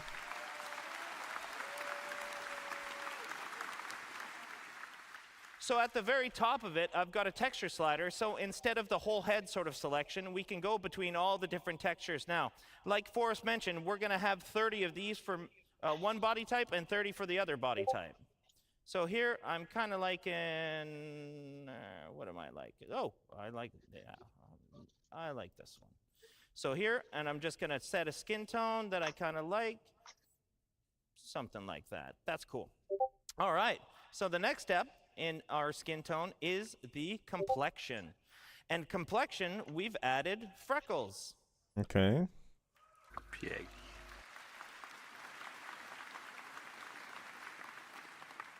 So here I'm just blending in and I'm blending out the amount of freckles. No. Now I've cranked it all the way to the top just Chyba so you lepiej ten guys can kreator see it. postaci But wygląda. W for my sensie character here, I'm nawet gonna tak keep it kind No, of subtle. więcej z punktu możliwości. widzenia laika więcej możliwości i wiesz co, czytelniejszy jest moim zdaniem dużo. To na pewno będzie trochę, Dużo bardziej. trochę prostszy w obsłudze niż... Tak, uproszczony We've taki. got a whole No. bunch of different blemish masks Ale więcej planned for czasu you nie guys. może spędzić. No, Whether niestety. that's sunspots No, or liver spots po to or są anything kreatory to that postaci. effect. Now, I'm gonna Taka give this karma. guy Możesz kind of a ewentualnie weathered look, spędzić because I tak think samo the skin tone looks pretty mało cool like czasu that. jak w obecnym. Po prostu na początku sobie Yeah, I'm robisz digging blenda, that. rzucasz kostką i All tyle. right, so next up, eyes. So no longer do we have the green and the brown, just the full selection. O kurczę, ominęło mnie coś ciekawego przez taką godzinkę? Nie, tworzenie po prostu postaci, jeśli chodzi o... Jedynie gang. No tak, no. Czyli jak na razie mówicie, żadnego szału nie ma z obiecanych. Znaczy, są fajne opcje i rzeczy. Znaczy z głosami widziałem, że jakieś feature'y. Tam są Tworzenie nowej postaci będzie też dużo bardziej rozbudowane, no ale to jest, dla mnie na przykład to jest trochę mniej istotna rzecz. Fajnie, że będę mógł bardziej zrobić postać bardziej podobną do mnie, tak? Nie ma nic związanego z grą, jakby mogą rozwijać zawsze coś tam. Ale to trochę nienaturalnie wyglądają jak dla mnie. Bo to mulat. No się śmiejesz. Wymieszali No, słuchaj, mulata. przez tyle lat startowałeś murzynem w SC. Wiesz, do archetypu ewentualnie właśnie afroamerykanina takiej fryzury, no to średnio się w ogóle się nie spotyka, więc okej. Nie no, teraz to dowali.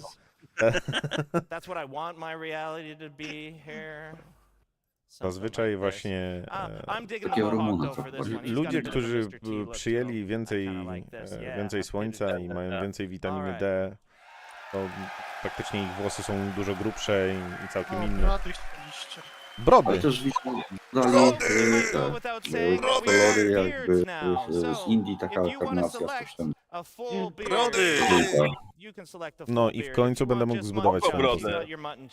I bokobrody. Nie, bokobrodów nie chcę. Alright, so we've got all the different beard types that you could want, and we're gonna add as many as you guys really want. So I'm kind of digging the full beard for this guy. Yeah, I'm digging the full Wiesz beard. co, ile się resetują Even further to ten that, skupy? we've got eyebrow selection, which is, Chyba I różnie mean, mają. you can go 20 with no minut, eyebrows, różnie. that's a very real. Kurde. Wszystko You could zależy have od bushy ones, konkretnego you can tego have miejsca. a little bit more, Ubiję you know, tego komara, normal, czy nie? kind of straightforward Poleciał ones. dalej. But it was mentioned before during the hair Nie będę and mnie wkurwiał. with Forrest's discussion that Przynajmniej we've tak got the kiedyś, hair bo nie wiem jak dye jest as well. teraz. So with the hair dye, you can affect all the hair at once. And right now, I've got all selected. So I can go through the gamut of all the different hair melanin that you can set. So here, I'm just going to darken it up a little bit. And if I wanted to dye the facial hair, I could just dye the facial hair all by itself. Setting a dye color here. Something like that. But in the end, I'm really digging the jet black on this particular one. So I'm going to frost these tips a little bit. I think that's going to look kind of cool. Let's set a bit of a blonde here. Turn up the dye amount. And then what's really cool about this, and I'll show this in a minute, is that we can actually control the fall off of it. So again, if I just want this on the tips, I can just blend it right about here. Kiedyś był głupi i zafarbował się na blond, teraz mu zostały tylko końcówki. He looks a lot different than how that started, and I think that's actually pretty fun. Now, there's a lot of stuff in here, and I can't wait for you guys to explore it and spend as much time as you want customizing and expressing yourself as a character. So once you're done, you've got to sign off a personal declaration that the physical appearances that the calliope process has allegedly caused are okay with you. Oh, first name, last name? Okay. Coś dla Vergara. A zwróciłeś uwagę, jakie to było imię i nazwisko? Nie? Christopher Blair. Right away. Wing Commander. And you might Dziękuję. you might think it looks a little off or so, but I Taki don't know. We're ukłon gonna w get stronę there. starych graczy. Let's make some changes here. O mój Boże, ona dostała chyba ten, pięścią połączenie pomiędzy oczami. No nie, to jest typowy wygląd rasy żółtej, twarzy żeńskiej. And I'll make the lips a little bit smaller here, and I'm gonna Przy czym nie mój twarzy Azjatek z Raczej mongolska w sumie. miksu azjatycki z Amerykaninem, nie? To się często pojawia tego w filmach na przykład. Albo z tego, z Japonii. That's looking pretty good to me, actually. So next, just like we did before, we go into features. We can do the skin tone. I'm going to select a certain texture here, just Teraz na Chinkę bardziej wygląda. No teraz już tak źle nie jest, jak jej czoło zmienił. Ale wcześniej było tak trochę drastycznie. Poprzednie klaty miałam babkę, która jeszcze bardziej miała tą twarz taką cofniętą. W sumie, James, ominęło cię chyba najciekawszy to z tymi. To rzeczywiście z tymi bandytami. Z gangami, ogólnie z reputacją dla gangów, przedmiotami od gangów, tatuażami od gangów. A teraz to głównie kreator postaci, bo taki jest panem, tak? Będziemy mieli dużo więcej możliwości i opcji, w szczególności we włosach, budowaniu swojej postaci. Dorzucą 60 nowych twarzy do puli DNA, których będzie się wybierać, więc brody, makijaż, no.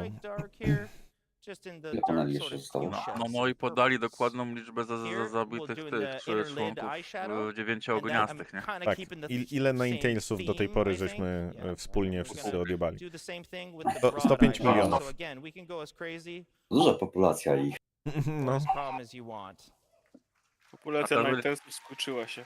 A teraz będziesz mógł się do nich przyłączyć, nie? What I've had good success in doing is kind of having Zabiłeś 105 milionów, a teraz Sorry za tamto. No hard feelings. To był przypadek. Bombka Starej znajomości. Next is the lips. We can do the exact same stuff on the lips. Now what we have is a whole bunch of different makeup masks, and you've got 3 different channels within those masks. So basically 3 different colors póki są that are fryzurki, affecting to ja different zaraz areas wracam. of it. Now for the lips, we can go with the same sort of theme if we wanted, and I think I'm actually kind of digging that. Let's go on the lip liner, a little darker. And then lips are a lot more glossy, so we can increase the gloss there, so that looks a little more like a lip gloss. Yeah, that looks pretty cool there. And then, like I was doing before, I kind of just pull it back a little bit. W życiu nie wyjdą. And there we are. So next, I think we're good. Yeah, I think we're good. I have no business doing that, that's for sure. Same thing on the hair. Again, we've got a whole bunch of different hairstyles. These will all be shared between the 2 body types, but for this particular demo, we've got the ponytail, we've got the slick back kind of look. Yeah, I'm not finding one I'm really digging yet. Yes, now we're talking. All right, so cool. Now, again, we're fully inclusive here, guys. So, if you want facial hair on any body type, you got facial hair on any body Wszystko type. piękne, That is super, up to you tylko czy to guys. serwery wytrzymają to wszystko. Będzie zaraz Conchita. So on the eyebrows, I'm just gonna leave them because we can't really see them anyways. Conchita But kiełbaska. for the hair, I really like Tak. dyeing this hair a certain color, sort of, something in the darker range. I'm gonna turn that down. I like the nice jet black. Look at the makeup bounce out. That looks cool. I'm gonna turn up the dye though, and I'm gonna try to carry my same theme forward here. There we go. And then I'm gonna give it a bit of a Okej, fall off. wróciłem. Chyba mnie za dużo nie ominęło. We can do just on No, the tak, tips tak też. there. So let's see that Jeszcze in trochę. action. Tylko informacja, że kobiety w to grające spędzą więcej czasu w kreatorze niż w samej grze. All right. So now, at first, we weren't sure about that character, right? But in the end, I think she turned out, definitely. So, you go to a review, sign off your declaration again, and head to game. So, you know, I'm really lucky to be able to sit in front of this. And again, it was a huge amount of work from tech art, engineering, designers, and specifically the squadron feature team that has done all this work. And one of the cool things to note is that we use this now internally as a tool. That's why it's me up here demoing this. This is our tool internally for creating all these heads, for creating all the NPCs in the verse. Because as Chris put it one time, he doesn't want his NPCs to look lame. He wants them to look cool. And this gives you cool looking characters. Thanks a lot, guys. Mi się wydaje, że ten poziomek był fajniejszy, Okej. jeśli chodzi o mówienie. Ten też jest z kreatora. Widzę, że kogoś ze Okej. Ja wolę nie wiedzieć, co on tam widzi pod spodem. Nie, naprawdę. It works. Nasza ulubiona piłka. All right, we're behind on schedule, so let's welcome the life in the first person crew. Jej Take się it away. wyjaśniło. I'll be here. I'm busy. Ten wczorajszy strój. Masakra.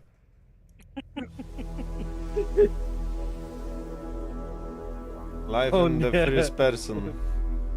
Okej, czyli... To wczoraj było, nie? Czyli troszeczkę im zeszło więcej na tym, na postaciach. Od razu kolejny panel. Am I too early? No, głosami przedłużyli o It's a 10 real minut. pleasure to be here at Citizencon in person. I've had so much fun. Thank you all. No bo tworzenie postaci, no wiadomo, But jak w to się już my name is wchodzi, to... Jens. I'm here from Manchester. I'm going to talk to you about some improvements to play traversal. So we're going to start in Zero G, where we've been rebuilding the EVA experience from ground up. Nie mówi jak EVA? O, EVA. Nowe EVA. Super. To już od razu zapisujemy. Kurde. Iron Man w kosmosie. Jak nic. Bo tam są duże aparaty. Będzie w końcu chwytanie się? EVA. 2-0. W końcu rampy przestaną Na rampie... A, szkoda, że do góry nogami nie wylądował.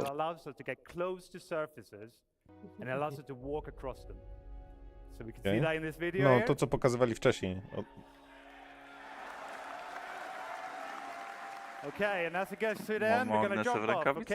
O, jak się odepchnął na końcu.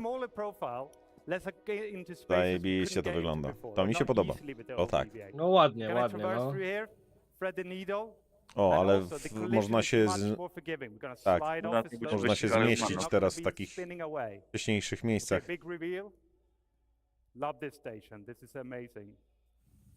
Aero Station. Adding grips, so in the interiors you might be able to hold on to grips to do interactions and walk between the grips to get better control.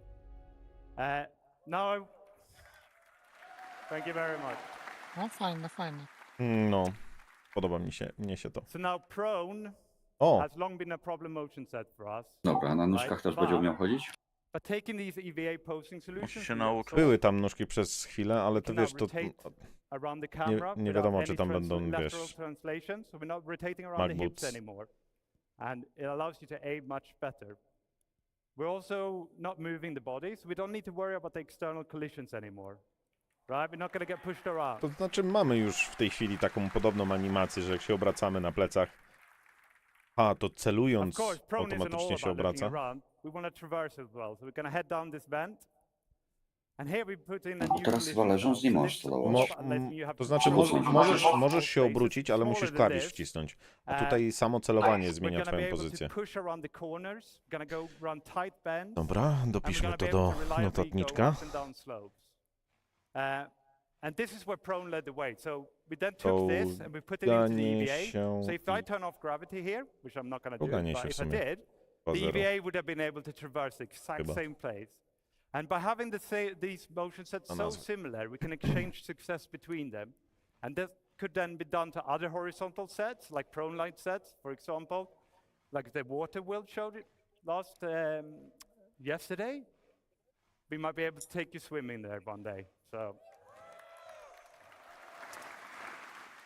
Okay, we're gonna move from the horizontal to the vertical. Dobra, to kiedy schodzę? With ladders, we put in some new subtle and significant improvements.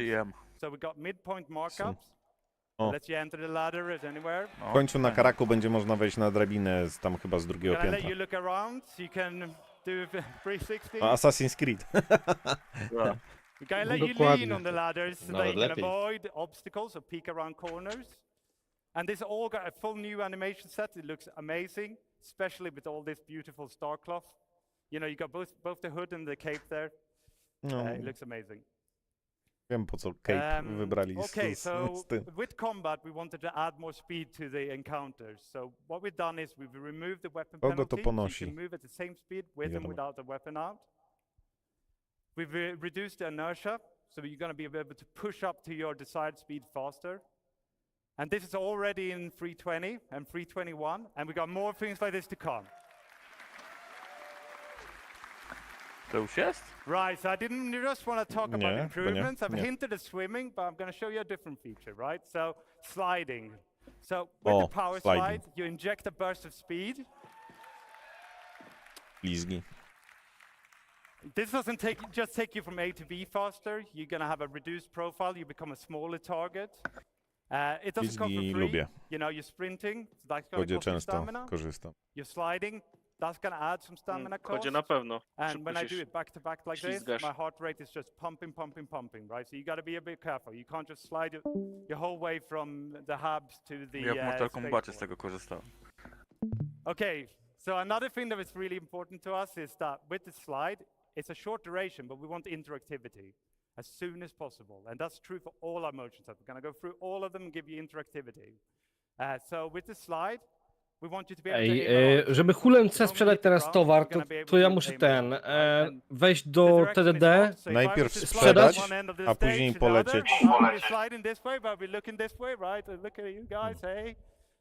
To coś jest nie tak, bo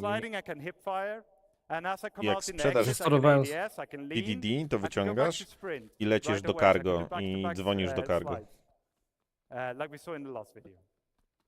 Okay, so moving beyond traversal, just to finish this section, I want to talk about new hazard. Now you saw this mi się chyba zbugowało w takim razie, bo nie mogę sprzedać. Nie wiem, czy radiacja była zapisana w pierwszym tym, ale to sobie tutaj zapiszemy. Radiacja. Okay, radiation, right. So radiation, for that, it's a new addition to this active status system. And we need to look at the bottom left here. So in the middle, the amount of radiation that being pushed on your body. If you have a direct source, and your distance to that source. Tak, ma być też dużo radiacji, ze względu na to, że tam jest zniszczona gwiazda w Pyro. And then on the left, we have an icon that has a shield around it. Now, that shield works in two ways. Right? First of all, it comes from your outfit, so depending on what you're wearing, you're going to have a better or less. Życie jak szybko zleciało, widzieliście? It has a threshold. As long as your radiation doesn't exceed the threshold, the shield will hold true. It'll scrub all the radiation off. Aha, dobra, obok jest radiacyjny. Ojej. But as the shield starts peeling off, when the radiation No ale tam ponad 500 remów. And you know the radiation kicks in, right? Dlatego tak leciało. No. Patrz, 300, 400, 500. 1000 remów ponad, 1200 w ostatnim tym. Okay, so we're gonna see some more radiation in the next section. So I would like to welcome Inesh. Trzeba będzie odpowiednio ubierać.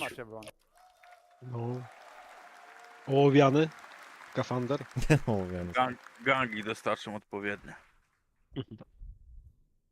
Why are we showing that? Gangi to poślą 10 w piżamie. Hello everyone, my name is Ines and I'm a gameplay programmer here at CIG. And I'm here today to tell you all about... Thank you. Pokaż cycki. No nie, znalazł się. Ten na player interaction experience with the physical objects in the world. So let me Przodu start plecy, z by tyłu telling plecy, you Pan Bóg what stworzył ją we've dla made to Hycy. make it easy for you to identify and interact with these objects in the world. We have introduced in the new interaction to forms, Angry o which to are AR pytał, cards that żeby appear były over the objects as the podświetlane player obiekty, gets które near można This, combining with scanning, will help the podnieść. players to identify A the tutaj interactable właśnie objects pokazują in the scene. So we have improved the algorithm that our interaction system uses to determine the current item in focus. No ale ja wolę, jak nie ma obramówek. Detection and selection as you move around and look around the scene. So the prompts will show you the active interaction and the keybind that you can use to quickly trigger it, like you see on the pictures. So we are trying to minimize the friction of the player to interacting with these objects. You no longer have to go into interaction mode to bring up the cursor, then drag it over, and to select using the inner thoughts. So we're removing that. Okay. So what happens if an object has more than one interaction? Well, for that, you can just simply hold F, and dice will bring you the new interaction wheel. So this is our new interaction wheel. It will be focusing on the item, and you can see that up to 2 of the interactions Działkę też idzie have a star posypać. icon. So this is related to Widzę, że another już system materiał we leży are na stole. bringing to you that we call in the default item actions. So this allows us to have a primary interaction, that's the one that shows on the prompt, and a secondary interaction. So these are default actions that you can easily trigger using shortcuts.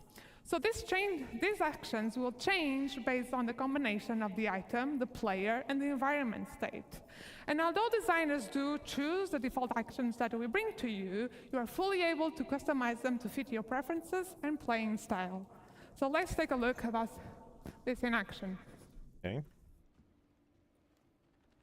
Bo już kiedyś pokazywali. Here you can see the prompts that change depending on your focus. That let's bring up the wheel. And you know, I really like my plushes, so I want to inspect them when I find them around. So I'm changing that to A my to lepiej primary. wygląda niż to, co jest teraz, And nie? you'll see that does not affect only the item That they're as interacting primary with, but i any item secondary? that falls into the same category.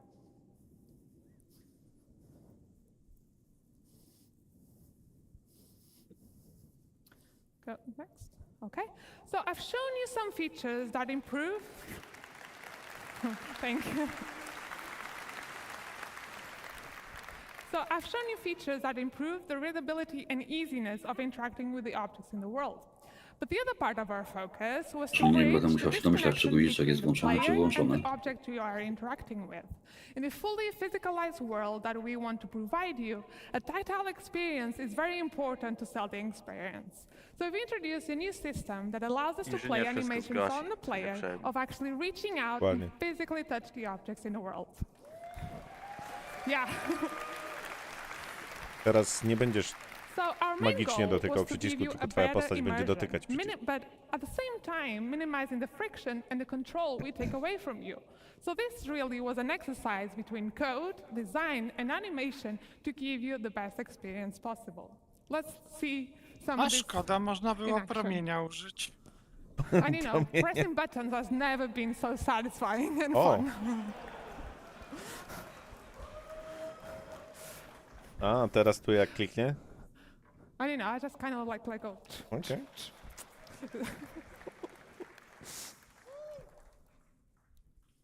O, coraz więcej imersji w Star Citizenie. Tak, naklikam Pięścią fajnie, fajnie.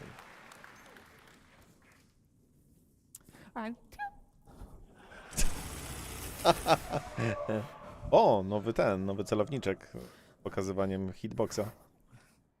Okay, so let's continue with this theme of tactile experiences. The next thing I want to talk to you about are usable interactables. So usables are objects that have existed in our game for a very long time. Więcej and you know, elementów do designers have użycia. had a variety of tools to build these really interesting and complex sequences for the AI. But up until now, what we could do for the player was very limited. So this past year, we've been building up our tools that prowadzi rurę przez pokój. Designers could build these really interactive experiences, but for the player. Kręca w lewo. And the advantage of using the usable system is that anything that the player will be able to do, the AI will also be able to do.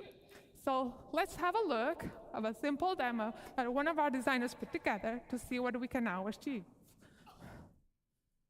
So in this scenario, the player has to go forward but can't go forward because of the toxic water. So he has to go over to the valve to turn off the water. So before we could maybe play a simple animation when you interacted, but now designers can give full manual control to you. So you, by pressing the specific inputs, you will be driving the system. So, but this is not enough. We needed to be able to give designers a way to translate what the player is currently Czyli może doing jakieś and zagadki, łamigłówki, affect jak other przejść objects przez in the dany world in ten? specific ways. Tak. So this is what is happening here. As the player is turning the valve, is controlling the flow of the water that's coming from the pipes. And what should happen when the player is no longer in control? Do we want to keep the state, revert back to the initial one, or maybe trigger something else altogether? Well, it's up to designers to define the type of experience they want to bring to Zakręcić you. i szybko biec. So let's finally turn Let's do this. turn out a valve, rush over before And that run. broken valve. Run, So Forrest, turning off, run. and then see another small example. Oh, let's go. So yeah, you'll see another small example where you won't be able to open the door by a press of a button, but you have to Ale manually mapka na górze fajna. interact with that pump Wczoraj and im manually pokazywali. open it. No, So ale you fajnie. have to shine omawiali. your input Fajny to ping slowly poleciał. open the door. Od razu zaznaczył So this is just ewentualne a small elementy taste of the otoczenia. level of interactivity that we can now have O! with these objects. We Pompaj, have really pompaj. nice results for Squadron, for Fajnie. the mess hall line, and you know, I can't wait to see what the PU designers will Yep, create he's and up bring up to your hands. Potknęła się i rozwaliła głowę o tak. Ale nie, no fajne opcje interakcji z otoczeniem. Okay, To jeszcze let's quickly talk about kiosks and terminals. And let's be honest, it's really hard to interact and get a good view of this Wygląda one. jak Pitbox So Fallouta. we made a small little changes to make it easier for you. We've created a new focus mode that will walk the player to perfectly align with the kiosks. So we can better perfectly frame the screen on the viewport. At this point, the interactive screen will steal the input focus until you actively chooses to leave. So let's take a look at this in action. And look at that, when you trigger it, and like, yeah, so this is a very small quality of life improvement, but it will make it much easier for you to interact with its kiosks. And you know, finally, let's talk about looting. This is our new looting screen. zmiany do It's not inventory. replacing the inventory, but it will be used when you're looting Do a body lutowania. or any other lootable that you find in the world. Ale to jest chyba wygodne, szybki przerzut do ewentualnych wolnych soketów. During FPS combat, especially if you haven't fully prepared ahead, we wanted to make it as easier and quick as possible, so you could spend the minimum amount of time to grab any items you need from your target. So it displays the current loadout and a simplified version of the inventory. Nowy loot inventory. Favors speediness, while the inventory is there so you can fully manage your loadout. So we're still actively working on it, and this is especially on the UI and art, but I want to give you a little sneak peek how this all works.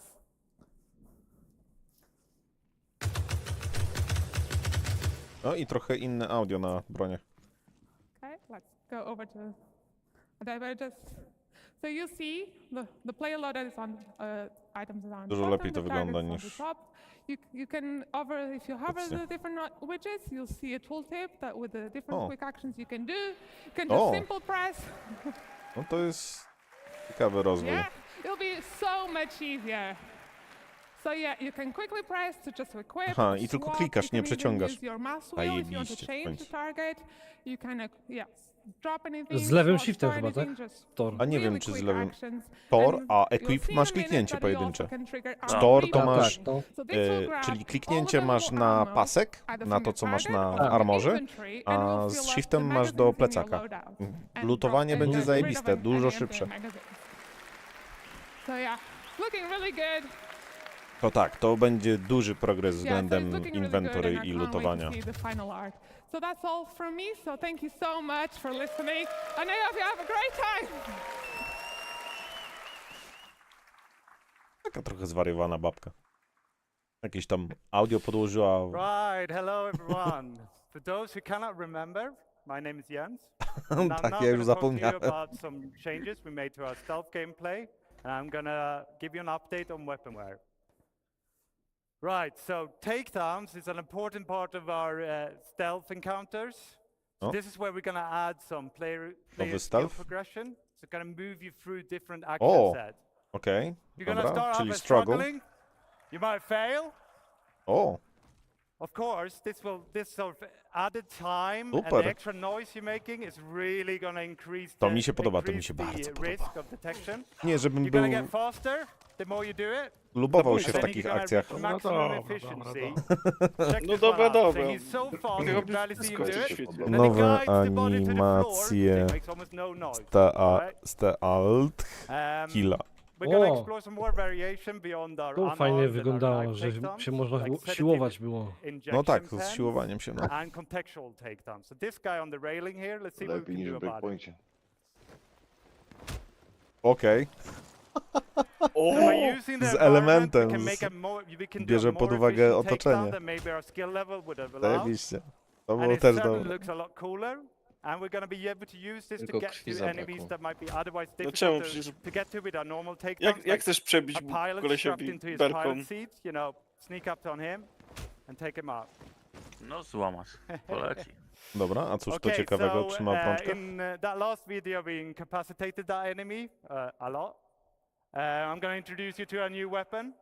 New New weapon? item, sorry, and that's the restraints. So with the Restraint? restraints, okay, let's take him down. Możesz go kurwa związać? No co ty gadasz? One more. Oh. Okay, so with the restraints, we're gonna turn him over, we're gonna cuff his hands. No Gonna co cuff ty his gadasz? legs. W końcu dla ten... Ja! Dla Zajebiste! hunterów. W końcu. Zajebiste! O hopie, to będą no, te ja robię. O hunterzy. kurwa, takie będą jaja z ludźmi. But he could call out for help. Nie So będziesz what go we're gonna do zabijał, is tylko go we're kurwa gonna place him in the skujesz. environment where you can stash him. Either unconscious or dead. O. And that way it should be easier to remain undetected and keep you in that stealth bubble. Masakra. Now this is another thing we talked about in Czyli the UI kajdanki demo, w skrócie. which is the ping, and we saw it in Ash's presentation, how she did a short Może bounty ping hunting będzie to highlight ulepszony. a door pump. Now of course we To allow pewnie you now przy to okazji charge up gameplayu that ping. kolejnego By doing panelu so, we będą can mówić. see further, and we can see through obstacles, Te- and we can te pingi są populate fajne, no ale to more już jest... information into our data bank, that then, Właśnie, shows personal up in scanner. our, Do tego nie box zapisałem w arts pierwszym here. dniu. So you get the name and you maybe FPS-owy get the race and skaner. maybe the faction. And you can use Scanner, this information to FPS. figure out where is the weak link, which enemies can I take down without being discovered. Kurde, no chciałbym there's właśnie the więcej risk here, takich okay? opcji, So gdzie there's można a wejść do charge up bunkra i time, zrobić wszystko means po you can't do cichu. it all the Na razie time. to nie It's jest gonna możliwe. recharge slowly. You see the bar at the top slowly going down. Until that goes all the way down, I can't ping. I can't even do a short ping. And it's going to spike my emissions or my signature. So an enemy with the right equipment or tech level might discover me. Okay, so Drama in let's action. move on to some talk about weaponware. So here we're going to see a simulation of a weapon getting more and more worn over time. We're going to expand this beyond weapons to other FPS częściej na items bunkry like your będę armor, teraz your latał. clothing, your helmets. Prowadzą te zmiany. In actual game, this would be triggered by weapon usage, right? So the more you fire your gun, the more worn it's going to get. Spuścisz And this is bombkę going i to bunkier affect its wyczyszczony, nie? efficiency. No nie no, It's gonna jak do affect bunkra its spuścisz bombkę? reliability, and it's gonna make Chyba, że A1 na windę wjedziesz. Bierzesz tego, bierzesz bombkę, tak to O, robimy. moja ulubiona snajperka P6LR, jakby kto pytał.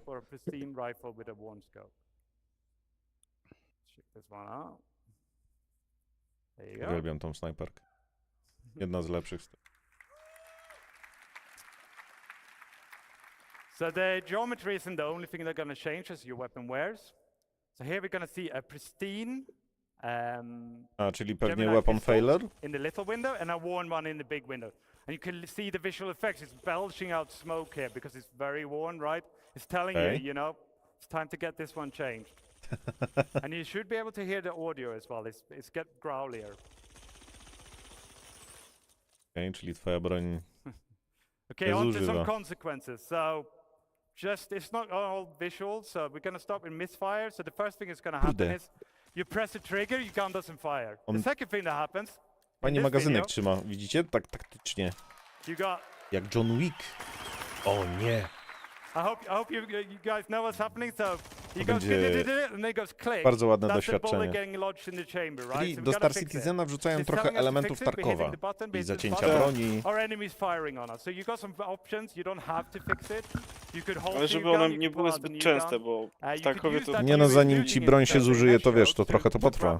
Przynajmniej tak mi się wydaje. Przynajmniej tak powinno Pytanie, być. czy możesz ją po prostu wziąć, ją złożyć i naprawić, albo przeczyścić, o. Okay, I'm going to finish this Bo w section Tarkowie with po the prostu się features zużywa. that's tangentially related to wear, and that's the dirt accumulation.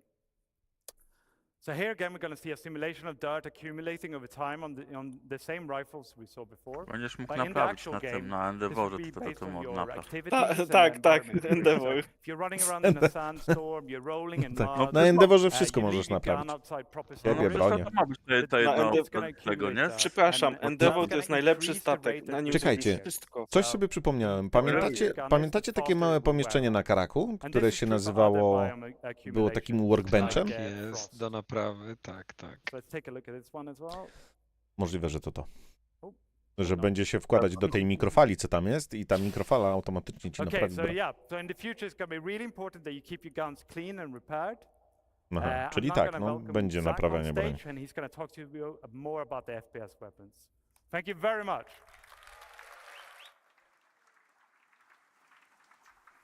No, dużo zmian w Hello, FPS-ie, jeżeli chodzi o I'm Zach kombat. Priest. I'm a senior FPS game designer. I'm here to share some of Żeby the to jeszcze dobrze new, działało i interesting płynnie. FPS things we have to bring you.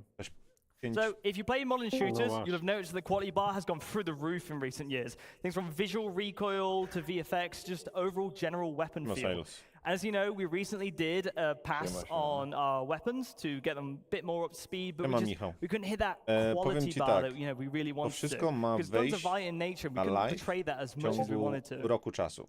So, Od tego Citizenconu we made a new do tool, następnego and it Citizenconu. allows us to show the violent nature To, of co weapons, pokazują, while, creating greater powinno weapon-to-weapon pojawić się variety, na you live. know. So, and they, Wiadomo, this wcześniej na tool PTU, also ale integrates better with później na other live. systems. For example, you wciągasz saw like wear and dirt, Jak 2 lata się robią, to będzie dobrze. and I'm extremely proud to show you No, the new dlatego weapon zapisuję recoil. wszystkie te nowe feature'y, o których mówią, So this is the old P4. żeby później sobie to It kind of falls a bit rozliczyć. flat. You're not really getting that like oomph Te that you FPS-owe want. rzeczy So to you've wydaje probably mi się, shot że this a nie million dają times. spokój wdrożenie wspólnoty. Old recoil, zobaczmy nowy recoil.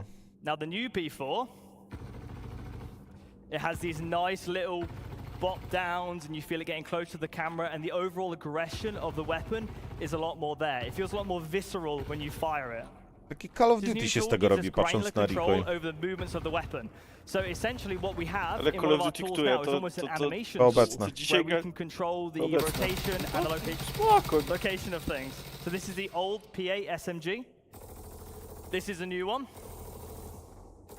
Audio się też trochę pozmieniało. And in general, it's bringing the house down now. So recoils are just, in general, easier Custodian. to tweak now. Jo, pod sam sufit. And they're a lot more impactful, and we can create weapon variety in the just far new, more and interesting ways. Cool. O, karna. Też moja ulubiona broń. Karna ładnie łoi. Okay. Thank you very much. Karna i P6LR. Te dwie bronie i mogę iść na każdy bunkier. We also have new Plus procedural jakiś side. animation over our ADS. So previously, as if you play right now, you basically have a linear pose-to-pose transition. And sure, it's there, but now we layered some of this procedural stuff on top. So, for example, if an Korzystanie z SMG can celowników. come a lot quicker, it can flick up, you feel really cool. LMGs can be a lot more heavy. So before it basically just do, move from pose to pose, but now we can keep it longer down here, bring it up slowly, and overall it just feels like you've got an LMG or it feels like you've got an SMG. We're just using things like, ease in and ease outs and just give more life to the overall weapon. Oh. There we go. And we also have new iron sights. So, sci-fi weapons are chonky. They're full of detail, they look really cool, but a lot of that detail can potentially get in the way sometimes. So you've seen, this is a change to the Kana, where we have raised the weapon sight and given what we call the target acquisition window more room to breathe. So if you're aiming at somebody, you can just generally see a lot more, so optics aren't a crutch anymore. So you can see this on the Ravager, and you can see this on the Custodian. Na plus, no. Taki quality of life. weapon functionality changes. So as you imagine with the new recoil tool, we're going to do a pass on all the existing weapons. They're going to look and feel great. But while we were looking at our weapons, we also realized that some things don't necessarily, align with their manufacturer, right? You look at something like a Gemini pistol. Now, Gemini overall, it's rule of cool.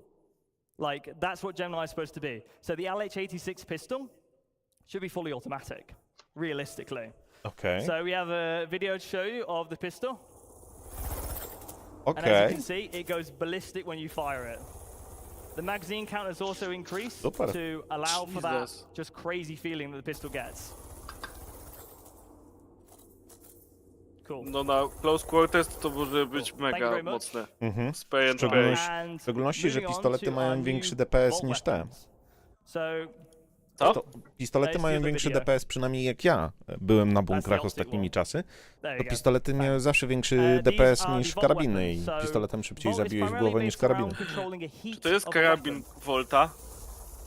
O kur... O kur...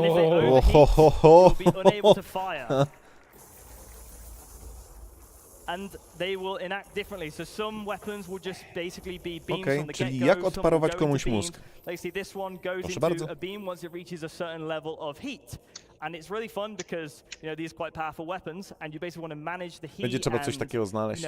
Keep it in that like ideal przygarnąć. spot. Okay, cool. Ktoś po drugiej stronie ma usmażone uszy. Zostaje tylko kikucik wystający z pancerza. W niektórych tych nacjach mózg jest bardzo dużym priorytetem. Od razu smażony. Tak, od razu smażony. And as you can see, we have zoomed in optics in the center.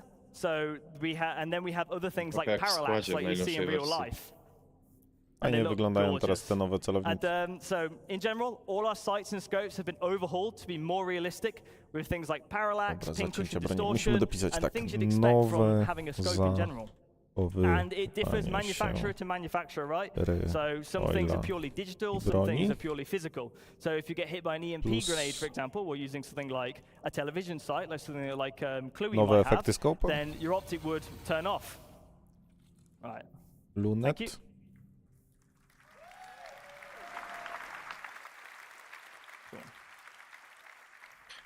Najbardziej mnie ciekawi amunicja, czy się zmieni. To znaczy, no ma być teraz niby większa różnica pomiędzy laser a balistą. Tak? A mówili jaka? Nie, tylko było rozpisane na slajdzie wcześniej. Dobrze słyszałem, że audio rework dla broni. No to jest stary.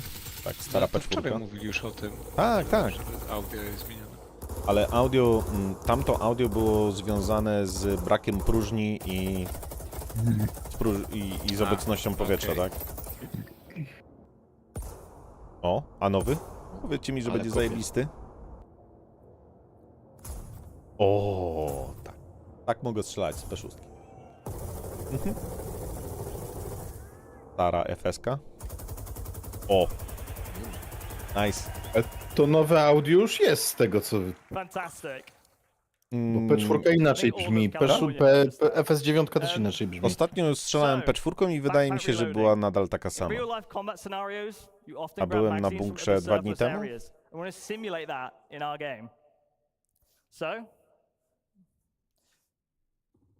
To show you this, we have something called backpack reloading. If you run out of ammo in Star Citizen, you have to open a menu, put things on. It's a little bit clunky, it's a little bit awkward. So if you have magazines in your backpack, you will now be able to grab them at the price of a longer reload animation. Aha. Czyli można wyciągnąć z plecaka magazynek dłuższym reloadem. Backpack reload coming up because it will be displayed on the inventory with the backpack symbol. So there's no surprises, no catching off. You have all the information you need. Okay, super. And this has been shown, and it has been teased a little bit, the dynamic crosshair. Now, no more third-party dynamic crosshair, well, crosshairs now. So, if you have a look at this, this is our new crosshair. It's a crosshair that fits the aesthetic of Star Citizen. It's a crosshair that follows the barrel of the weapon, so you'll see exactly where a bullet is going to land. And it's projected from the visor using AR. Czyli w końcu nie będziesz napierdalał w teksturę, która ci akurat zasłoniła na froncie torlotu pestki. As you can see, it works with recoil, Okay. and overall it just looks gorgeous. No spoko. Dużo zmian pod względem właśnie kombatu. First persona. And on to more First persona robi się coraz bardziej imersyjny. A, dopiszemy jeszcze ten. Volt karabinek Volta. For NPCs is coming over from Squadron 42. Some people have been playing it in the venue and here, and I've been harassing them, whoever's doing the hangar mission, to get their feedback, and it has been overwhelmingly positive. We also have new NPC archetypes, what we're temporarily calling the Juggernaut, which is basically a very high damage resistant enemy that has an LMG or a shotgun. As soon as they see you, they fire, they walk up to you. And overall, it's been playing amazingly, and I'm really happy for you guys, well, I'm really excited for you guys to get your hands on it at one point. PvP, we want to increase the time to kill. This allows for more varied weapon balancing. You know, we can lay into like sort of different aspects of the element more. It leads to higher skill ceiling and less unfair deaths. It will no longer be a game of whoever shoots whoever first. Speaking of which, force reactions. We're reworking them. We're aware it's frustrating, and we are going to rework the system to work beautifully. And we're also working on some other highly requested PvP changes. I'm very happy to say a lot of this work has been dialed in for Squadron 42, is in a very good state, and we're bringing this to you soon. Now, over to the AI director Fran to share some exciting updates on Soon combat TM. AI. I nie wiem dlaczego, jak on powiedział Sun, to część się pobudziła na widowni. Oni chyba nie znają znaczenia tego Sun. Nie, Sun to Hi, jest everybody. przecież teraz ten... I'm Francesco Roccucci, Citizenconowa and I'm the director in żółtka. CG. Pijemy. It's a great pleasure to be here with all of you guys. No, It's Francesco fantastic. nam teraz wszystko wyłoży. So, what we're gonna do today Mamma is mia. to explore how all the work we've done for Squadron 42 is going to flow into the Star Citizen experience. So we wanted to make the AI presentation about how you guys are gonna experience the tech and the features we have been working on. So from the player perspective, you've seen Zobaczmy how many launcher, new czy coś na opportunities you PTU się have. dzieje? Nie. And now it's interesting to see how the NPC are gonna react to that. So the goal of Star Citizen is to build a breathing and living environment where your actions matters, and the NPC you will find in the universe needs to have the same opportunities and same limitations that you have. So when we play a game, we want you to spend the time that feels memorable, that feels special, right? Something you can remember and talk about. So we want you to give you a challenge to overcome, but also a challenge that is fun and doesn't feel repetitive and boring. So when we look at FPS Encounter, we want to build variety. We want to give the designers, like Zach, the ability to craft combat scenarios, not just to put NPC in the level. And we need to make sure that he can tweak something such that he can experience the unique play style and the play space that you have. So Star Citizen can benefit from tons of unique environments. So for those environments, we want you to have different type of fun. So what we look at today is some of the tools that they have to achieve this goal and bring the AI to the next level. So the first tool we're going to look at today is the NPC trait system. So we spoke about this in the past, and we have now available for designers the initial set of traits they can use to influence the behaviors. So those are some of the ones that are available to the designers. Today we're going to focus on the combat traits, because we have traits that also apply to the peaceful situation and the social environment, but those are the ones that influence NPCs during a combat scenario. And traits, you can imagine them as characteristics NPCs have or don't have. So through the usage, we can make sure the combat feels different from one encounter to another.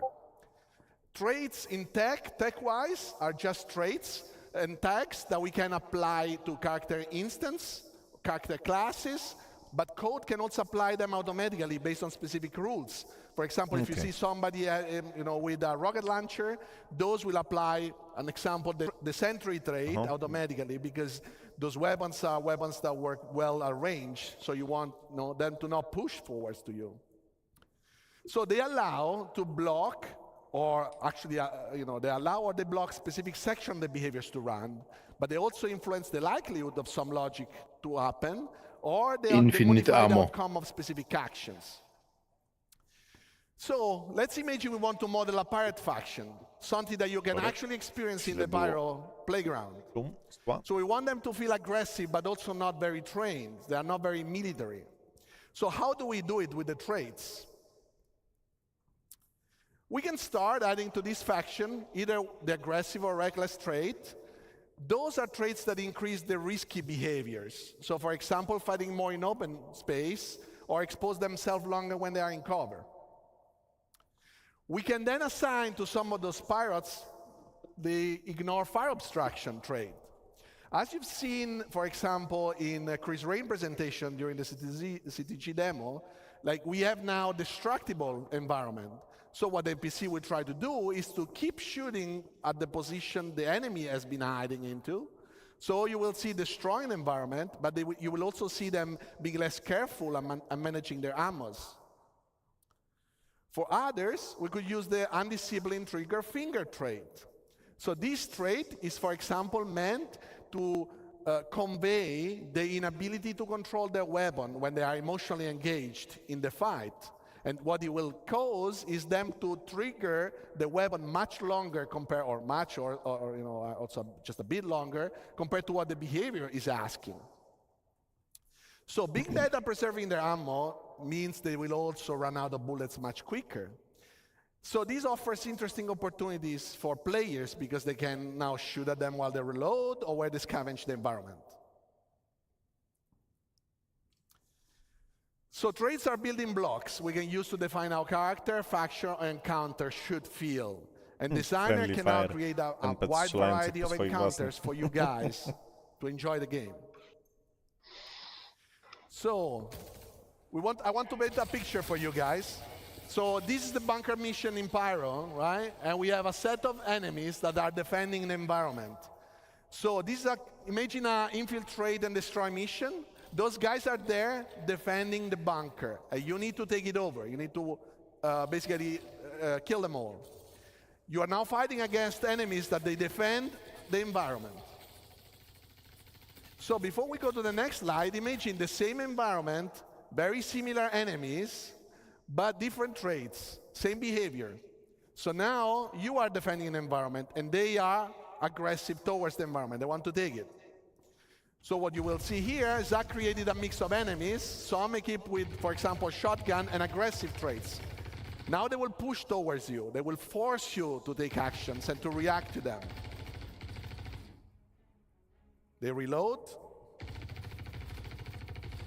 Some will cover up. Obviously, this is with God mode on, so Zach was not dying. So this is possible to set up with a tick of a box. But this is not just enemies, because in Star Citizen, we want you to hire your own crew members. And those crew members, those characters, will have different personalities, different traits, different training level that they can build up. But when you look at their traits, we want you to see their strengths and their weaknesses, Pytanie, so that you can pick crew the one member that either jako, match że your mają playstyle być or w tym roku? compensate your playstyle. Raczej w przeciągu roku, czy po prostu tylko o perkach wspomina?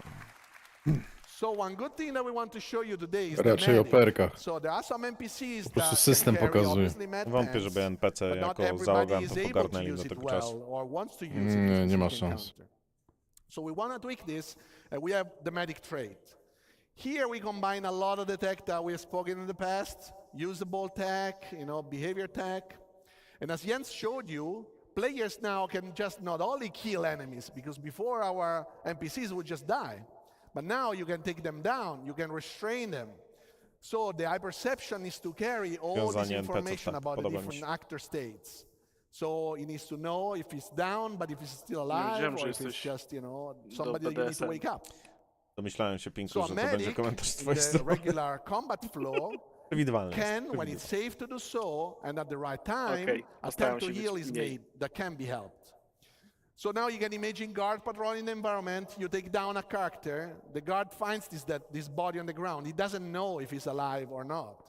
So he can go there, he can check it, check the pulse, see the state, and if he can be helped, he can basically execute the right healing process.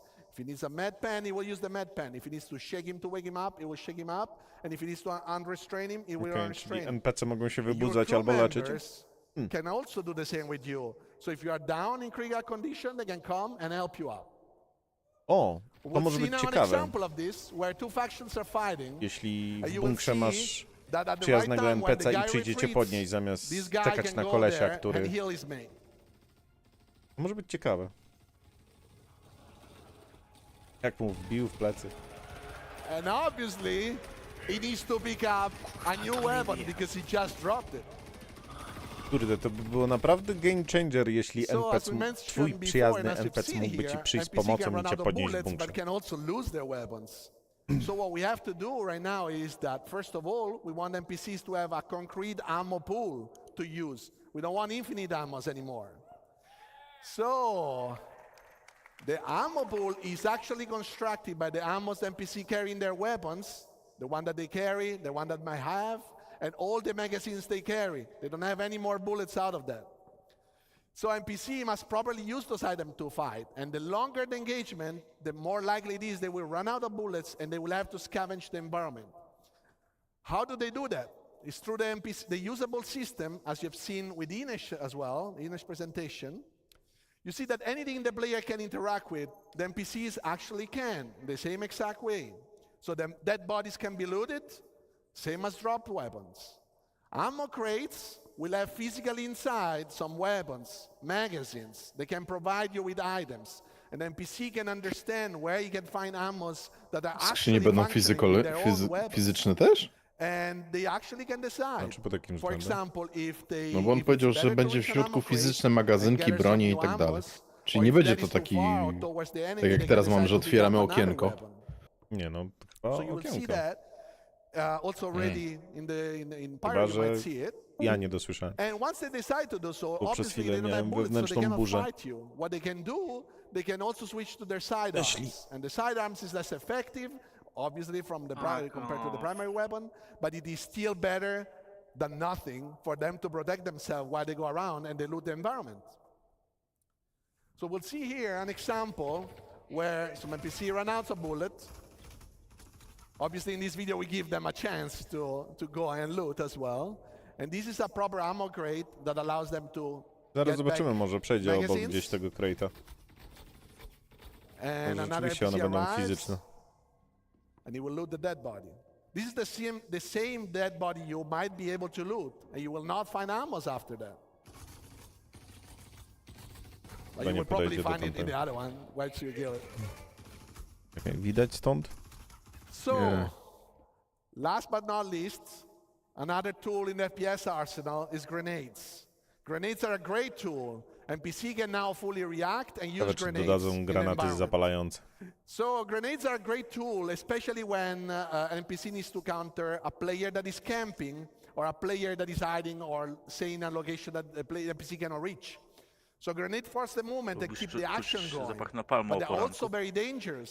You've seen in Ali presentation and Mike presentation that a grenade can make electronics explode, ignite No, a Priachu fire, pisze, że on and mówił, then the że fire can propagate crate in jest the fizycznym environment. obiektem, którego można NPCs użyć, więc i needs to NPC-ki będą properly mogły je lutować. understand the To tylko environment and not w takim jump into the kontekście. fire and get damaged. So how do we do that? Is we have a new full system to handle hazards. Basically, hazard on the technical side can create a navigation volume modifier. And the navigation module modifier gets registered in navigation system, and our basically mesh can be modified, and it will carry semantic about if that is a danger, something better, and how much costly it is to go through. Because maybe you have a suit that allows you to go through the fire, so that is fine. You will not, the NPC can understand that. But if they can't, they will try to find positions that are safe for them to position themselves, but also paths that will avoid those dangerous areas. And now we'll see an example of that. This is a safe environment, still fighting, but safe, safer. And what will happen now? Fire ignites and propagates. This is fully dynamic, so it's fully controlled by the fire system. The fire system modifies volumes in the navigation system, and we really know where we can and not pass at any given moment. Okay. Dlaczego tak dziwnie się to wypaliło w takim tutaj pasek? Kwadraciku. So this is a subset of the things that we worked on and we wanted to show you today. Thanks very much for listening, and now back to Jens. Tam akurat paliwo było? Bo nie rozumiem, dlaczego się tak wypali. Work in progress. Świeża farba. Right, I want to thank Inesh, Świeża farba. I want to thank Zach, and I want to thank Francesco for joining me on stage today. We want to extend a massive thank you to everyone who contributed to, supported us, and made it possible to show what we showed today. Now, with relentless optimism, we're looking forward to bringing you this all to Ale the zauważyliście jedną rzecz jeszcze? Nie wiem, czy to nie z zawartości. Okay, we're gonna leave you with a Streama quick peek ogląda of tylko a 30 demo000 in ludzi. Hangar 14 of Checkmate with some of these new features. Okej, demo. Enjoy. Nowymi tymi. Oglądajmy. No wczoraj też tak mało było chyba. O, się wczoraj nie To patrzyłem. jest na miejscu. Na początku było dużo, na końcu było chyba tylko 20. Na początku chyba było 70 nawet.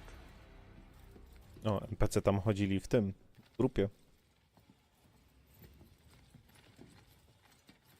Zobaczymy, czy po cichu będzie podchodził do misji.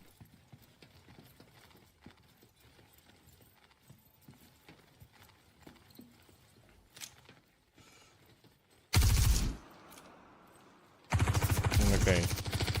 Nie podchodził po cichu.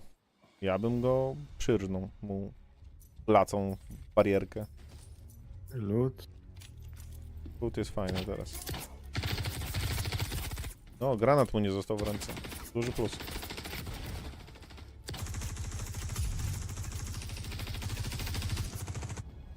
No celny to on ma to oko.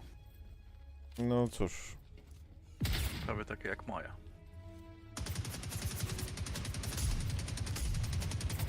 Nie każdy jest zbudowany do walki.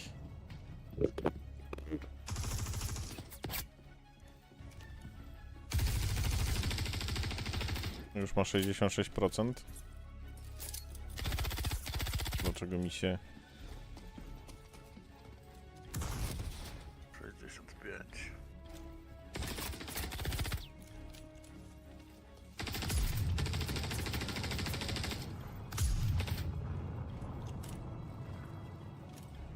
Odrzuciło tego NPC-a? Tak. Bo snajpa ogólnie ma ten dosyć mocnego kopa, jeśli chodzi o tą snajper. To chyba P6 LR było, jak dobrze widziałem. A, to była P6, tak, ale nigdy nie widziałem, żeby odrzuciło NPC. Zdarzało się chyba nawet na tym. Aż dzisiaj, płynnie działa. aż w przerwie polecimy sobie na bunkry. Jak będzie przerwa, no to polecimy sobie na bunkry. Aż zobaczymy, jak to właśnie działa. Postaram się znaleźć P6 LR w sklepie i polecieć z P6. Wiesz, P6 nie kupisz. no audio jest super. Jak P6 nie kupię? Nie kupisz P6.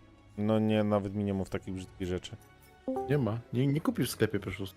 Żadnej snajperki nie kupisz już w sklepie. Podjarałem się, chłopaki, kurde, trochę. Tak oglądam. Jarasz się kościół w Norwegii? Nie, jaram się tym, co widzę na Citizenconie. Mi się to działa. To znaczy fajnie to działa, bo oni to mają odpalone u siebie na serwerze, tak? Pójdzie to na serwer live'a i zacznie się kupa, NPC będą na ciebie reagować co 5 klatek twojego Jak kompa. server meshing wejdzie, to chyba to będzie szybciej sprawa. Tak, właśnie to tak powinno chodzić na To serwer nie jest ze meshingu. Squadrona? Przypadkiem. Nie, to nie jest ze Squadrona, to jest misja na Ale- bunkier w Pyro. Ale Squadron też przecież będzie tak wyglądał, przecież będziesz się Tak, strzelał w Squadronie. No tak. dokładnie taki. I tak powinien Kurde. działać. Zmartwiłeś mnie tym, że P6 nie można kupić. Aż zacznę chyba to w międzyczasie sobie szukać, zanim zrobi się przerwa. Bo przerwę będziemy mieli niedługo, więc przez godzinę Ja będzie... ci mogę rzucić 2-3 P6 jak chcesz. Masz? Masz tam? Mam w cholerę Tylko tego ja na jestem, Serafimie. ja jestem na Serafimie właśnie. No ja też jestem na Serafimie. Emotka ten, kciuka. Kiedy to ma w ogóle wejść? W tym roku, To znaczy w ciągu roku. W ciągu roku. Czyli następny Citizencon teoretycznie. Coś w tym stylu. Tak, do następnego powinno to być. A czy będzie? To No, wiesz jak to Nie. jest. Najpierw server matching, a później... Server matching, a później No dopiero- przydałoby się, żeby server meshing popchnęli tak na tyle, No żeby bo wyszedł nie ma test. co. Ale włosy będą wcześniej. Nie, powiem ci, te animacje, w ogóle te animacje gracza są tak tak pięknie wyglądają, naprawdę podjarałem się tym strasznie. Taking Kurde, dawno Flight? tak Co, podjarałem się. nie ma przerwy? Czekajcie, bo ja chyba się zgubiłem w rozpisce. Później, Powinna bo być będzie przerwa. 10 jest. A nie o 11 będzie A nie, przerwa? dobra, Taking Do Flight, połowy? tak, to jest kolejny panel, no. Hello everyone. Czyli jeszcze Is my godzinka. microphone? Okay. Czy Can o you hear me? czym to teraz będzie? Fine. These are the wrong slides. Hang on. Well, hello everyone. My name is Yogi Klatt. I'm a Czyli będą principal pewnie o vehicle tym programmer at Cloud Imperium Master Games, Mocy and the gadać. focus on space flight and Tak, the Master and Mocy, space ale też combat. I pewnie really ten love my element, job, który so ma this is why I'm zastąpić really excited starego to hovermoda. show you the progress that we did on Squadron 42 in the last 2 years. So there's Hovermoda, chodzi ci two things I need to to z say here. Witolami na przykład? First Tak, thing is przegrzewaniem we're się doing a live Witoli demo. i spadkiem And the build wydajności is about silników, spadkiem wysokości. 12 hours old, so there Mogliby is a good tego chance. Prowlera pokazać, te There's a good chance gravlewy, for no nie w bugs. końcu. O, to wydaje mi się, że jeszcze if you see pieśń them, just przyszłości. look away. To It za will rok be fine. na Citizenconie. The second thing is, I'm not flying myself today. It will be Brent Gunzinger.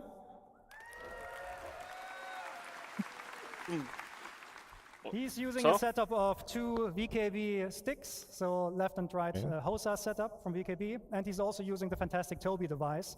So we'll swap during the presentation between using head tracking and not using head tracking. Yes. So. Czyli But the przy good thing okazji is, reklama the Tobiego. relationship between you and your Dodadzą, starship że- doesn't start when you take off. It starts way before that. There's a lot Dobra, of stuff powiedzcie we do wprost, now kto in ma pre-flight. Tobiego? Kto ma So Tobiego please tutaj? welcome back u nas? Ines Kada, Przecier, who will przecier walk us Cebu through that ma process. nam. To powiedzcie, czy to jest warte tej ceny, czy nie warte tej ceny? Bo macie to, co... Że dość fajne to ja wiem, tylko pytanie, czy... Bo to jest 200 ile? Nie ma alternatywy bezprzewodowej, tak za bardzo. W sumie... To nie jest przecież bezprzewodowe. Jest, bo nic nie masz na głowie. Nic nie masz na głowie. Zaczepiam tylko do o monitora to i chodzi, tyle. dobra. No, ale pytam się, So we jak wam wanted to to się give sprawuje you za a tą greater cenę? immersion and No, bezawaryjnie. okay. Okay. No jak Yeah, ja już slides on kupiłem here. Sorry raz, about no that. to bez Yeah, so tego... we want to give you a greater Nie da się immersion żyć. and Dobra, and to give you teraz a closer posłuchajmy o tym, experience co... what pilots go through in real life, not only when you're flying around your ship, but the moment you take your seat at the cockpit. So Co to jest to za achieve this, we've created when you enter your ship, Ja you'll be poznaję, told what wygląda we jak call Gladius, a new ale... relaxed More pose. realistic So in this cockpit pose, you'll have experience, free czyli co, look kokpity enabled, so you zmieniają can w easily Light look Fighterach? around the cockpit Wygląda, to jest Aegisa, na and pewno your statek, dashboard.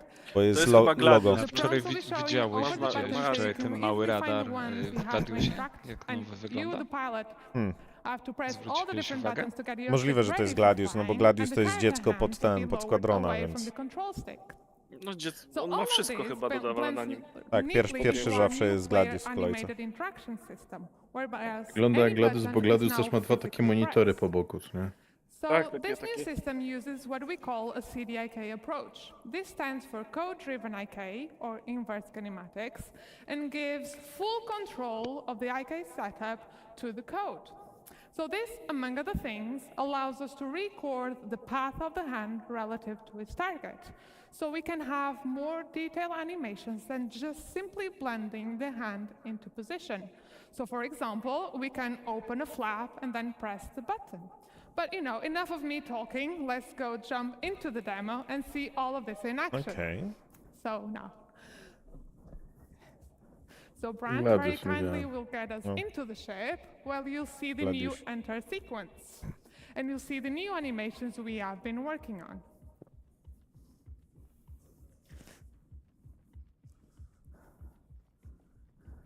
To się nie liczy, drabinka już jest...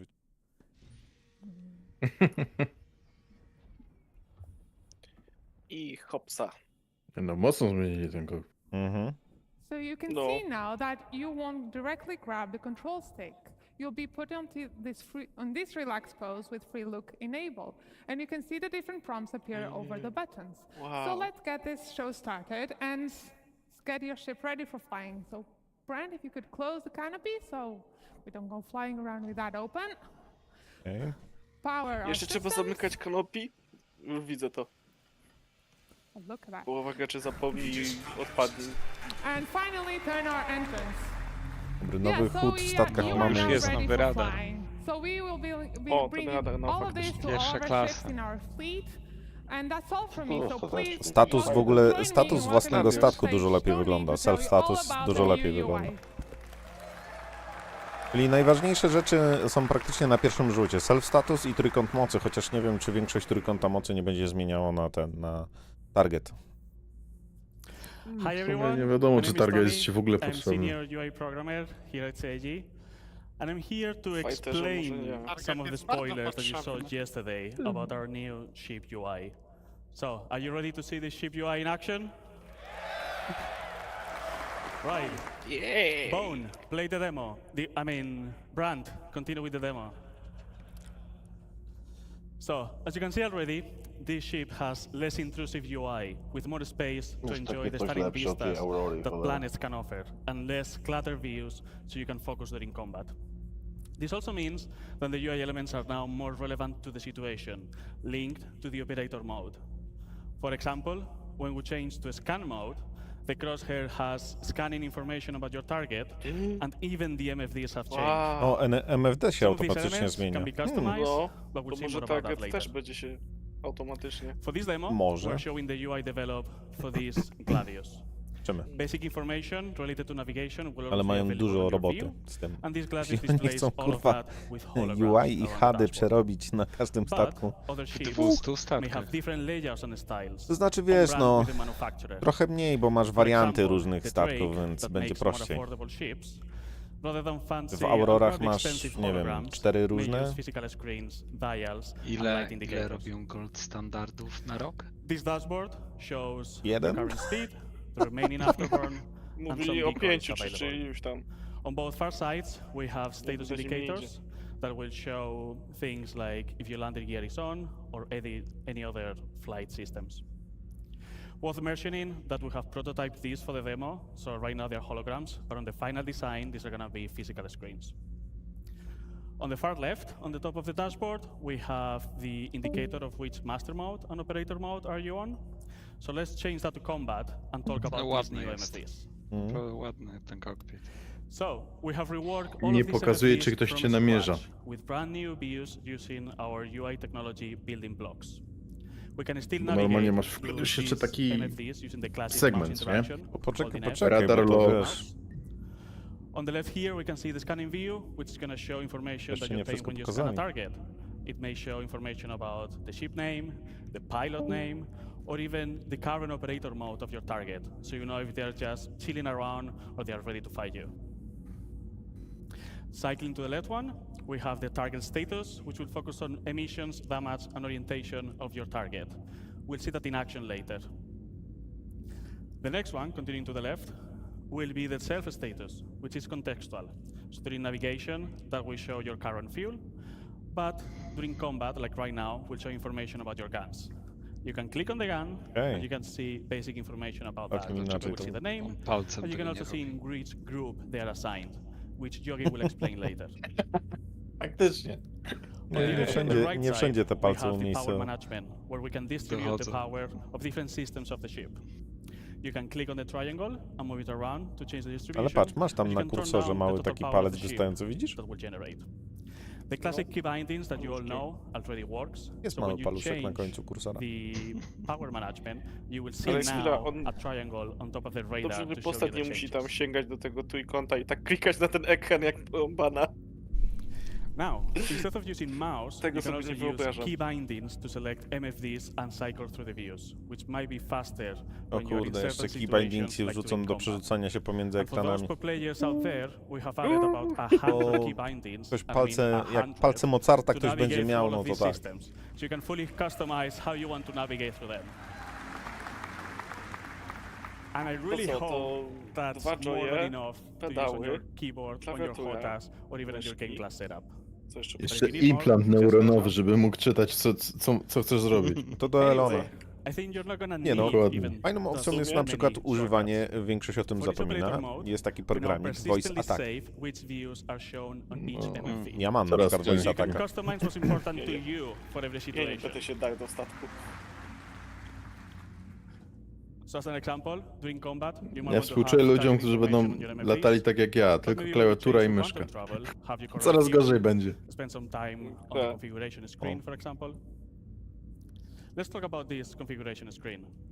Też tak We're going to latałem. have now here a variety of options from customizing UI elements. Ja w tej to chwili enable mam systems 2 joye of the i ship. panel, ale zastanawiam się, że Some of these żeby do later in tych action with 2 joye i panelu dokupić jeszcze These settings przepustnicę. are now available on this screen, not in the global settings of the game for quick access. So that's a warning. No do dużych expect jednostek changes jest on the moim settings that you zdaniem already know, lepsza niż but we'll tell you all 2 joye. about it when we have it ready. Jak latam hulem, to i tak nie potrzebuję And mieć the kontroli important bit bojowej, about tak this jak na is that 2 they joye. will persist to your ship. Jak coś, to So you zawsze can mogę się keep different przesiąść. setup of which UI elements and even ship systems enable for how you personally use each of your ships.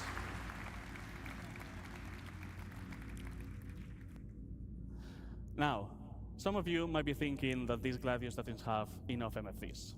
Coś czuję, że przyjdą Can we czasy, że enable the top gracz setting? myśli, że sobie kurwa nie virtual reality. O! For those of you that you want to see even more information, you can now cast versions of these MFDs to your helmet. O! Na hełm można zrzucić część MFD. Dla MDL-a. Nice. No. I target jest w prawym No i to górnym jest rogu. rozwiązanie. For this, you're gonna need to equip the appropriate helmet, so it's connected to your ship and I can get all this information. Nice. You can use the key bindings, as I mentioned before, so you can select which cast do you want to control and how to cycle through them. So you can pin views that are important to you that will move with your camera. So as you have seen, if you're aiming at a target or if you're moving with your head tracker, those views are gonna be always with you. With all these tools, you can customize your experience and have it ready for every situation that you encounter with your ship, always displaying the relevant information to you. So for example, during combat, you may want to have all the UI elements enabled, all the pips, all the crosshairs, so the information of your ship on the physical MFDs, and maybe focus on the target information on your cast, so they're always on your view. But maybe when you go to quantum travel, you can turn those casts Coś mi off, się so dzieje you z can zerem enjoy na distance. jednej osi. That's all from me. Now we have MFDs ready, and let's bring Yogi back. chyba to tell you all prędkość. about flying your ship. Thank you very much. Ja tam tylko nie widzę wysokościomierza. Masz Alt M po prawej stronie.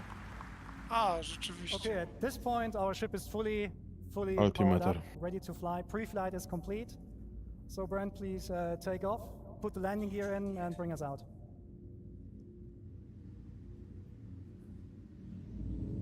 Have you seen the interaction? This is great, isn't it?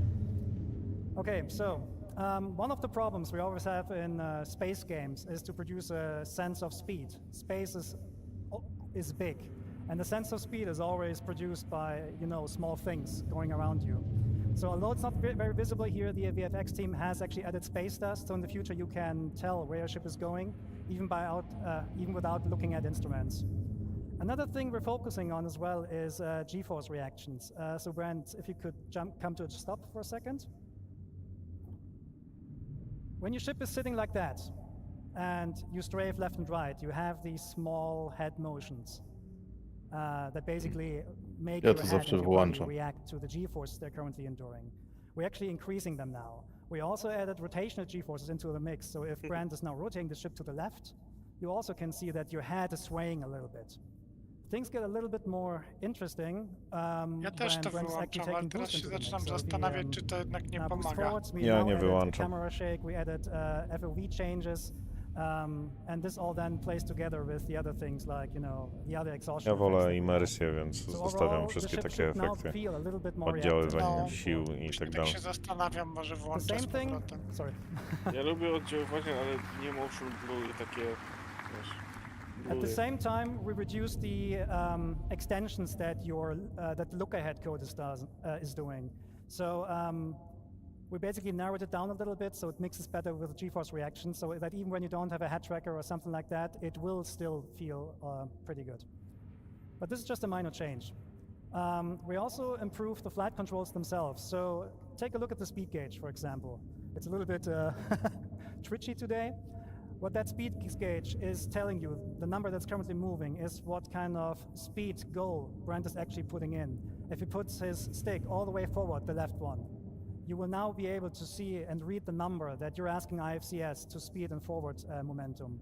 This also allows us to bring back the sticky throttle we had pre 3.5, where you now, if you play with mouse and keyboard, you can press W and S to increase and decrease your speed and let go of the key, and the ship will not automatically come to a stop. Of course, this is all completely configurable, so you can enable that or not if you want. Oh.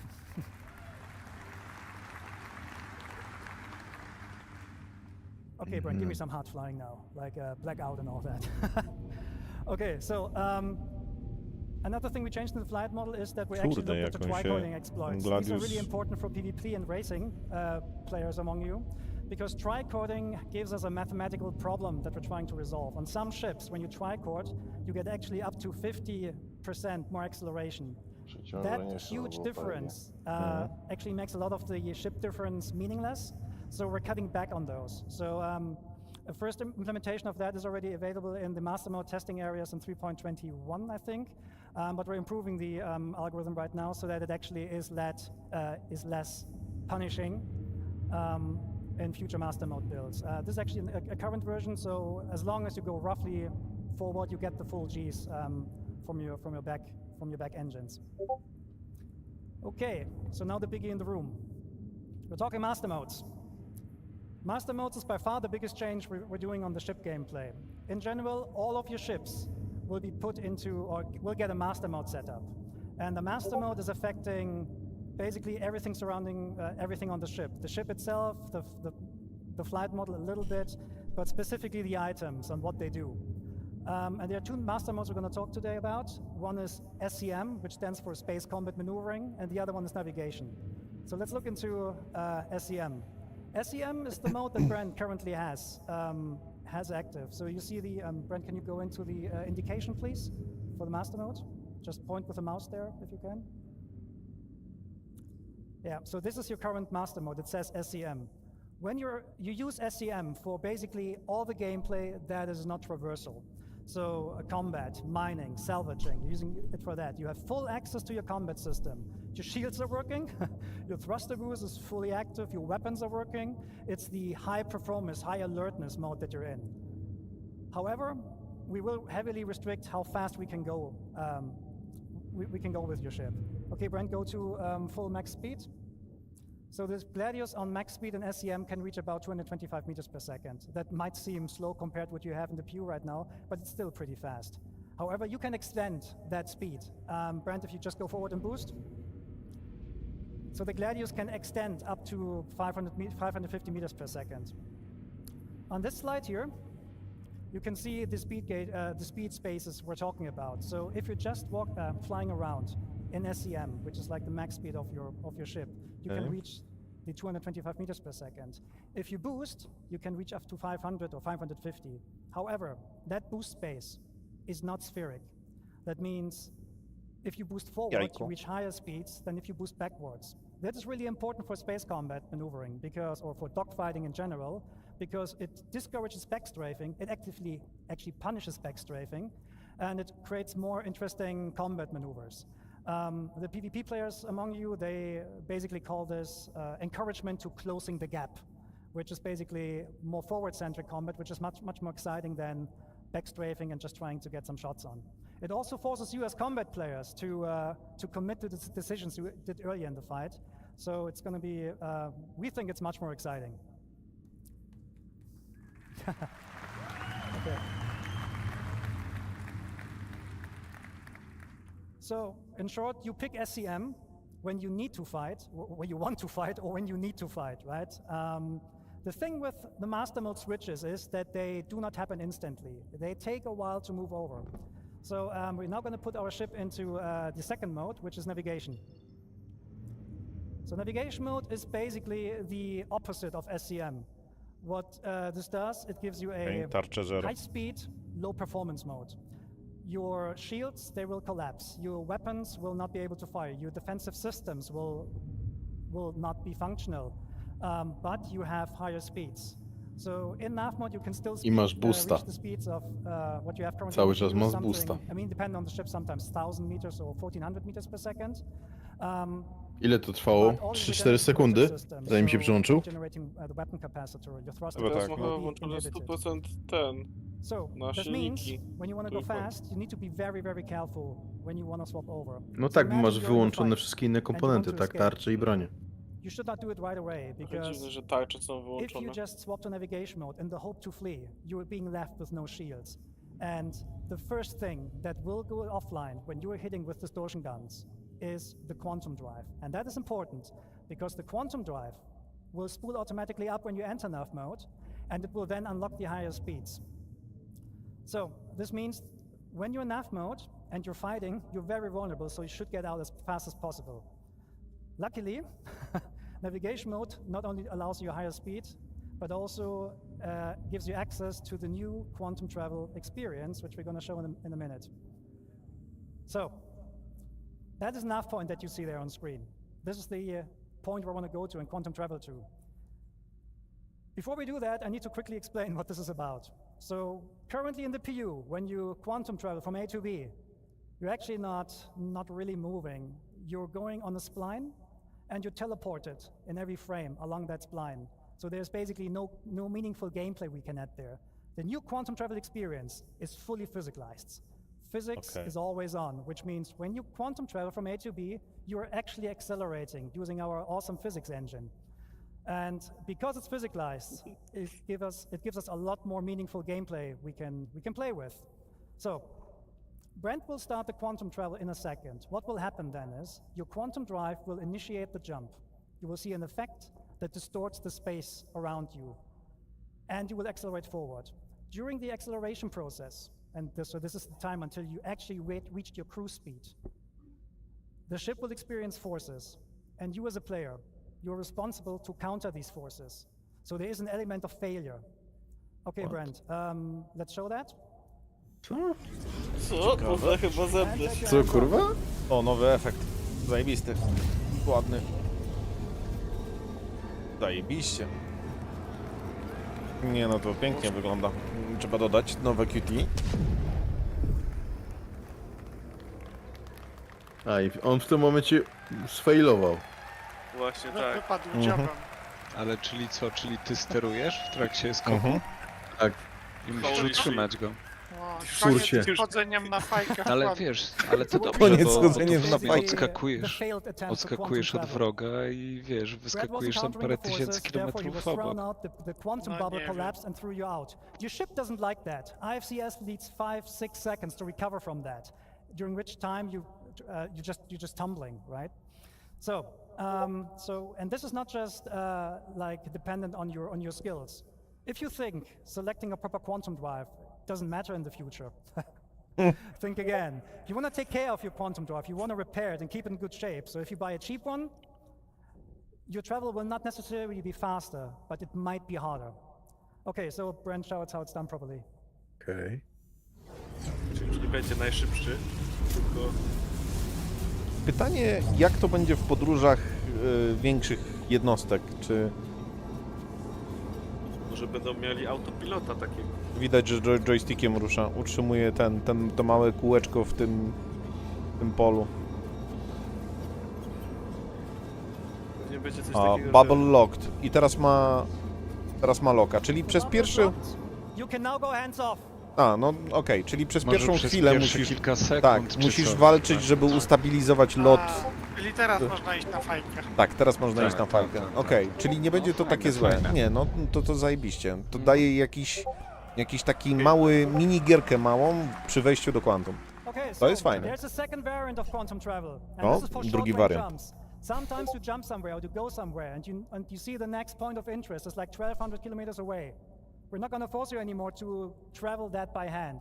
You will use a technique called quantum boosting. It's a quantum-based short-range jump for like something between a couple of hundred kilometers to like 30,000 kilometers or so. When you use quantum boosting, the process is practically the same, but the quantum bubble will not stabilize itself, so you need to be hands-on for the whole time, and the speeds are naturally, well, slower, but it's not slow, it's still quantum traveling, right? Okay, so Brent, can you boost to, oh, reinforcement needed. Yeah, let's go there, let's boost. Oh, actually, sorry. Thank you. Okay, so what Brand is currently showing here is, I think I forgot to mention, quantum boosting works in every direction. You don't need nav points. Bardzo dobrze. O, duża zmiana. To jak w tym. Elicie chyba. Brand is awesome, thank you. Elicie chyba tak było. Okay, nie? so now please boost to reinforcements needed. Pytanie, czy może się wjebać w planetę? So if there's nav point and you Pewnie boost, tak. Chyba tak. Jak nie quantum wyhamujesz... travel system will pick that nav point to go to. Welcome to Pyro 3. Kurde, jakie markery. As you can see, there's a lot of UI happening right now. There's a lot of context there. And this is not an online demo, it's a single player. So that means all these units there, they're friendly and hostiles, they're probably fighting with each other. Which is a good segue to talk about AI improvements. And there's one man who can tell you all about AI. This is the man with the nicest legs at CIG. Well, please welcome Diego Marty Mason. Co? Z najładniejszymi nogami. Best legs. Nicest legs. No właśnie tak... So who's excited to see the new AI changes? No cóż. Hi everyone, as you said, my name is Diego Marty Mason and I am the AI programmer focusing on the fly combat. Over the past year, we've been working on delivering a thrilling experience to the AI encounters. Let me first walk you through our journey. We first started looking at the current AI behavior in the PU.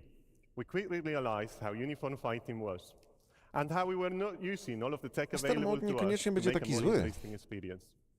We had the foundations, and we wanted to learn more about how you, the players, do your Szkoda, że combat wyłączają encounters in the całkowicie verse. tarczę.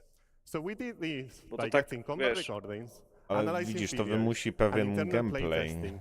Ja rozumiem, że chcesz wymusić, ale całkowicie wyłączenie tarczy to jest trochę taki bardzo ostre, może tak Ale one nie padają ci od razu, nie? Masz czas.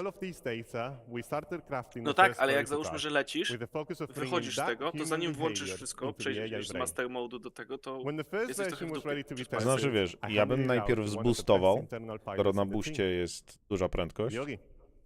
Po określonym czasie boosta, powiedzmy nawet cały bym spalił, przeszedłbym od razu w QT i skoczył. A teraz takie pytanie, a wyobraź sobie, że ci Mantis wyciąga i dostajesz MP. Nie masz counterplayu za bardzo. No cóż to, przydałaby się chociaż troszeczkę tarczy. You are fucked up. So this was due to the AI being able to keep a good range control and jak a jesteś perfect sam, no orbit to around the sorry, no. target while maintaining No, a ale Pokazali w jedną stronę, czyli z SCM-a do Nawa. A z Nawa do SCM-a może być tak, że tarcze wstają ci od razu, całe, w 100%. Tak więc nie pokazali tej w drugą stronę. To wie właśnie. Więc może tak, że tarcze wstają ci dosłownie w 3 sekundy, tak? Pytanie, całe. czy już to można przetestować na Arena Commanderze, na tym 3.21, więc trzeba to sprawdzić. Let's see how we brought this new iteration of combat to life. We broke down in multiple stages. The first one, interception. Then the main engage phase, which we broke in different tactics. Strafer, jouster, chaser, and finally, disengage. Let's switch to the demo. As you can see, Brent has encountered a skirmish. W tym czwartym przypadku zginąłbyś w sekundę, no okej, ale... Zaraz zobaczymy, no. Znaczy tak naprawdę będziesz musiał uciekać po mijance dopiero. Czyli mijasz się z gościem na pełnej prędkości, dajesz boosta i wtedy uciekasz. If the AI is already near the target, the interception phase is skipped completely. If it's too far, it will tell the AI to use the new master mode to swap into navigation mode and make use of the full speed to chase. Swapping back to SCM mode when we are in a striking distance. That leads us to our second phase. Engage. Here the AI selects an adequate tactic based on combat environment. These are choosing via the traits and tactic selector system. You've heard more about them in the previous talk by Francesco. So let's talk about the Strafer. As this is a 6 degrees of freedom game, it's the natural combat shape adopted by pilots. We have related the same behavior to our AI, ensuring also that orbits are closed and adding variations to include rolling. Strafers will break combat if they cannot keep an orbit. So now we see how the Hammerhead is being attacked by Hornets. These Hornets are Jousters. Jousters consist of performing straying attacks whilst outputting a lot of firepower, blowing through, smooth turning, and repeating. We added variations for the more skilled pilots, like skid roll attacks, that provide a spiral-like flight path. Jousters are also good at monitoring for backstrafers, so if they cannot get into strike distance, they will just spray. And finally, Jason. Now, Brain is going to get there in a second, but the Chaser is going to be the Catalyst, which is following one of the Hornets, and is allied with the Hammerhead. Super ma 6 hardpointów, jak dobrze pamiętam. F7A. A, to był ten wojskowy, ten niezdobywalny. Do czasu. Do czasu, aż nie pierdolimy. Znaczy, wiesz, to może być kwestia też po składronie, bo to, że była F8 to była jedna rzecz, a może się dużo zmienić. F8 też może być do kupienia po odsłużeniu po prostu składronia. Triggered based on constantly listening to multiple events in parallel. To name a few, critical health, damage to shields, or weapons depleted. There is also a shorter version of disengage that we call pace breaks, which occurs during long periods of combat due to fatigue, nature of the combat encounters. These pace breaks are short, and the main objective is to perform a simple maneuver to gain a new advantage position and strike again. This new flow is what encompasses the core of our new AI fly combat experience, in combinations with AI traits that will give designers the tools to tailor each combat encounter in the verse. Like for example, time to kill się zmniejszy that will allow z AI master pilots to modami. make use of all of the ship's angular velocity so they can keep a more precise orbit. So for some of Niekoniecznie. you out there, it's going to be a good challenge. Mniejsza prędkość, łatwiej będzie celować. While we've been mainly focusing on fighter behavior, we've also started to follow the same process. Bardziej, że nie będziesz miał, wiesz, tych bocznych thrusterów tak silnych. Czyli nie będziesz joustował. Albo trajkodował. Nie no, o jousterach mówili, więc Znaczy chodzi mi o trajkoding, tak? Czyli wiesz, bierzesz trzy wektory, tak? W jednym składasz. Czyli góra, dół. Spin to win? No, coś takiego. Spiralka chyba nadal też będzie działać. Tutaj na razie tak naprawdę nie lata na tym demo. Tylko pozaznaczał targety i pośledził ich przez chwilę. Thank you, Diego. Te boty są nieśmiertelne z tego co widziałem. Now let's talk about how to return the favor. We're talking weapons. So, the weapon and aiming systems in squadrons, they went through a lot of changes. I can only mention a couple of them, so I will go through them relatively quickly. First thing on our to-do list is basically weapon tuning. At the moment, almost all weapons in the PU are practically the same. In Squadron, that's not the case. Almost all weapons have different properties. They have like different projectile velocities, different DPS numbers. But they're not just different in terms of these numbers. They also feel different. Remember the cinch cannons from like a couple of years ago? They were very powerful weapons, but they were extremely easy to use, which made them meta weapons. So we're going to bring the cinch cannon back. But we'll make sure that the amount of work you put into these cannons in order to employ them is on par with the other guns. So there's a lot of stuff that we're going to do to make sure that weapons have a lot of pros and cons and avoid meta. Specifically for this build, Brent is equipped with a I think a close and runner laser repeater. Can you fire it once? Yeah. And the other weapon he has is he has 2 weapons on the wings, which are Gets cannons, size 3. With 1 push, they're actually firing 2. So we're also gonna have burst weapons and so on. Okay, cool. So a problem we have in space games is controlling the engagement ranges because we want to bring the fights close. Możliwe, Priachu. But the problem is that, well, how do I put this? Weapons usually, in order to bring them close, what the game devs usually do is they just restrict the ranges. Like in the PU, a lot of the weapons have exactly a range of 1,400 kilometers, which means Often the fights occur at 1,399 meters. This is not a good way for us to control the weapons. And we tried out things like damage fall off, so that bullets get more damaging the closer you are. But the problem there is, how do you communicate that to the player? So we're going to do a couple of different things with that in the future. Let's see when the graph comes on. Okay, so show of hands or show, which of you has an Ares? Okay, as an Ares pilot, you might know the following problem. You have a target. You're going to aim at it. And then you... this is... what the... Okay, I need to go back. Okay, there's actually some stuff not there anymore, I don't know. What happens when you aim with your crosshair over the pip is that you actually not aiming at the pip. The legacy system gives you a pip which does not show you where the weapon needs the pip. The new aiming system actually produces the pips based on where the weapon sees them, and reprojects them on the target. That means the aiming obecny information system you're getting celowania is actually much more nie celuje precise. tak, jak powinien celować. And, this is a very interesting, Dobrze wiedzieć po takim czasie. sorry, I said the completely wrong thing. Pip is not peeping. Tak. No PIP I'm sorry, I'm pokazuje nervous. centrum Okay. masy, tak? Controlling weapon Pocisku. ranges, sorry. I'll do it now, Znaczy, no- sorry. No właśnie chyba powiedział, że ten pip nie do końca. Chyba. Okay, sorry. Okay, controlling ranges. In the future, all the weapons will get much, much longer ranges. Size 1 Okay. weapons will fly to up to 5 or 6 kilometers before the despawn. The way No how i we do zajebiście. this, the way 5 how we do km. this is we're adding 6 spread. piątka, spoko.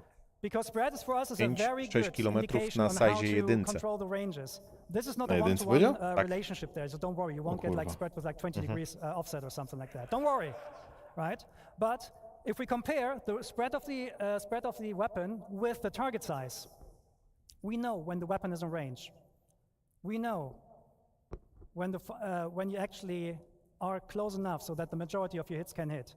And we're telling that. We're telling czyli you that będzie via większy the, rozrzut na via the broni. aiming system now. So Brent, let's go back to the demo. If you get a green pip and a green crosshair, it means you have a high chance of your weapons hitting high the chance, target. If Brent takes a little bit of a step back and waits until the pips and the crosshair turn red, this does not mean that the ship is out of range. You can still hit it, but you might waste bullets.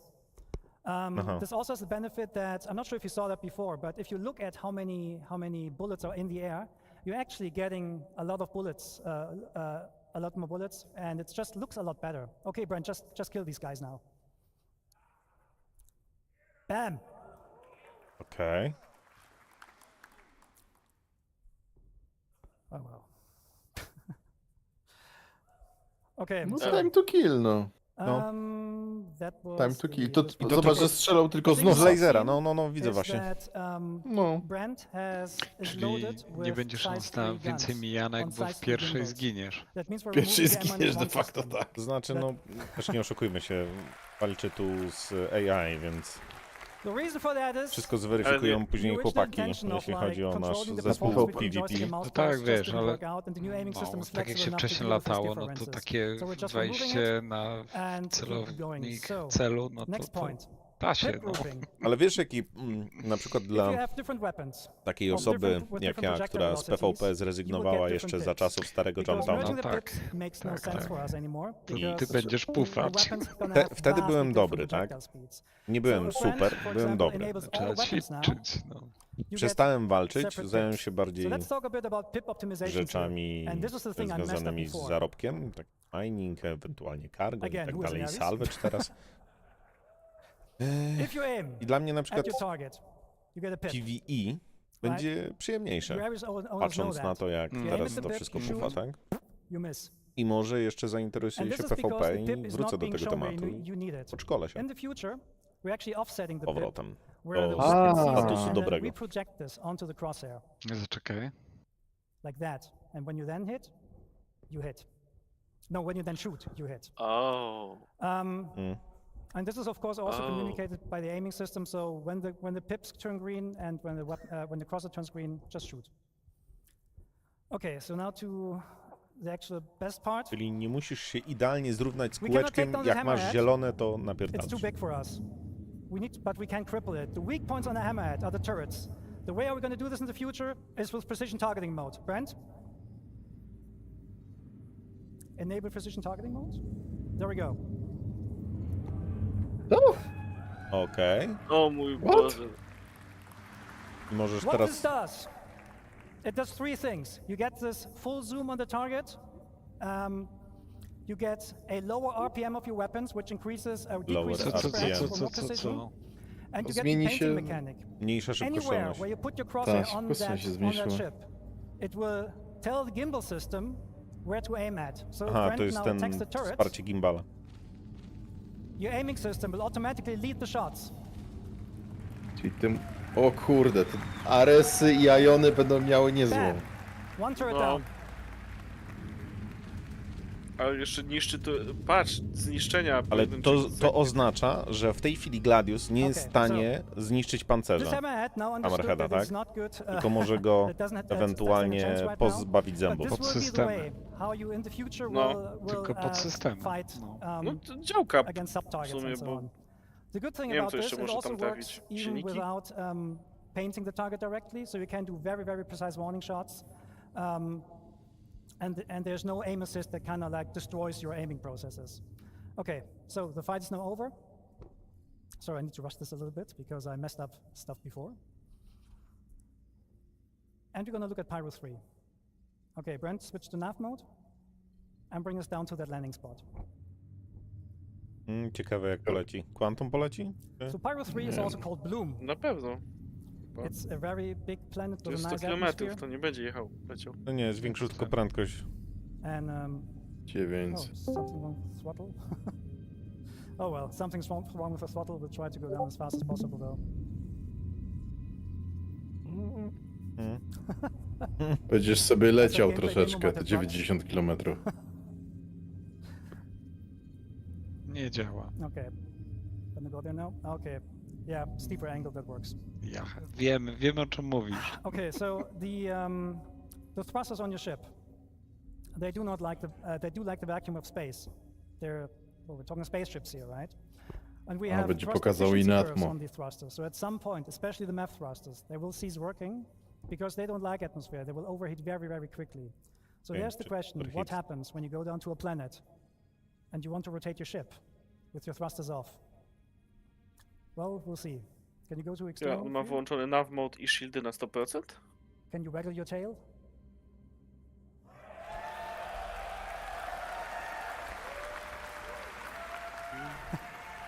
No ciekawe. Lotki, Okay, back zajebiście. first person. No dobra, to Okay, so teraz what you chcę see widzieć is the Andromedę Andromeda albo model. Korsarza latającego. No, Because on nie ma shieldów. left Gdzie wy stick widzicie somewhat shieldy? damaged Nie or ma na so. ML. Nie, On nie ma ma. We count the dwójkąt S-class as we włączony want. na shieldy, o to Actually, chodzi. Brent, can you try WDS on the Nie keyboard? widzę sensu w tym, jak shieldem ma wyłączone. Oh, it doesn't work. Oh. Korsarz to Ale jeszcze to już- jakieś skrzydła ma. Glade to jest to, co wcześniej No, mówili, to- tak, ale- że te W sumie alieny teraz zauważyłem, stawki macie, bez skrzydeł macie podane w będą miały- liczbach będą spalania dobrze hydro i We're gonna go kwanty. down as much as fast as possible. No Ale hydro... potem The jeszcze- aerodynamic system is a complete replacement of the 60 aerodynamic tysięcy system that we kwanty, currently tak? have. No, And you need to to, spoko. you need to control Ja chcę surfaces takiego to Gladiusa. actually, Ale to pytanie teraz turn the jaki jest ship around. przelicznik, bo może tu się zmieniło, że jest simulates więcej the kwanty, a airflow over więcej the jest... tysięcy. Nie, to jest testowo tylko i 60 wyłącznie.000 mililitrów kwanty. Control surfaces will be in order to turn your ship. So we can demonstrate this. So if No Brent co? just sits here and yaws left and right, you will see he cannot go further than that. That is in line with what real airplanes also experience when Aha, they're trying to czyli use the rudder aerodynamiczny to tunel, yaw left, tak jak lecisz, left, to left nie odbijesz and za right. bardzo. So what Brent can No do to here z is myszką he sobie can roll będziesz mógł and he can pomarzyć, pull żeby latać. to actually change No, normalnie trzeba po prostu się this obrócić i... direction.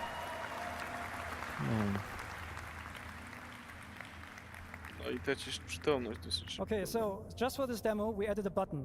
The button is called thruster disconnect because at Kolejny the moment in buton. the PU, when you go through a planet, you're using the thrusters to rotate. We're not doing that anymore. So Brent, disconnect the thrusters, please, and put the ship into a purposeful stall. A Okay. stall happens when the airflow over a wing ceases, Right. or over a lift surface ceases. And then at some point, you will not have any authority anymore, Nie, and your ship will not turn and so on, and you will basically fall out of the sky. That is Chodzi o naturally to, a że state on that every przyciąga. player Zrywa wants strugi to i avoid powinien naturally, right? wpaść w And this is korkociąg. happening Tak, right here. korkociąg zaraz Brent is not spadnie. able to use the control surfaces right now because the ship is in a process of stalling.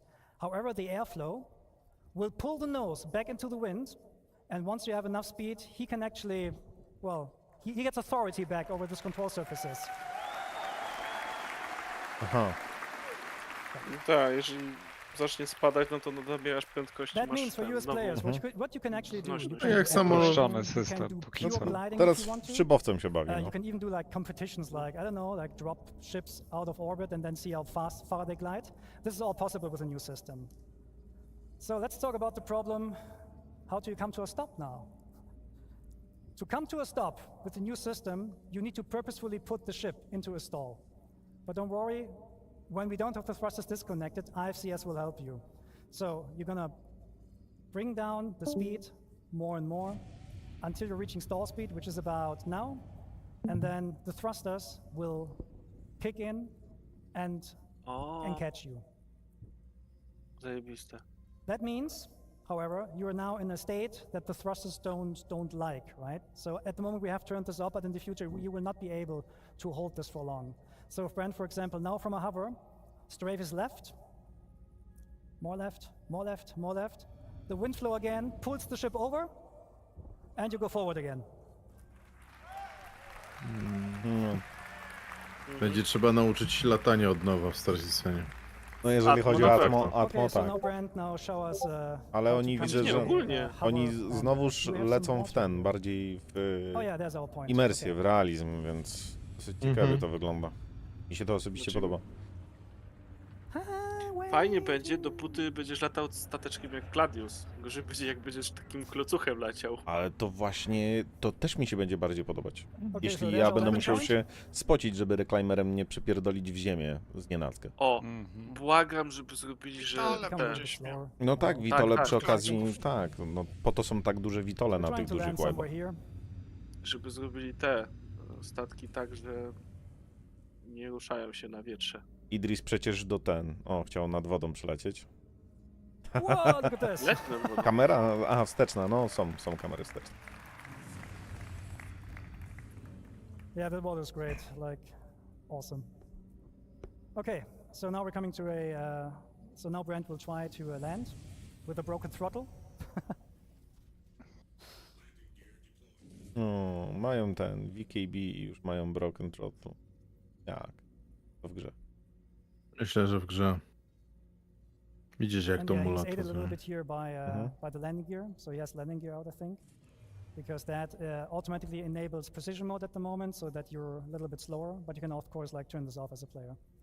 And then you come smoothly down to fajnie. Jak landing. masz landing gear, The to best jesteś way to precision. land your ship No. is in decoupled, because you Przyda can się to. just like very smoothly land it on the surface.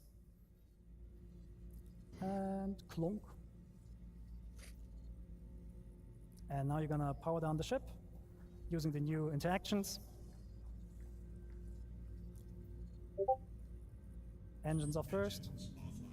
Then we're in the relaxed pose again, as Ines showed before. Power off.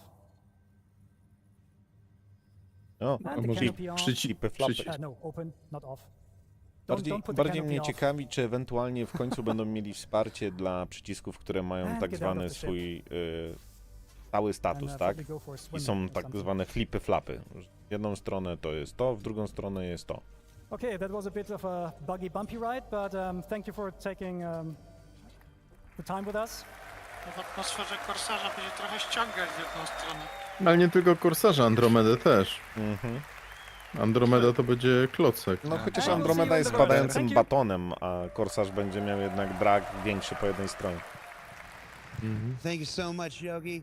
Ciekawe jestem, jak te statki będą latać. We'll be back around 2:45, so get yourself some food, get yourself some drinks, give My też sobie yourself some zrobimy snacks, krótką przerwę. stretch your legs, and then be Ale back to in Hall dosłownie A when we krótką. come back, because from this point forward, Ja you're już not gonna kiedyś wanna be mówiłem, że anywhere będą else. statki We'll przeznaczone see do you at latania w 2:45, everybody. atmosferze Take i do latania tylko w kosmosie, nie? Zrobimy sobie 5-10 minut. Pewnie będę gdzieś tam w ramach tych 5 minut. I odpalimy sobie Star Citizena. I mieliśmy sprawdzić... bunkry. P6. Tak, P6 chcę sobie zobaczyć, czy... z tego co pamiętam, to ona chyba ma takiego kopa, że rzeczywiście potrafi NPC obalić. Nawet na chwilę obecną. A więc zaraz sobie polatamy w Star Citizenie. Ja sobie pożegnam i położę się, będę oglądał sobie na telewizor. Rzeczy, Spoko, tymczasem. Aha, to ja przychodzę i wszyscy idą. Nie, Juryks, ja tylko idę na... jest, więc... Ja idę tylko na 5 minut przypudrować noska i ewentualnie pozbyć się poszczanych pomysłów. Podobało mi się. Ja muszę o 7 już podobało. wstać, nie. No, Ja o 5. No kurwa, to jest... Cóż, to będzie event przynajmniej do drugiej, albo i nawet po drugiej, bo jak Krzysiu zacznie gadać na końcu, to raczej przekroczymy tą godzinę drugą w nocy, mając życie. Glade, idź spać. Nie, ja to idę zaraz spać. Dam tylko ojcowi P6 i idę spać. Kurde, tak? panowie, ten Gladius, ojej. No, dużo zmian, naprawdę dużo zmian. Ten Gladius, oj. Ale bardzo mi się podoba na przykład nowy efekt QT. Podoba mi się ten traversal, że już nie potrzebujesz tych markerów, po prostu chcesz polecieć tam, odpalasz sobie i lecisz, tak? A więc jest dużo zmian na plus. Jest sporo. Jest trochę fajnych rzeczy, jest trochę takich... popierdółek. No, dużo jest quality of life. Dużo. Dużo jest promyśl. A to zobaczymy, no ja wszystko zapisuję. Mam całą listę. Tak. Wygarniesz, tak? Ale pamiętajcie, że wszystko powiedzieli, że będzie w ciągu najbliższego roku, czyli Tak. to wszystko, co widzimy, Do następnego Citizenconu. Więc jakby to powiedzieć, no dużo tego jest już według mnie. Bardzo dużo. Dużo, ale jest też lwia część rzeczy, która jest, że tak powiem, to co ja mam rozpisane w tej chwili na Discordzie, to bardzo dużo rzeczy będzie skreślonych przy wypuszczeniu jednej rzeczy tak naprawdę. Bo mamy trochę rozpisane, tak? Tak jak na przykład Master Mode, no to są jest nowe UI rozpisane osobno, nowe QT w pełni fizyczne na krótkich i długich dystansach.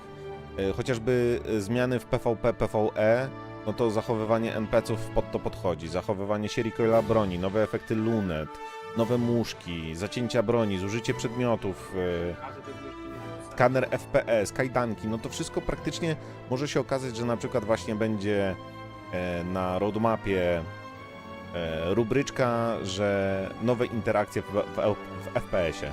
To już na przykład będzie, nie wiem, 5 rzeczy do skreślenia z tej listy.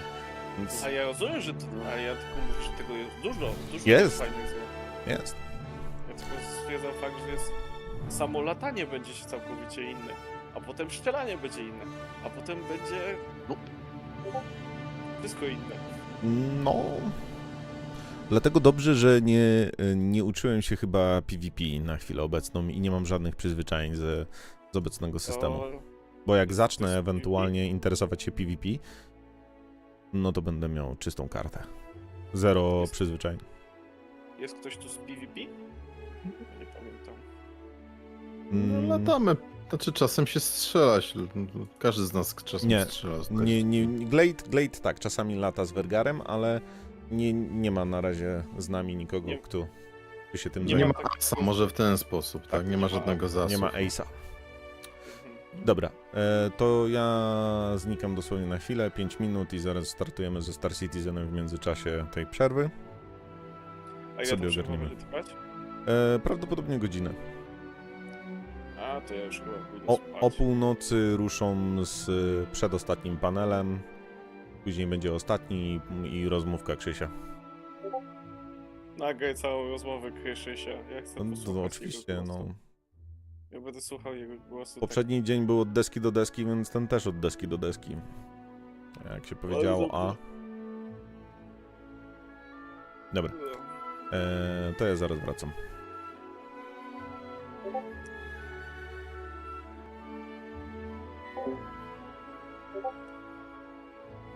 Jestem ciekaw, jak robią też siłę nośną w tych statkach latających. Czy to jest... Nie sądzę, że to działa tak, jak jest w fizyce, czyli że masz na przykład, wiesz, powierzchnię skrzydła i liczy ci to, tylko że masz po prostu, że lecisz w atmosferze, więc każde... Właśnie, ty, Glade, powiedziałeś, że na przykład korsarz będzie Czy nie tylko korsarz, ja mówię ogólnie o takie statki nieaerodynamiczne tak naprawdę, no. pytanie, jak oni to zrobili. Czy oni przypisują na przykład siłę nośną do statku, do skrzydła? Liczą ją w jakiś sposób? To jest bardzo ciekawe. Ale Jeżeli nie na ma przykład- lotek przede wszystkim. Korsarz nie ma lotek. No Andromeda tak, nie ale- ma lotek. C1 nie ma lotek. A2 nie ma lotek. Ale to są już grubasy. No dlatego... To już są grubasy potworne. Ale zauważ, że że przecież A1 niby nie ma też lotek. No mówię, A1 nie ma lotek. Atlas nie ma lotek.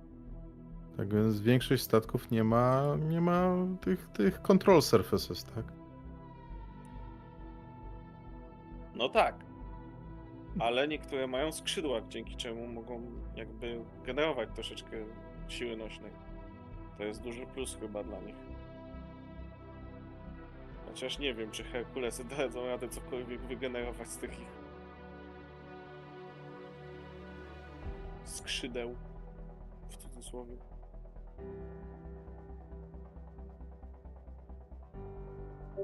No dobra, a które statki mają w sumie lotki?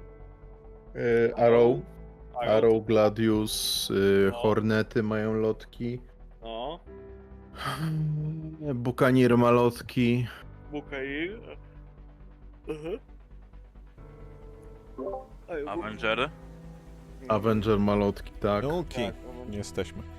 Dobra, to sobie na razie... Odbijaj na serwer do mnie. Tak, czekaj, tylko na razie tak. To sobie już zostawimy w tle, w razie czego.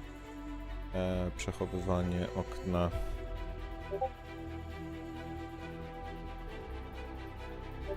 To zamkniemy. Erku już nie nadaje.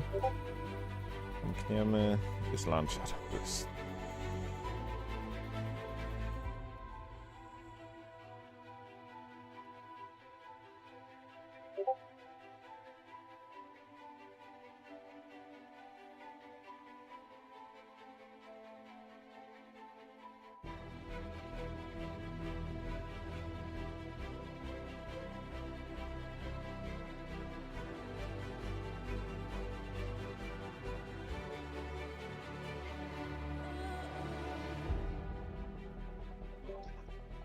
Tak sobie przemyślałem tą ostatnią wypowiedź odnośnie tych atmosfery i latania tymi samolotami, klocami.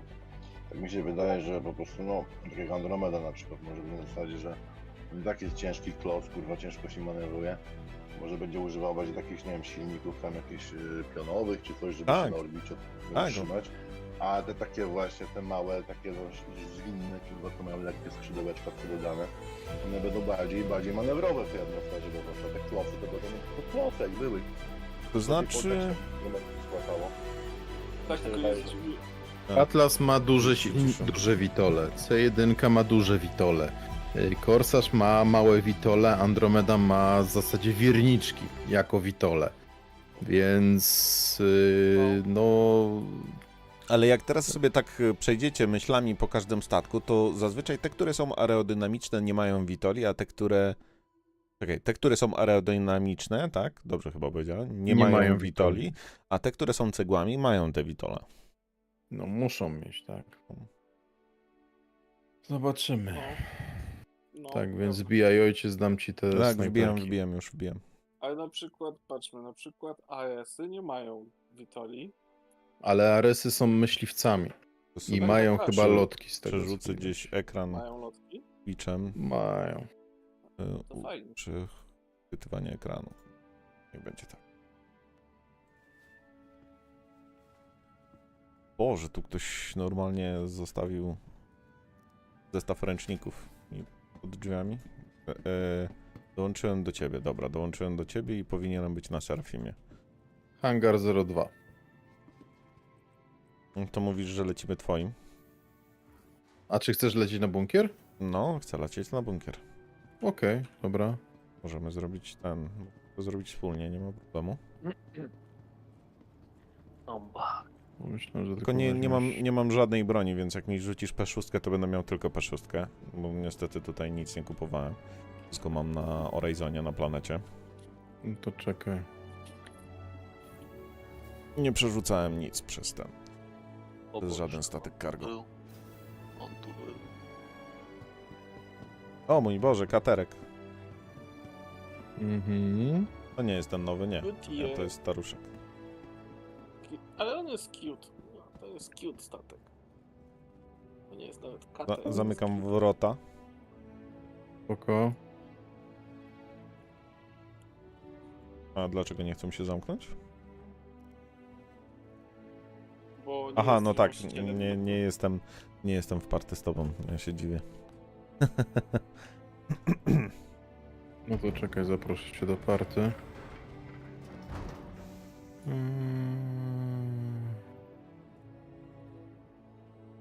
Dobra. Okej, mam. Masz tutaj w szafce tej snajperki i kastodiana. Bo ty lubiłeś kastodiana, tak? Dobrze Nie, pamiętam? karne. Karny nie mam. Kastodian to nie.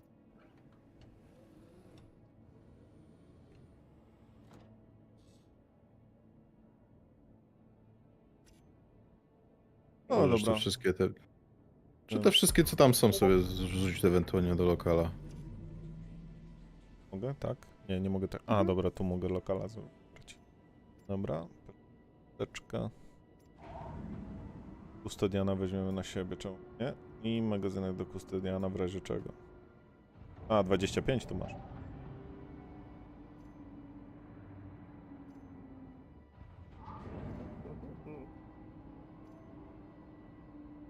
Dobra, chcesz bunkier, tak? Zrobić? No, jakiś bunkierek. Czekaj, czy tu masz tu gdzieś jakieś krzesełko? Usiądę sobie, zanim mnie tu zdmuchnie i przewróci. Ja już w sumie współczuję wszystkim ludziom, co latają cegłówkami w Atmo. Kurde, mam tylko te Orisonowe platformy. Czekaj, już sprawdzam u siebie. Contract Manager, Mercenary. Co to mamy? W sumie może być też Public Enemy Declared. Bo to i tak polecimy po prostu na planecie bez bunkra to będzie, ale to spokojnie, to możemy zrobić to. Więc ewentualnie weź ten. Ty chcesz Orisony? Nie, no to czekaj, to ja wezmę misję i zszeruję. No właśnie. Poleciał share.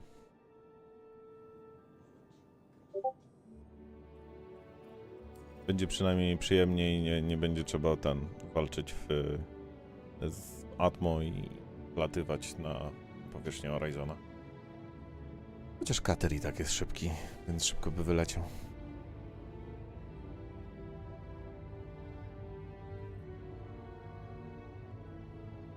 Czekaj, gdzie to jest? Selin? Selin. Tak, dobrze chyba. Na private property, okej. Tak, ale to nie będziemy lecieć na private property. Będziemy obok. Strefy nie będziemy naruszać.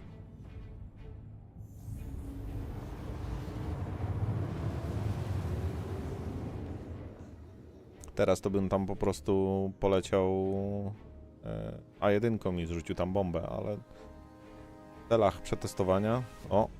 Blackouta dostaję na siedzonku. Ciekawe. Miksujesz tam chyba ostro. O, blackout. Nie wiem, co mnie przeciążyło z tyłu na siedzeniu, ale dostałem blackout.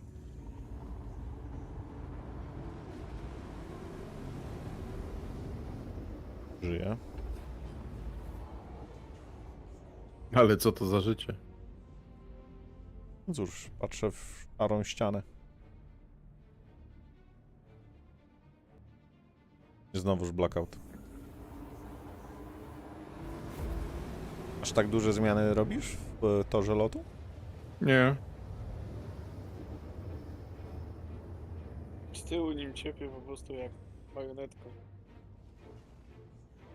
To szybkie robi zwroty, widzę po tych. To tak. On cię okłapuje, no ale... Widzę po markerach, jak nas teraz szybko obróciłem. Ale teraz nie było na przykład blackout. Ty przykleiłeś do tych łóżka, wyobraź sobie, że nie przyklejasz się do łóżka i byś tak wypierdolił się podczas skręcania i tak... Jeb sobie po głowie.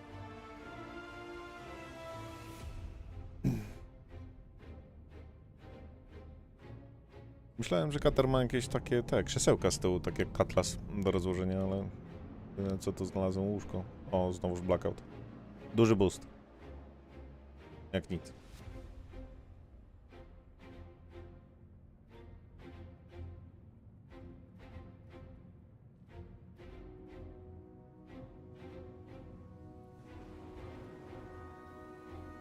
Stańmy, ewentualnie. Ciekawe życie.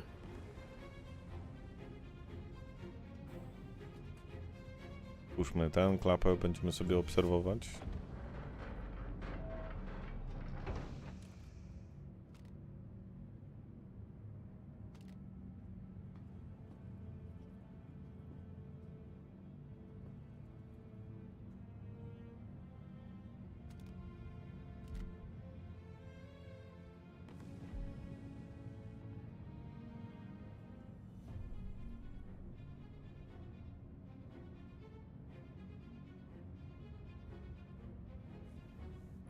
O! Te szybki małe są trochę przyciemnione. Tak, chyba tak. Słońce zmienia kolor i ogólnie nie razi tak, no.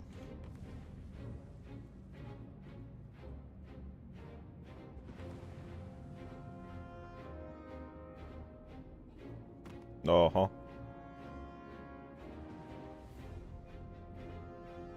Dziki kierowca, dziki. Znaczy na spadochronie, no na pewno. Gdzie lądujemy zaraz obok celu? Właśnie się zastanawiam. Daj tak z 200 metrów, żeby ewentualnie zaraz nas nie obstrzelali.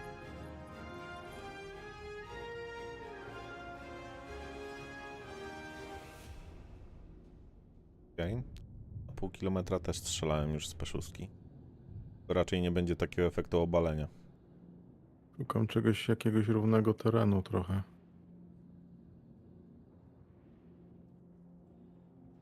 O kurde. Szczyt. No dobra.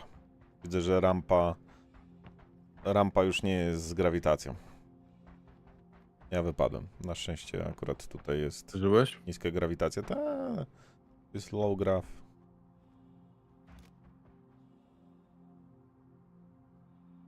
A on siedzi chyba w środku.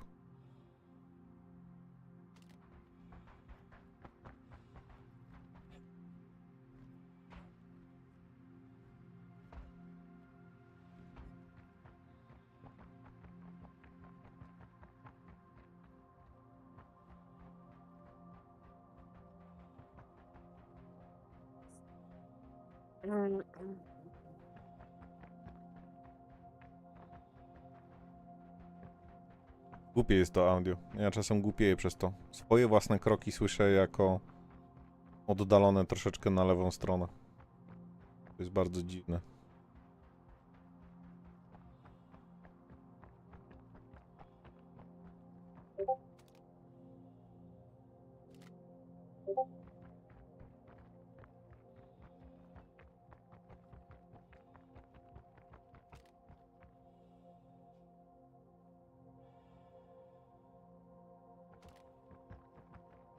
Jest tam zaraz za drzwiami chyba.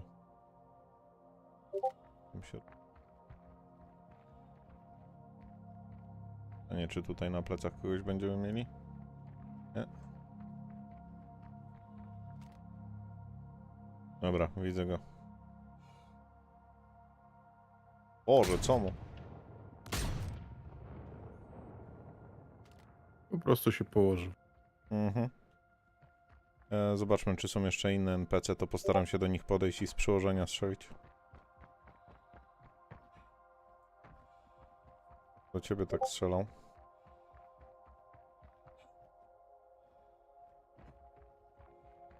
Nope.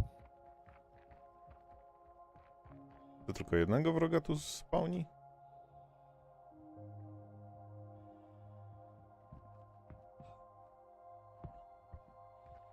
No to wychodzi.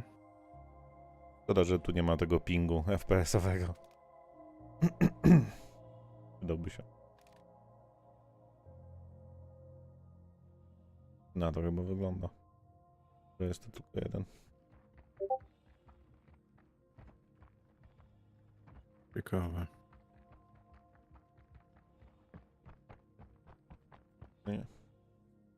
Tu się schować. Był box? A no. Dobra, strzelasz? Karabin mi nie działa. Aha. No dziwne, słyszę jak strzelasz. Z pistoletu strzeliłem. Nie no, słyszę jak strzelasz z karabinu. Okej. To było bardzo śmieszne, jak się poruszałeś przez chwilę.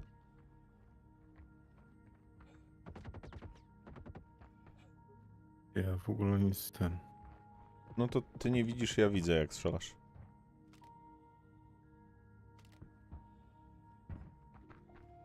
Kurde, tylko jeden wróg. Tak być.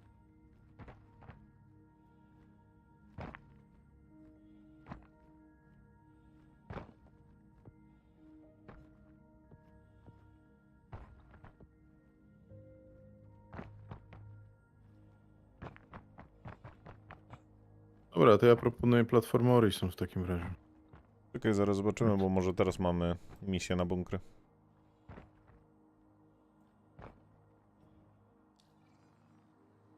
Jak już jesteśmy poza stacją Serafima. Nie, no jest. Security post. 1 on Yela. Bierem.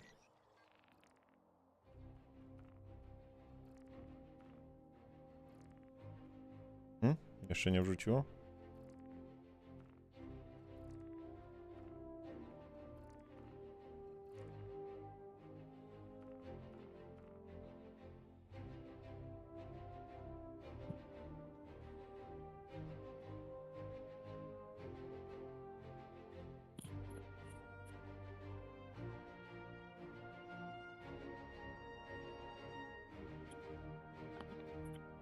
Coś leci.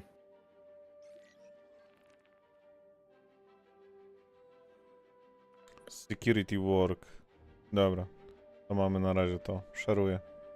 Pewnie leci ktoś, kto ma cel do załatwienia tutaj. Atlas. Dobrze, że Katlas, a nie A1, bo A1 by się nawet kurwa nie patrzyła, tylko zrzuciła bombę. Tak jak ja ostatnio. I pół konstelacji poszło się jebać kolesiowi. A, to wróg. Shit. Uważaj. Po katerze ci strzelają.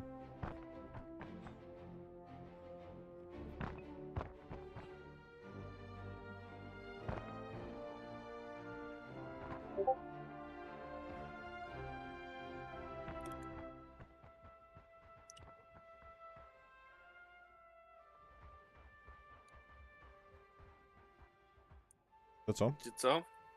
Podamy stąd? Było bardzo miło z wami siedzieć. Ale idziesz spać.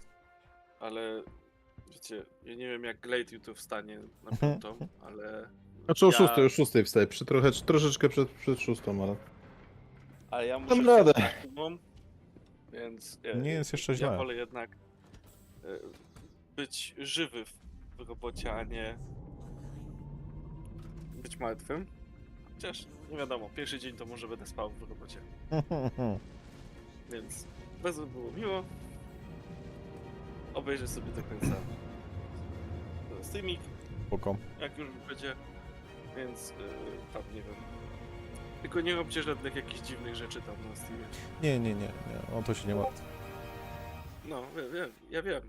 To ja tu jestem najdziwniejszy. No, to dobranoc. No, tymczasem hej.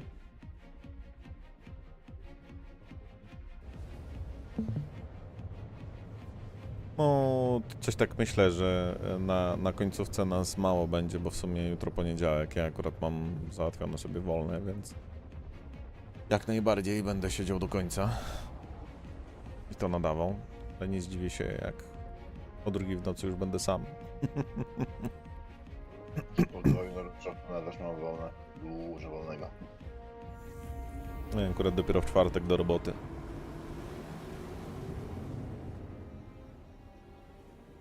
Ale też, no... Będzie trzeba w przeciągu tych 3 dni coś ogarnąć też wokół domu. I w miarę jest rozsądnie na zewnątrz.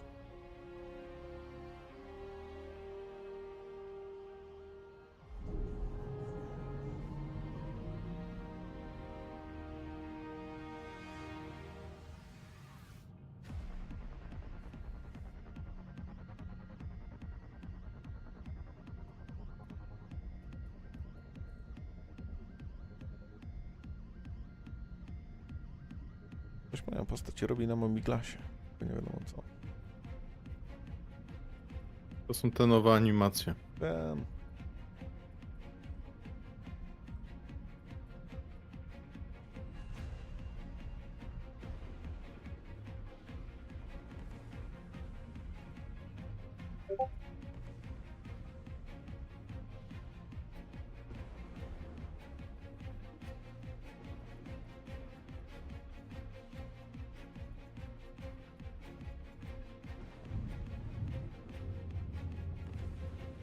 No, takie dziwne, trochę nienaturalne.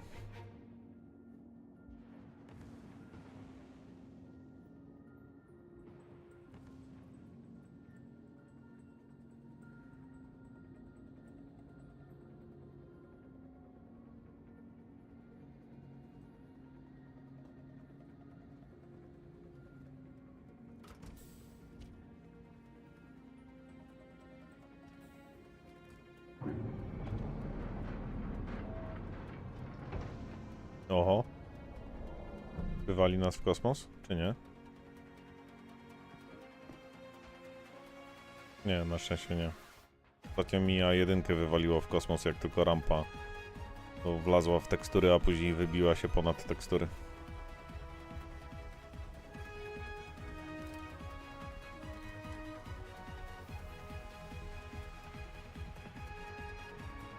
Sprawdzałem, czy działa. Okej, ja teraz mam dziwnie broń trzymam. O, teraz już się unormowało. Dobra. Spróbujemy podejść blisko i wystrzelić te szóstki. Z tego co pamiętam, to ona ma kopa i zdarzało się, że wywalała ludzi.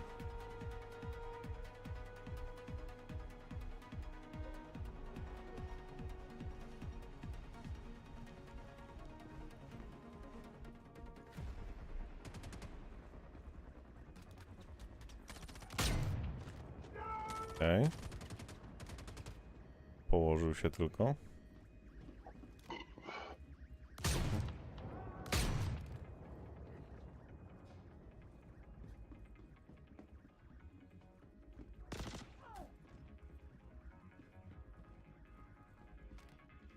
O, teraz jestem blisko. Spróbujemy.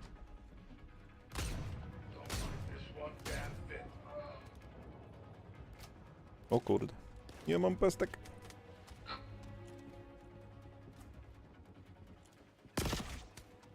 No, coś się z audio pieprzy. Wychodzi o...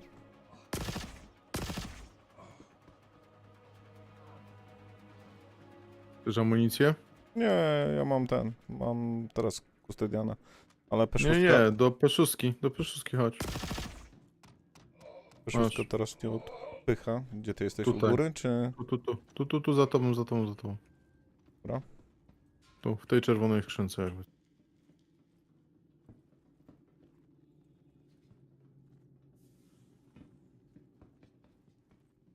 Czerwona skrzynia. A tu, dobra.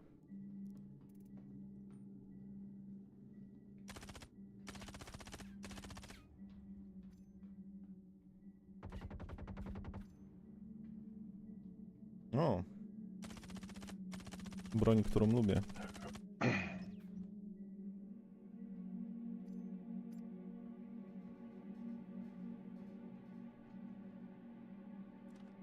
O.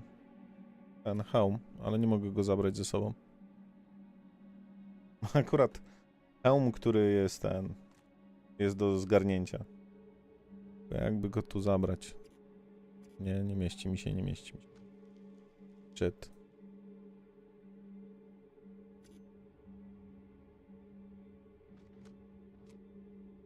Chcemy go zabrać jako... Nie zrobiło boksa?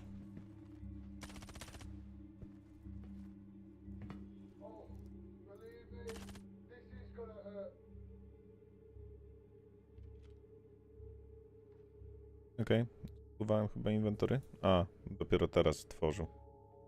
Dobra. Ja sobie... Masz miejsce w razie czego na broń?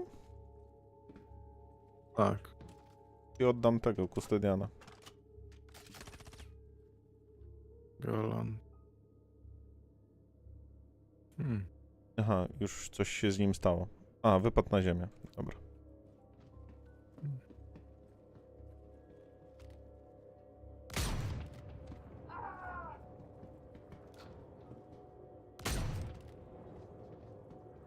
Okej. Czyli co? Nie. Po prostu się kładą. Tak, po prostu się kładą. Ale dam sobie rękę uciąć, że już miałem takie strzały, gdzie strzelałem z P6 i był normalnie ragdoll na kolesiach. Więc nie wiem, o co kaman. Ale przy okazji KKKazg znalazłem. Dobieram. Lumin 5.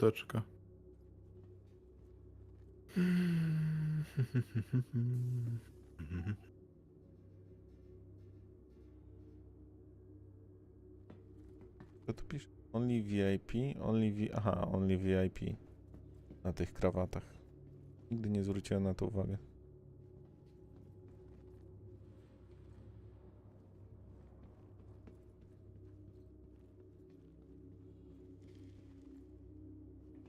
Okej.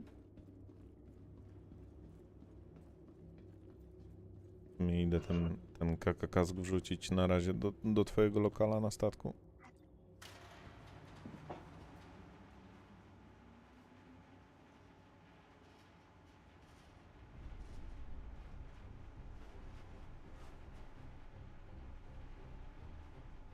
Sobie przerzucę Terafima.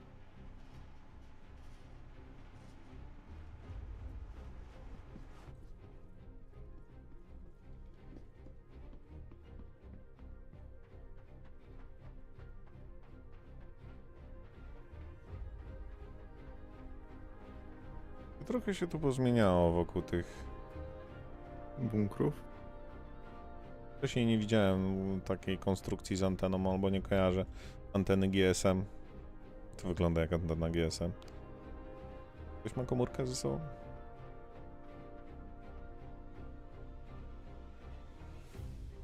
Dobra, zbieramy się. Gdzie on tu ma ten...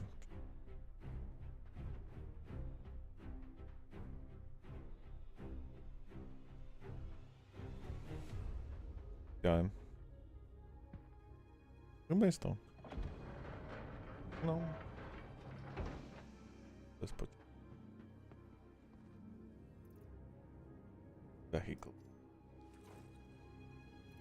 Później sobie to przerzucę do lokala. Ciekawe, czy później się misiek zapisze u mnie na koncie.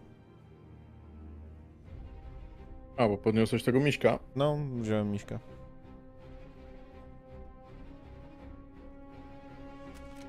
Jak już mam przez przypadek, no wezmę, no. Celowo ich nie szukam i nie zbieram. Ja też. Wandul maska mam, więc to mi wystarczy.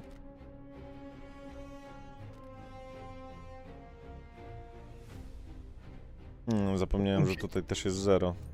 No, tam mam akurat 2 km dystansu. Tu 512? Do kogo ty tam szczylasz? Możemy w sumie wrócić na Serafima. Bo praktycznie jeszcze zostało jakieś pół godziny przerwy.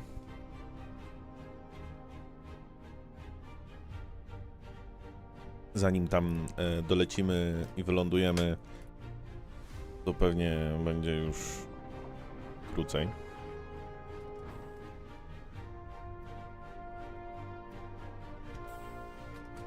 Najlepsze jest to, że nasze wyjście z tego bunkra już trwało 4 minuty. Nigdy tak nie zwracam uwagi na ten czas, który mija w Star Citizenie, ale 4 minuty nie zauważamy nawet tego. A później się człowiek dziwi, że odpalił Star Citizena i nagle mu 4 godziny z życia uciekło. Czasem tak bywa.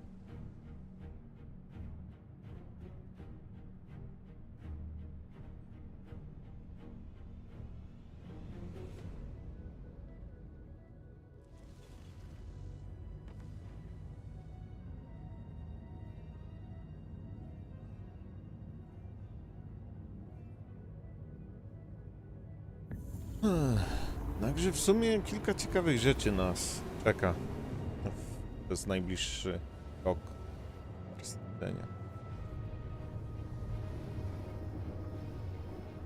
I ciekawe, co jeszcze usłyszymy, bo w sumie teraz powinien niby być ten panel, gdzie powinniśmy jak najbardziej bacznie go oglądać, jak to Jared powiedział, by każdy zajął swoje miejsce, swoje krzesło nową. No i Krzysiu na koniec. Ciekawe, czy rzuci datą składrona? Ktoś będzie cokolwiek mówił o składronie? Bo to by oznaczało, że gdy wyjdzie składron, ja zobaczę w końcu swojego Idrisa. Albo mnie zrobią w uja i ze składronem wyjdzie, a do PIU wejdzie trochę później. Ale i tak najgorzej ma Darek. Będę worem. No ja się spodziewam go przed emeryturą, nie? Nie wiem, czy się doczekasz. Raczej nie. Bądźmy dobrej myśli. Endeavor to specyficzna maszyna. To jest jakiej marki? MSI? A czy Misk? Misk, no. Miska. Misiu. Czarno to widzę. No, Odyseja nawet nie macają. Nie wiem, czy oni w ogóle mają metryczkę do Miska ogarniętą, bo tak naprawdę większość statków... Nie pamiętam ostatniego Miska, poza Mirajami. Miraje w ogóle mają całkiem inną metryczkę, więc praktycznie zamiast ogarniać language Miska, to oni ogarnęli sobie language Miraja. Więc no tak jak Glade mówi, rzeczywiście to jest czarna przyszłość. Nie do końca, bo oni mają jeszcze Starfarera już zrobionego, nie? Starfarer jest mówisz o Starfarerze, którego chcą przerobić, bo im chujowo wyszedł. Dokładnie. No tym bardziej gorzej. Na ten kokpit Starfarera to się zastanawiam, czy w ogóle zostawać przy Endeavorze, nie? To znaczy na pewno plusem jest hull C, tak? Bo hull C został już zrobiony w nowym standardzie, więc pewnie już mają coś więcej ogarnięte pod tym względem. Więc to jest plus, bo jest hull A, jest hull C. Ale to jest tak naprawdę grupa hulli. To może być trochę ciężko. Przy czym wiecie, ja z Endeavora mam tylko dwa moduły wykupione, nie? Szpitalny i hangar. A co mają powiedzieć, co kupili Master Packa modułów do Endeavora? No cóż. Oni troszkę jeszcze bardziej popłynęli ode mnie. Jeszcze większy optymizm mają. Zresztą ja tam ewentualnie modułowy statek jaki mam, to mam Galaxy z 2 modułami i będzie mi trochę smutno, jak wyjdzie jeszcze wcześniej niż Endeavor. Bo wyjdzie wcześniej. Endeavor jest na tyle unikalny właśnie, oni już dawno o tym mówili, że jako jedyny praktycznie ma wszystkie te moduły od zewnątrz instalowane, a nie od środka. Nie zamykaj jeszcze. Zapomniałem o jednej rzeczy. Nie przerzuciłem kasku.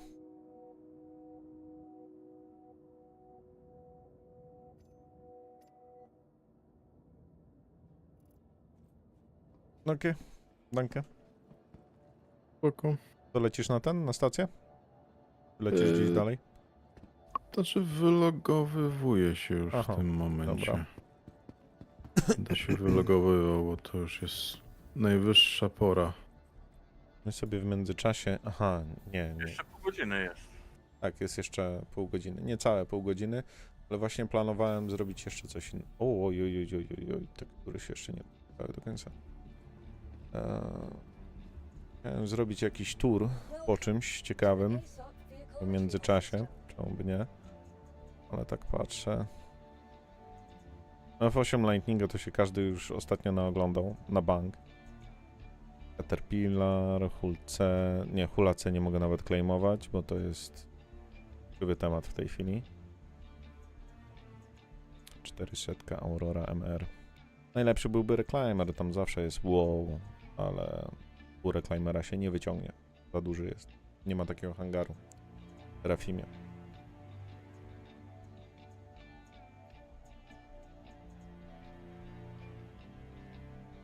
To 8.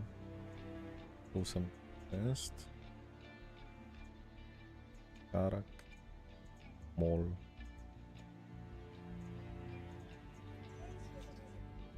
Mol jest ciekawym stateczkiem. Muszę chyba powoli zacząć się interesować nową opcją na mining, chociaż z tego co słyszałem nie jest już tak samo opłacalny jak był. Niestety. Nie to samo. Doda.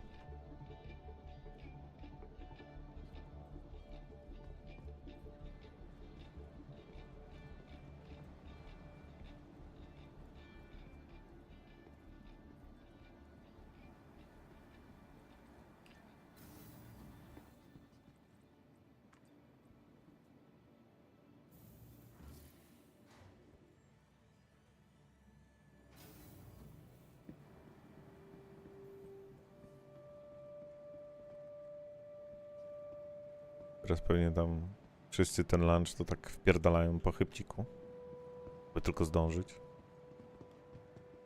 No, ludzie się tu jeszcze szwandają. Gdzieś tu chyba był sklep z brońmi, jak dobrze pamiętam. O, tu jest.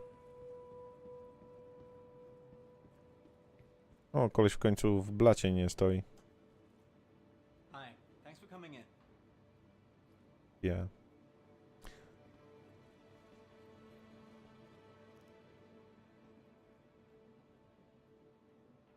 Co my tu mamy?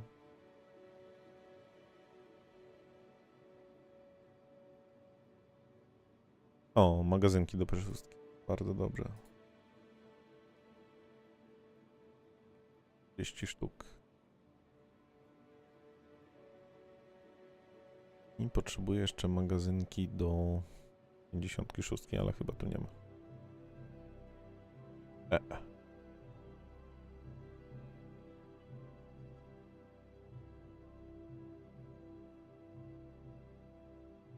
O, Cruise jest. Cruise Lux. O, fajnie, że on jest tutaj w sklepie. Czyli można w końcu kupić więcej niż jedną sztukę, tak, z lady. Zajebiście. No, to ogólnie jeżeli chodzi o, dla przypomnienia, to o czym mówił Glade wcześniej, jest taki bug z, o jest, C54 magazynek. Jest taki bug, ogólnie jeżeli macie dwie puste butelki wody i zrobicie na nich carry, żeby wziąć do ręki, to weźmiecie sobie z nich pełną. Praktycznie macie infinity zapotrzebowanie na wodę i na żarcie, jeśli weźmiecie odpowiednią butelkę. Bo właśnie te cruise żółte uzupełniają wam i żareło, i będzie w Upstone. Jest NDR i jest HEI, tak? Czyli hydracja i prawdopodobnie nie wiem od czego jest ten skrót, ale tak. Uzupełnia wam jednocześnie i pićku i żarciu.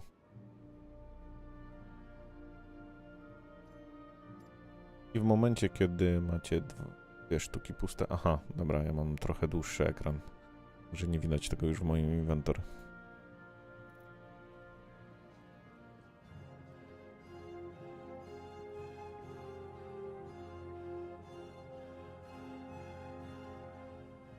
Aha, czyli można to też zrzucić na ziemię. No ale do ręki wziąć jest prościej, mniej kombinowania, no nie? Bo nie wystawiasz najpierw na ziemię, a później z ziemi nie zgarniasz. Więc ogólnie, póki to działa, to fajna opcja na to, żeby się za bardzo nie zamartwiać o żarcie i picie, bo można to szybko ogarnąć. Co tam się dzieje na Discordzie? A, na Lynxach coś piszą. Co ciekawego na Lynxach piszą? Aha, zanim się wszystkie pliki zaczytają. Dobra, ja uciekam. No, tymczasem. To na razie do zobaczenia, do usłyszenia. No, hej. Trzymaj się.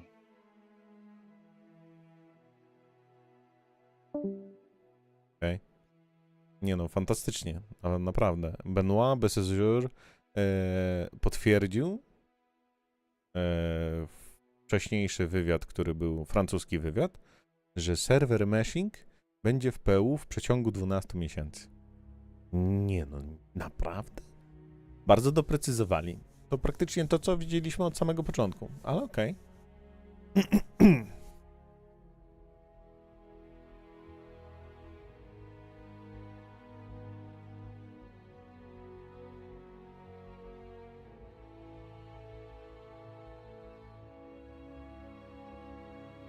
Big reveal tonight.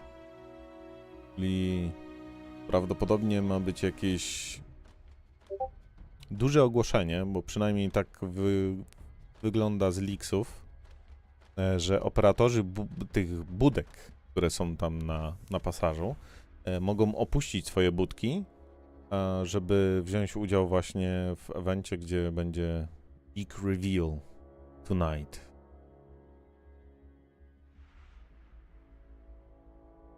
I dziwne, bo później zaprzeczają, which hasn't been true the rest of the weekend.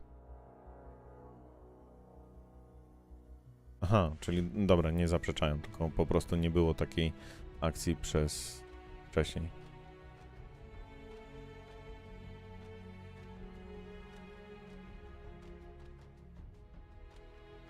Okej. E-mail wysłany do budek.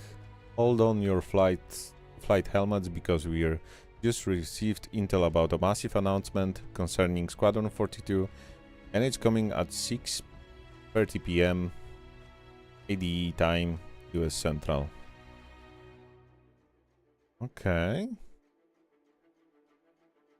czyli prawdopodobnie data Squadrona jest jak najbardziej na tapecie. Ciekawe.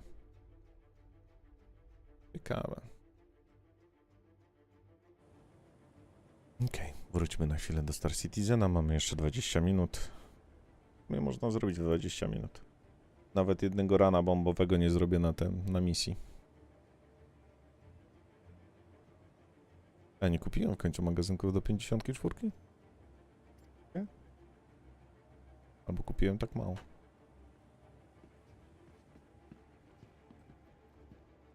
W sumie więcej nie ma na Lynxach. Ale ciekawa rzecz. Co jeszcze mamy? SC News. To tylko z Reddita.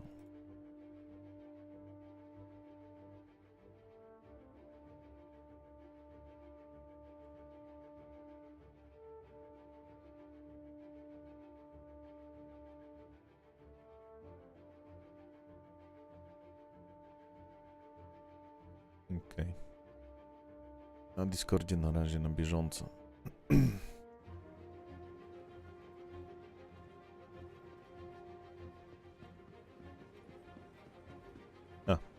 Wrócić do hangaru. Jak ja dawno nie widziałem tego armora.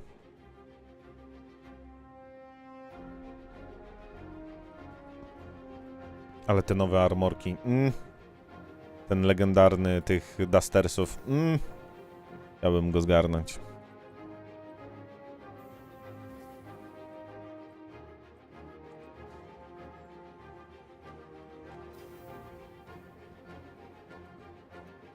To będzie Magic.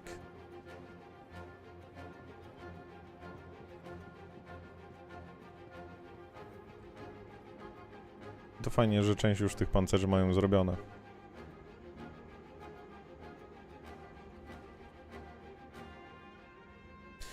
Mam nadzieję, że nie będą ogłaszać nic specjalnego, bo o tej godzinie to już nie wypadałoby budzić domowników innych.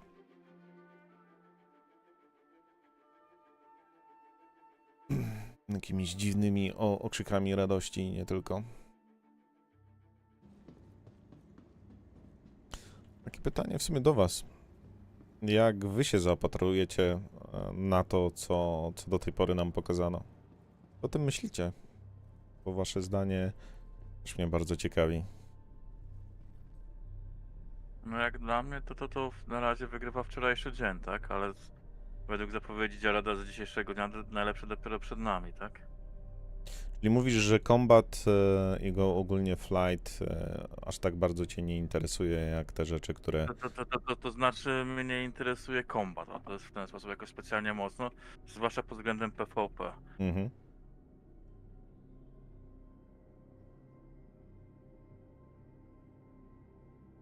z czatu, z YouTube'a. Zaraz zobaczymy, ile nas w ogóle 11 osób siedzi.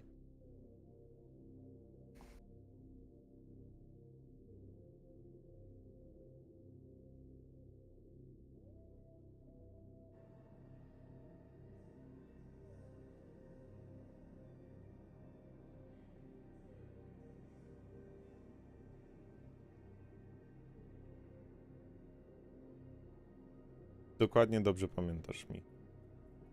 Twoja paczuszka będzie giftowalna po 30 dniach od zakupu. Referral reward też prawdopodobnie będzie na koncie dopiero po 30 dniach. Bo ostatnio tak dziwnie się dzieje, że referral rewardy dostaje od razu ten, który czyjego kodu polecającego użyłeś, a osoba, która ma dostać tego rewarda, dostaje też po 30 dniach. Czyli gdzieś to się to tak łącznie kalkuluje z tym giftem na koncie. Ale może to znowuż zmienili. Przynajmniej ostatnie 2 referale takie były, że dużo osób pytało, gdzie jest ich referral reward. Więc się nie dziwić, że go jeszcze nie ma. Żeby gra chodziła płynnie 60 fps+. W niektórych momentach chodzi. Ja tu na przykład mam 60 fps-ów. Patrząc przez okno na Horizona z chmurkami. Dobra, teraz 51. Trochę przesadziłem. Ale ogólnie no płynność zaczyna się już powyżej tych 30. Nie jest może fantastycznie, ale naprawdę 35 to już jest taki... Nie ma dramatu dla oka.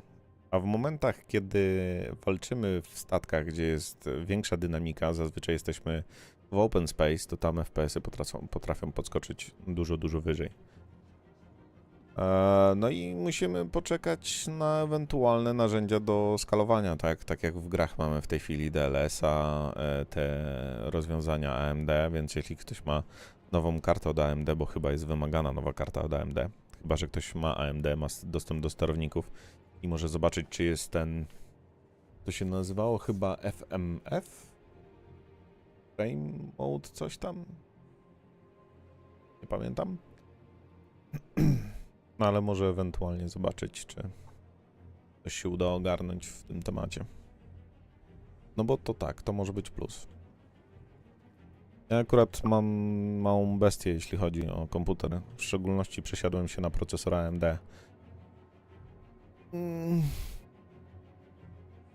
Ogólnie jest taniej, jeśli chodzi o pewne komponenty, bo płyta jest od razu na sokecie AM5, od razu mam PCI Express 5.0, więc pewnie na dłuższy okres czasu, DDR5, więc same plusy. Tylko są problemy od razu miałem problemy z kompatybilnością, bo jak na początku ramy były na liście zgodności, teraz wypadły z tej listy zgodności, więc fantastycznie. Brawa dla Asusa. Z procesorem nie ma aż takich dużych problemów, ale to może dlatego, że jest chłodzony przez IO 360, więc nie grzeje się, ale potrafi dać dziwnego, chorego boosta w Star Citizenie. Także jakby ktoś miał opcję na procesory z cache'em, dodatkowym cache'em, to daje to dużego boosta w Star Citizenie. Dlatego 5800 X3D, jeden z tańszych opcji AMD, tak często jest polecane przy buildach pod Star Citizena. No ale wiadomo, to wszystko może się zmienić. Nie wiem, wyjdzie do końca wulkan i nagle okaże się, że nie będzie żadnego boosta i więcej będzie się korzystać na rdzeniach, czego też w tym procesorze, który mam, nie brakuje, więc póki co jest ok. No i karta 3080 Ti. A i tak czasami Star Citizen potrafi mi powiedzieć: no, dostaniesz nagle 5 FPS-ów, bo lecisz karakiem przy powierzchni planety. I ponoć to na karaku takie dziwne rzeczy potrafią dziać. Nie spotkałem się z tym wcześniej na pozostałych statkach. Chociaż nie, kiedyś jak latałem MSR-em.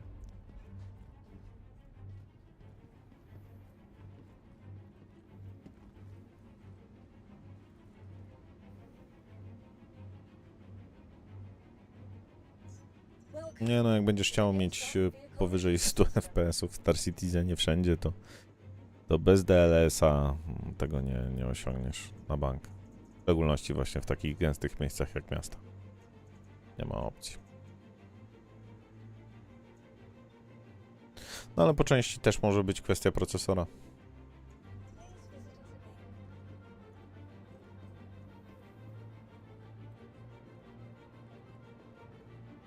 Tak, to Michał jest fajne, tak, najbardziej. Mi ogólnie oba dni jak na razie się podobały, bo i w pierwszym dniu było kilka fajnych rzeczy, tak zwanych quality of life, które przy okazji będą wpływać na to, jak będziemy się poruszać.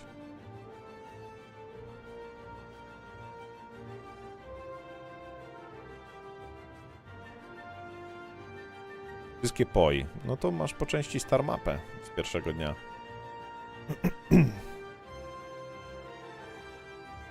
Star mapę, aktualizację HUD-a, quality of life pod względem UI na KK-kaskach.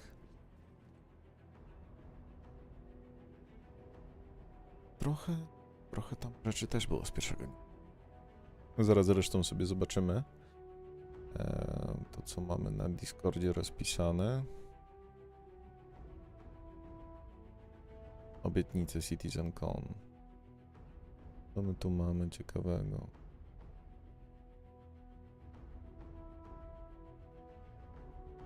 No, praktycznie tak. Końcówka pierwszego dnia to jest to, co ewentualnie gdzieś tam podchodzi pod to, o czym mówisz. Bo reszta to praktycznie efekty, ewentualnie zwierzaczki, tam jakieś krew pod łzy, dużo statków, swoboda ruchu postaci, także trochę ruch się postaci zmieni względem tego, co mówili pierwszego dnia. No i to, co widzieliśmy później. No okej. Wracamy do ten.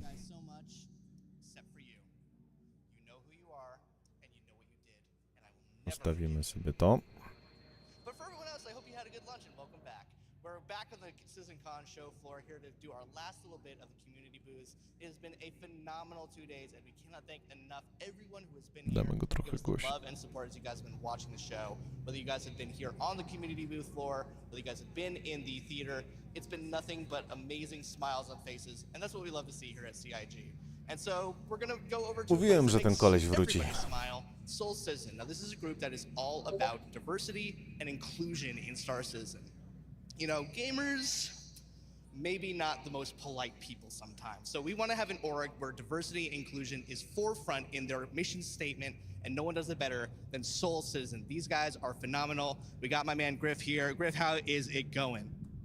How are you, man? Doing good. No, takie Awesome, man. It's so diversity, good to see you że guys. wszyscy You know, są... what's been your experience having Soul Citizen be this huge org that is a safe space for gamers of all colors, genders, sexualities, orientations? What's been your guys' experience being that safe space for them? Well, first off, we're not an org because people want us to be an org. What we are is a group of gamers who back and support the game, but particularly of diversity. When Fast Cart and I first got this going, we talked about being able to bring African American, because we would go to the conventions and see 5 of us out of 600, but we knew we were out there. But ultimately, we decided to expand diversity into not only just being African American, but LGBTQ, straight, age. I'm 60. We have 20-year-olds in our group, male, female, Ciekawe. and everybody pretty much has a different Prawdopodobnie feeling about the usłyszymy game, but datę, very więc supportive of the project. no, jestem ciekaw. Rzeczywiście Fantastic. kolejny So even sitcom to Jared Huckabee będzie could play this game, start is what I'm składu rana. hearing.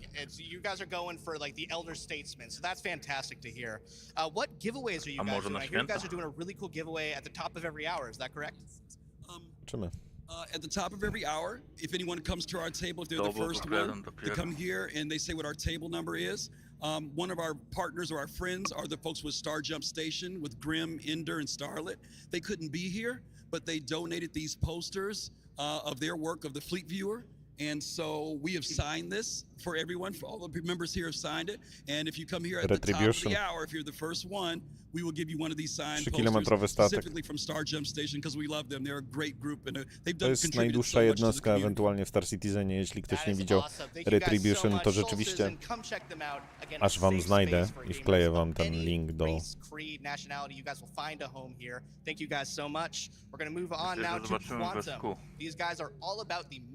No, pewnie tak. Oh my goodness. I almost needed them for a second. That was disastrous. Tak, to jest to. How's Hangar it going, Link. guys? You guys are the Także można forefront sobie org designed to przeglądać. help with medical gameplay wherever gamers may be in need. You guys actually have a really interesting Discord tool for anyone, even if they're not in your Można server. swoją If they're flotę not in tam your group, wrzucić, to get your obejrzeć services. Tell us ją about that. w trójwymiarowych modelach. I Przy okazji właśnie, jak ktoś jest ciekaw, to może sobie pooglądać Retribution.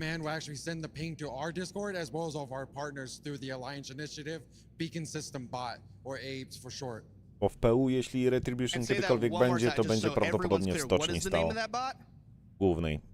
Czyli prawdopodobnie w układzie SOL. Albo na froncie. So what can we expect to see from Quantum in the future? What do you guys have next on the horizon as your guys' org is expanding ever greatly? So every time we get any type of information, we always try to think about how it's going to affect us. Yesterday we saw the fires on the ships and everything, and we already started talking about a fire rescue unit. Firefighters in space is the coolest thing I think I can think of. Thank you guys, Quantum. You guys rock. Tylko niestety, zanim do kogokolwiek dotrą z gaśnicami, tego jednego nie przemyśleli.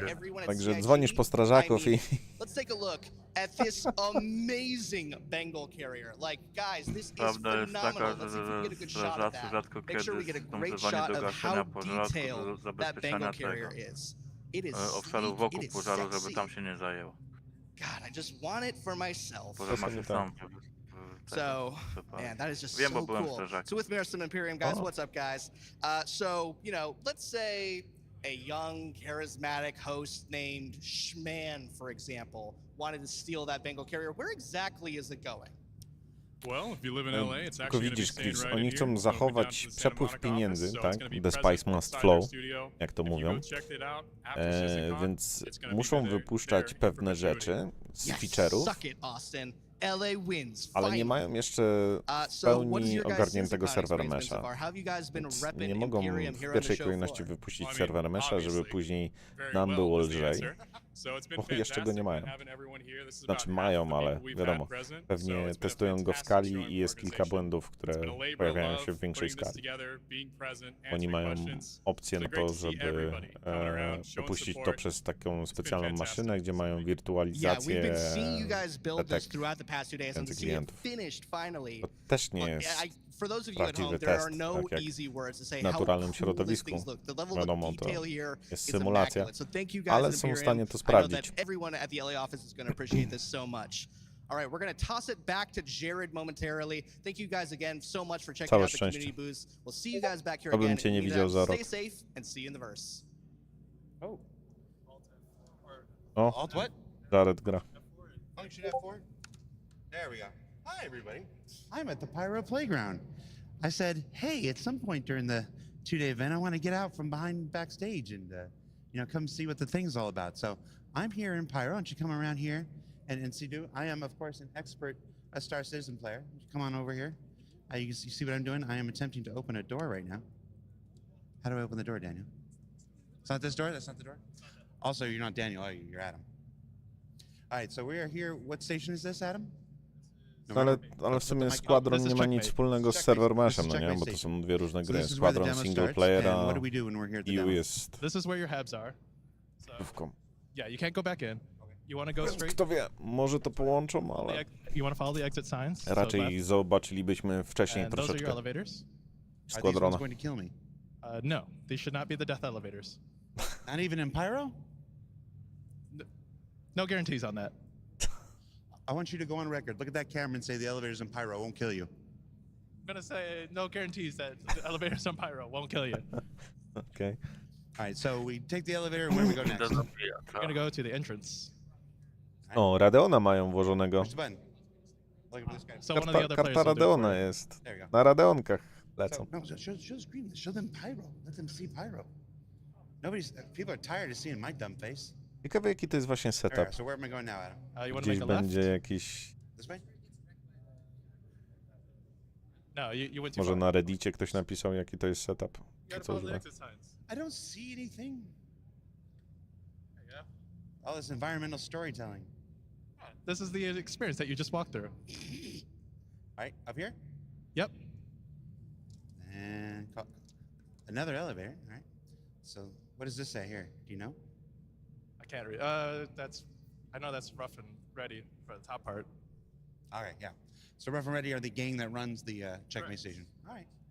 Well, everybody, I am not going to subject you to my first time here in Pyro for any longer. We're going to throw it to the first of our two-part environmental presentations, starting with Living on the Edge. So take it away, everybody, and I don't know, watch it. It's good. Okay. No to lecimy z panelem.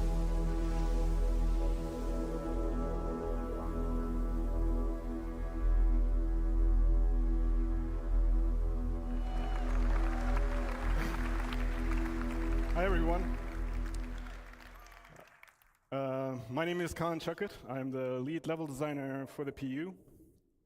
I will give you an introduction to our locations when it comes to the design, a high level overview of the design of our locations. I'm going to describe you the processes of our workflow and the goals that we aim to achieve. Trochę zestresowany. To break down our process a bit, this is very high level, but it starts out with a pre-production phase, an ideation phase. Here everything starts out in the mind. We bring it down to paper, sketch, write, formulate a plan based on our overall design goals. And then it moves on to the blocking stage. You might have heard of this, like the white box and gray box phase. This essentially contains all of the gameplay that you would see in the final product. Basically, the way it's meant to be played, and we test this out with a lot of iteration and, yeah, a lot of testing. And it's basically, the white box is not in a stage where it's presentable, but that comes now. So on the right, as you see, the food court that Adam is going to be showing you later. Yeah, this is the final product, VFX, lighting, everybody had their pass on this. And level design or other designers still maintains the space and makes sure that the systems that get created are being retroactively implemented. All right, so one key aspect of game development in general is the balance of narrative, visuals, and gameplay. So all these interplay, they interconnect, and it's the foundation that runs through all game environments. So it's important to communicate context, and here in this draw-over you see that narratively we see sort of a dangerous environment, the spiky shapes here are sort of threatening. We see defensive structures, we can expect some enemy NPCs here, but it's also an old village, maybe there's some exploration, some loot to be found.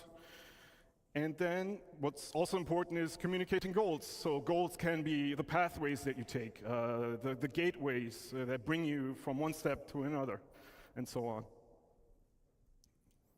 Okay, whoops. Yep, there we go.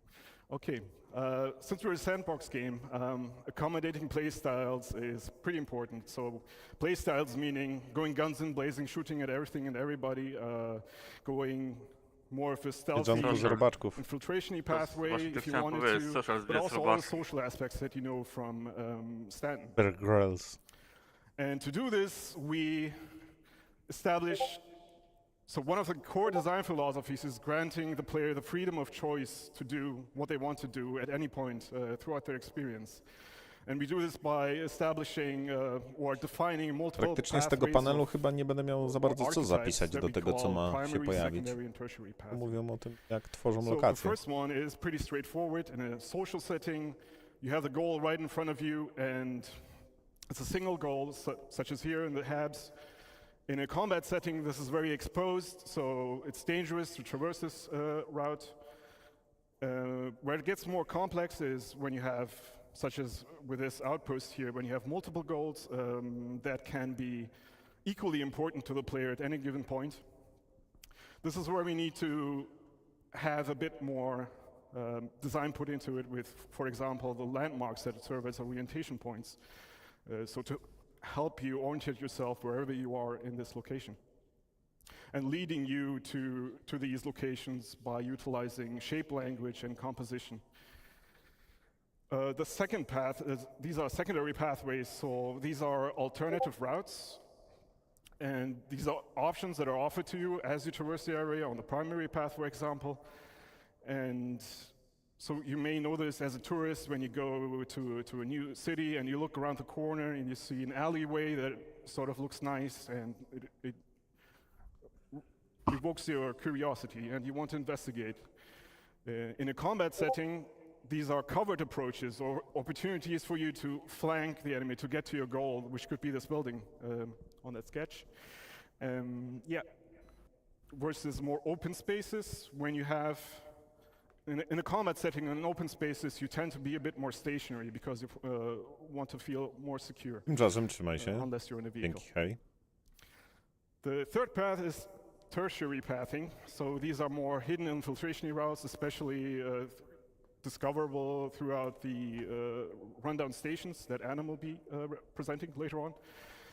And these are mostly discoverable to the attentive eye. You can explore these, find loot, or different routes to traverse through the station. Environment interactivity. You might have seen this in a previous presentation. It's very important to ground the player to their environment, offering them ways of interaction, being able to change the state of rooms, to toy with the AI, or just Kurde, Jared, mieliśmy się krzeseł trzymać, a nie mieć powtórkę z rozrywki. Where it gets a bit more complex is when you talk about resource network systems, such as in day one when Torsten mentioned that we're planning to implement this as well in locations. And this will allow the player to engage with their environment in different ways. They will be able to power up or down entities such as turrets, gates, and doors, and also alter life support systems. And also this ties into security systems. So being able to power up or down certain sections of a security system. And security systems in turn will be dependent on security tokens that you will be able to grab from other NPCs in your environment to then gain access to other terminals, to security terminals or other areas. Reputation is a big topic for us, especially with Pyro. So reputation, what does it mean? It means that it's basically your standing, your relationship with factions, and factions are the UEE in Stanton, or outlaw gangs, especially now in Pyro. And this will define your play style within this environment. So it will define how you experience the location that you're in a more social context or in a more combative context. So we talk about reputation gates as well, especially in the later presentations. So in the case of the food court, in the rundown station, we have multiple floors.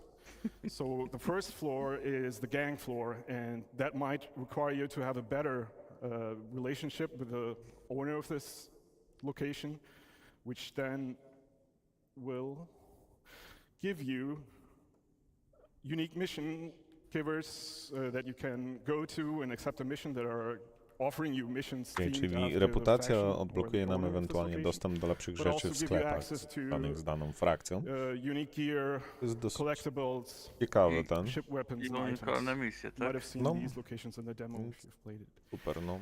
Tak to miało działać na początku, jeśli chodzi o coraz więcej misji względem reputacji. Kiedyś to tak dziwnie działało, jak jeszcze nie było reputacji, trzeba było zrobić PI Wanted, żeby się odblokowały na przykład inne misje związane z investigation. Też się pytał dzisiaj o tego, o granie solo, nie? Solo mission. with the factions or the owners of these locations. And yeah, we're looking into more content. As you see listed there, there's a bunch of new stuff coming as well. With the later presentations, for example, Też gdzieś tam wspominałem o tym, że są też takie misje, które na przykład NPC nam daje statek do tej misji. Tak?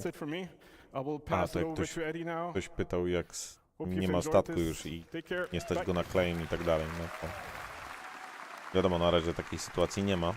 Hi everybody. Bo ubezpieczenia się nie kończą. O, ten chyba jest... So, I'm Eddie. I'm Assistant Art Director on Star Citizen Już for mu lepiej z tymi. Before we start, I'd like to mention that all of the footage you're about to see comes from our current stable builds. So, all of that beautiful tech, all of those features that we've seen in the last 2 days, to co pokazują w tej chwili, to są wszystkie te funkcje, które działają na najbardziej stabilnych buildach. Więc no. So with that said, what am I going to be talking about? Well, I'm really excited to show you that the hard work that the Sandbox One team have been doing to expand our new outpost locations. I'm going to start by going over how we've expanded the library and what that means we can now achieve with the new locations, and then how we achieve that variety from the library by categorizing our locations into both archetypes, outposty i biblioteki z teksturami. So, I don't know if you remember this, but at Sitcom in 2021, we showed this new style of outpost for the first time. Now, at this point, we had our art style locked in. We'd worked on our library of content to the point where we could make smaller locations like this one, but with a limited amount of variety between each one. And this is what that library of modules looked like at that point. Mam déjà vu. Our main building modules, as well as some of our larger buildings and a number of smaller secondary and dressing and standalone modules. But each outpost couldn't be too large without there being some obvious repetition between the modules used. So let's have a look at that library today. Wtedy było to proste, teraz jest bardziej skomplikowane. Więcej dodali do tego, do outpostu. No okej, teraz tego slajda rozumiem. Tak, tamten był poprzedni. Visual and design delta between each outpost and have them not feel like exact clones of one another. We've massively expanded our module library in terms of breadth and depth. Ciekawie to wygląda. We go broad by making more modules with different purposes, and we go deep by creating multiple thematic overlays for each of those modules as well. I'll go into what that means a little bit in a minute, but the challenge of a sandbox location like this, as you can see, it's not about building a single unique location. That can be quite straightforward, to be fair. It's about giving our artists and designers the building blocks, the affordance to build multiple locations that all feel somewhat different, even if they do share that same basic DNA. So it's about creating both the ingredients at the same time as the recipes and making sure all of those flavors work in harmony with one another for both visuals and gameplay. So every individual part has to take into consideration all of those design philosophies. So every single module has to take into consideration those design philosophies that Khan mentioned.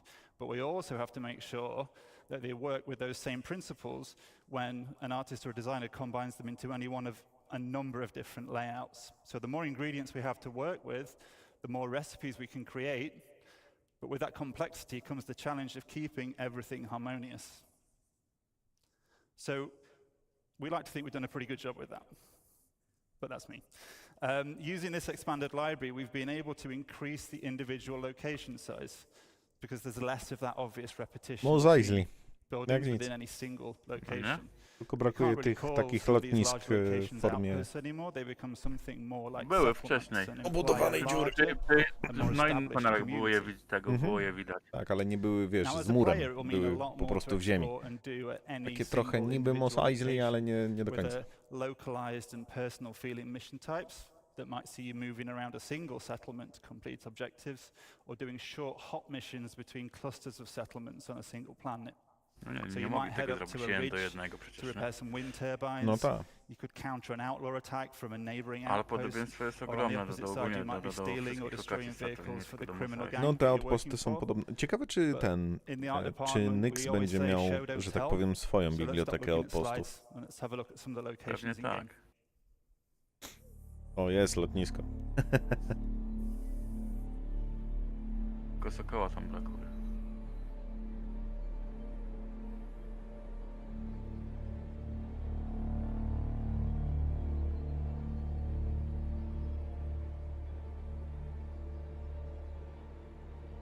Fajnie to wygląda. Naprawdę będzie dużo do zwiedzania w Pyro. To naprawdę będzie bardzo duży plus dla graczy, którzy są od bardzo długo w Star Citizenie, bo my praktycznie rozwijaliśmy się wraz z grą, obserwowaliśmy ten wzrost w Stantonie i wszystko dostawaliśmy po części i to bardzo szybko byliśmy w stanie obrobić. Teraz jak dostaniemy w pełni zrobione Pyro, trochę czasu nam. No. W końcu. Wygląda to ładnie, no kurczę, nie szukujmy się, ale kiedy to będzie? Poczekaj, bo ponoć ma być też big reveal na końcu. No właśnie, już mi się oczy zamykają, ale... Z tego, co na Lynxach przeczytałem jeszcze w przerwie, no to big reveal ma właśnie być na... Kiedy to ma być mniej więcej big reveal? Pierwsza 30 naszego czasu. Pierwsza 30, czyli to niedługo. To jest coś, co zamyka każdego Citcona. No. Ale outposty, no, ładnie będą wyglądać. Patrząc na to, jaką bibliotekę mają Tylko tych... pytanie, czy te outposty będą się tak sypać, tak jak pokazywali te efekt zniszczenia? Chyba outposty nie. Będą pewnie ewentualnie ruiny. Trzymajcie, Chris. Dzięki. Trzeba będzie sprawdzić kiedyś. Ja to mogę zrobić. To znaczy, bym powiedział, że outposty będą miały arm strict zone, chyba że rzeczywiście zrobią całkiem inaczej. So there's be more secondary activities to do locally to an outpost that are also defined Tamten by its się o tyle archetype. różni, że tam jest jakaś władza, która trzyma porządek. No tak, Pyro jest ten. Trading posts can also deliver offer delivery ciekawy missions temat. or hauling and cargo Tamten gameplay. jest low risk, Farms can offer Pyro jest crops high and risk, fauna tak? as resources for gathering or Tak trading. możemy podzielić ogólnie. So with archetypes as our primary category, in addition, we mix in a secondary category, and these are the thematic overlays. Now, at the moment, we have two main themes. Internally, we call these independent and outlaw. Pocieszę cię, ojciec. I tak masz w miarę szybkiego streama. Bo teraz wygląda na przykład na żywo Wally Free i ma opóźnienie jak 15 sekund do ciebie. Aha, Not just visually, but which people you'll interact with there, how they'll respond to you based on your rep, what types of missions you'll have available to take on. So themes don't change the fundamental architecture of a space or the archetype of a location, but they do drastically alter the mood and feel, as well as altering the gameplay experience significantly. And again, let's take a look at the first of our themes, our independent theme. Okay. O, pierwsze co już tutaj widzę, to stary trailer na Star Wars of Outlaws. Coś w tym jest.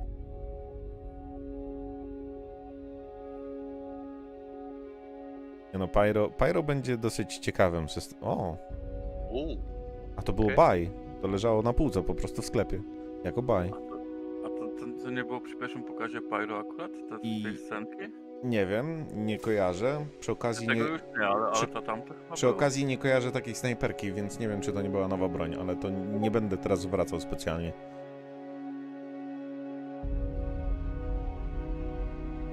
Nowa dzień Elsa? Ray, przepraszam. No, fajnie zjadło. No tak, lądowisko jak na Tatooine, dlatego właśnie śmiejemy się z Darkiem, że Mos Eisley. Bo Mos Eisley to było chyba główne miasto na Tatooine. Jedno z głównych. Jedno z głównych. Dokładnie. Tam było więcej. So, as a neutral player, the independent theme presents a much more social, visual and gameplay experience. The primary visual read across both themes, so across both Outlaw and Independent, comes from those common architectural forms, and they're generally all more rounded and soft in shape, and the building manufacture techniques are more robust and primitive, with single-story dwellings built from stucco and bare metal. But for this theme specifically, we use soft textiles, warm lighting and color palettes, foliage, decoration that layer on top of those utilitarian structures to give that sense of home. And I use the word home for our independent theme quite a lot because we really want to get that feeling that this is home for the people that live there despite those harsh realities of frontier life. And in contrast to that, we have a theme that lies in a direct opposition to the independence, which we call the outlaw theme. So let's take a look at that now as well.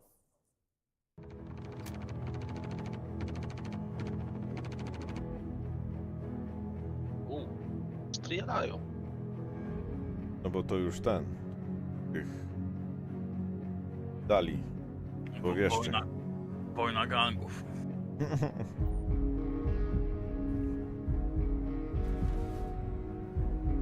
Te fawele i tak dalej, nie? No, salami im wisiało. Mortadella. Sekrety.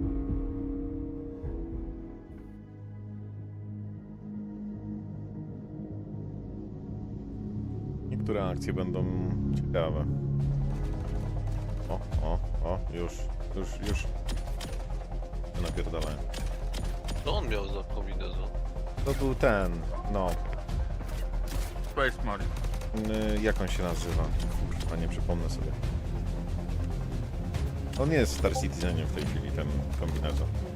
No ale oni pokazują też te stare celowniki. Nie są, Nie.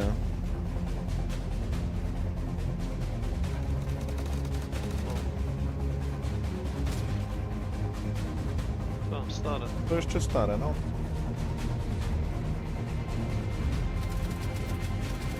To prawdopodobnie, wiesz, część jest z builda Pyro, który będzie niedługo na PTU, dlatego nie ma wszystkich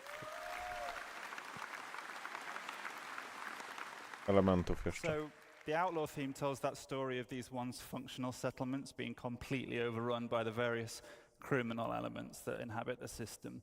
And visually we have themes of a regressed and subverted civilization.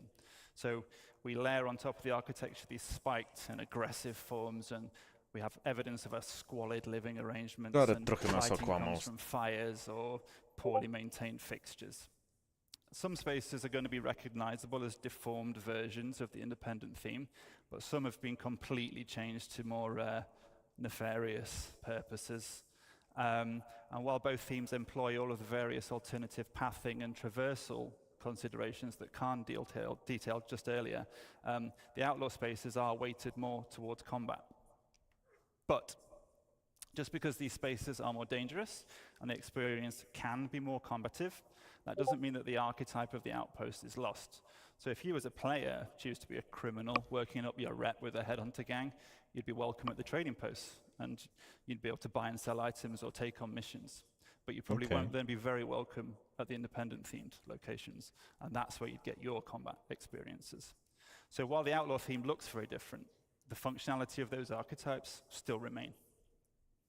So I've talked about the Pyro kinds of będzie outposts takim we've been hard systemem, at gdzie work on, będziemy and I walczyć hope you've enjoyed ewentualnie checking them out o over the last 2 wpływy. days in W the Pyro zależności od tego, demo. jaką przynależność sobie Made wybierzemy. me very pleased to see people playing our content at last, so thank you for that. But where are we heading from here? Well, I hope it should be obvious that we're going to get these out for the first Pyro release. We still have some final optimization and polish passes to do across the whole library.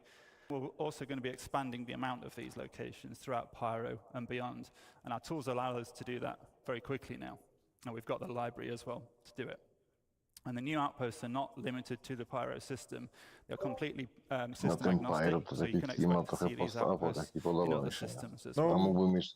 And of course, we're going to look to add more ingredients and more of those modules to the library as well, to further expand the variety and depth Będziesz of mógł what we'll wybrać. see at these new locations. W Pyro to w końcu światło, to We znaczy want tego to systemu encourage post-apo, nie? Tak more naprawdę. on-foot gameplay within niszczony a small system. ecosystem of a Dlatego planet to give that more localized and anomalie personal feeling experience. słoneczne, no bo to jest Our goal chyba with these locations, zniszczona as with gwiazda. many of the others we're going to hear about today, is to continue to work on the gameplay so that every location offers a rich playground to explore. And I guess I'd like to finish just by thanking everyone for listening today. It's really great to see you all.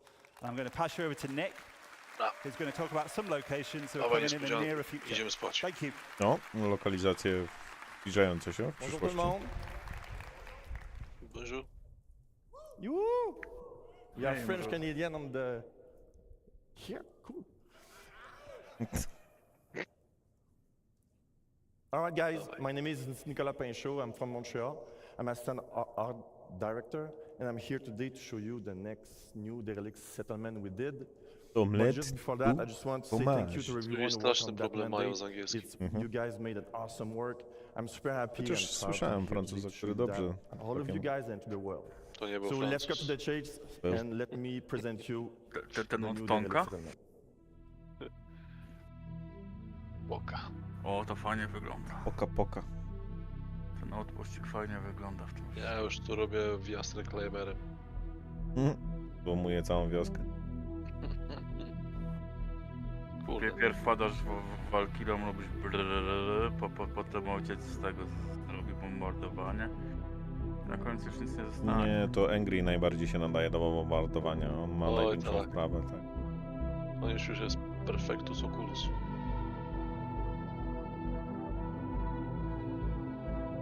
No dobrze. Więcej kurczę outpostów. Tego brakuje, bo te planety są puste. I fajnie, że właściwości biomu przejmują, no nie? Bardzo mi to pasuje.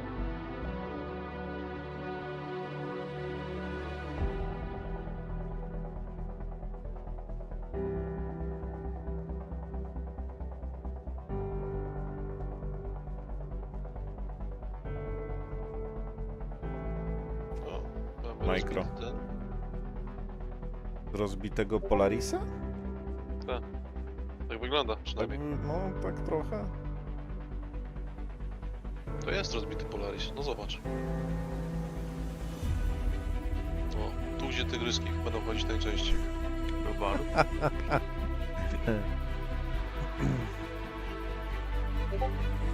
O, tu im się trochę tekstura śniegu Właśnie podniosła. Widzę. Nie no, to jest lód. O! A to ciekawe. Wodny świat.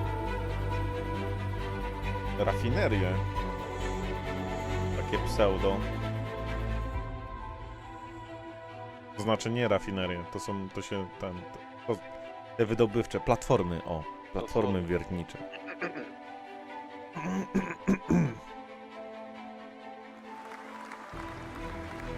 Kurczę, wygląda to fajnie, no naprawdę wygląda to fajnie, no.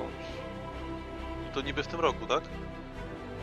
No, co, Pyro? Nie w tym roku, tylko rok czasu. I do następnego Citizenconu powinniśmy otrzymać to wszystko, co pokazują, tak? Ale zapowiedzieli, że Pyro nam na koniec miesiąca zaczną pierwsze zaproszenia wysyłać, nie? A to tak, po prostu od 31 zaczną się zaproszenia do Pyro na PTU i będzie można sobie przetestować po prostu same Pyro. Więc pewnie przez jakiś czas od 31 będę latał po prostu w PTU, jeśli dostanę zaproszenie na dzień dobry. Ale to później przejdzie przez wszystkie, że tak powiem, etapy concierge'a i wszystkie etapy później dostępu do PTU. Więc koniec końców i tak każdy będzie mógł przetestować Pyro. Pretty cool, guys, eh? Więc pewnie się tam zobaczymy i tak polatamy. By the way, we made more than four. Przelecieć przez tą a-hole. So we split those settlements into categories, social and hostile. In the social one, we will have drop-off mission, shops, food, loots, and drinks. And hostile one, obviously, will be more focused combat. Let me show you what it looks like. Focus.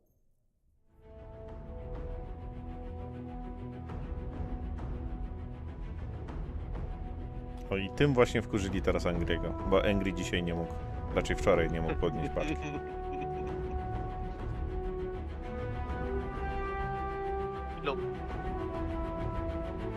No tam jakichś dwóch plebsów siedziało sobie na krzesełkach. Taksóweczka. Oni to specjalnie zrobili, żeby nie mógł podnieść paczki, żeby dzisiaj większy hype był, że można podnosić.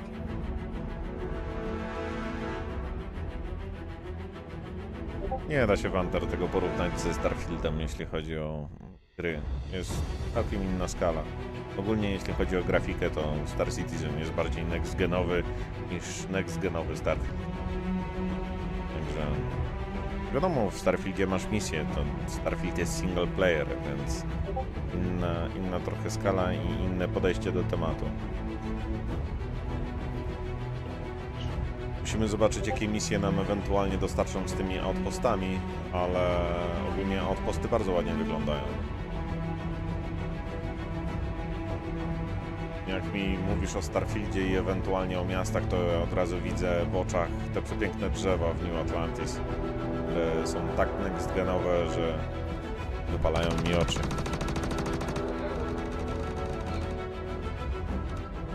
przyciszymy sobie przy okazji. Nie przygłośnimy, przyciszymy, bo pewnie mnie trochę ciszej słychać.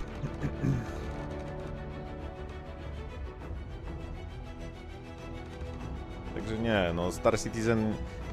Powiem ci tak, jak wyjdzie Squadron, to wtedy będę w stanie porównać Squadrona do Starfielda. A ewentualnie już będzie zbliżony. Ale i tak, chociaż... No dobra, połowicznie, no. Będziemy mieli jeden system, więc za bardzo nie polatamy sobie po tysiącach pustych planet, wypełnionych fauną i florą bardzo podobną i ewentualnie bunkrami kopiuj wklej. Więc tak naprawdę tu się niczym nie różni od Star Citizena. Tylko że jednak tu już patrząc na faunę i florę pomiędzy Pyro a Stantonem, tu już widzę większe różnice niż pomiędzy planetami w Starfieldzie. Zazwyczaj ma się żółte kamienie, pomarańczowe kamienie, czerwone kamienie, szare kamienie.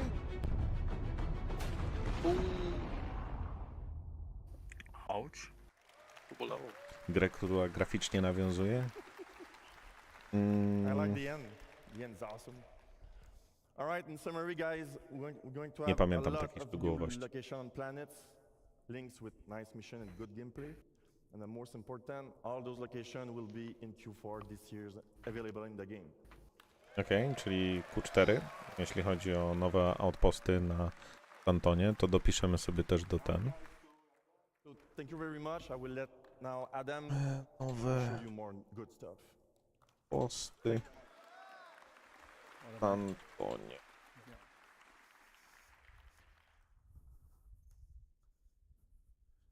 Hi everyone. Siema. Powiem ci, Games, że szał na początku był trochę lepszy, bo były lepsze panele. Na razie mamy teraz taki panel na przeczekanie za outpostami.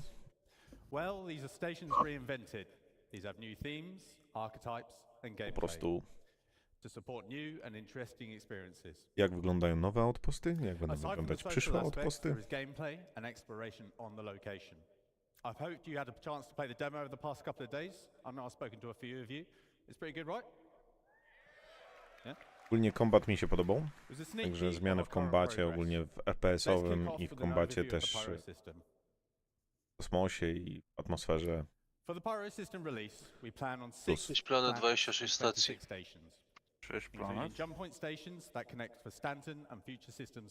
I lepiej niż miało być. Ale to jest 26 stacji. Ile mamy w Stantonie w sumie? 3 rodzaje frakcji. Gangi, niezależni i porzuceni. Ciekawe. W samym Stantonie jest jakieś 20 stacji, albo i nawet trochę więcej. Dobrze liczę na szybko. A Pyro jest 2,5 raza większe. Yeah, first checkmate station. Ale mi się to kojarzy z czymś. Mi najbardziej kojarzy się tak, jak przez chwilę widziałem filmiki z Warhammera. No, w tym momencie tak przechodzą.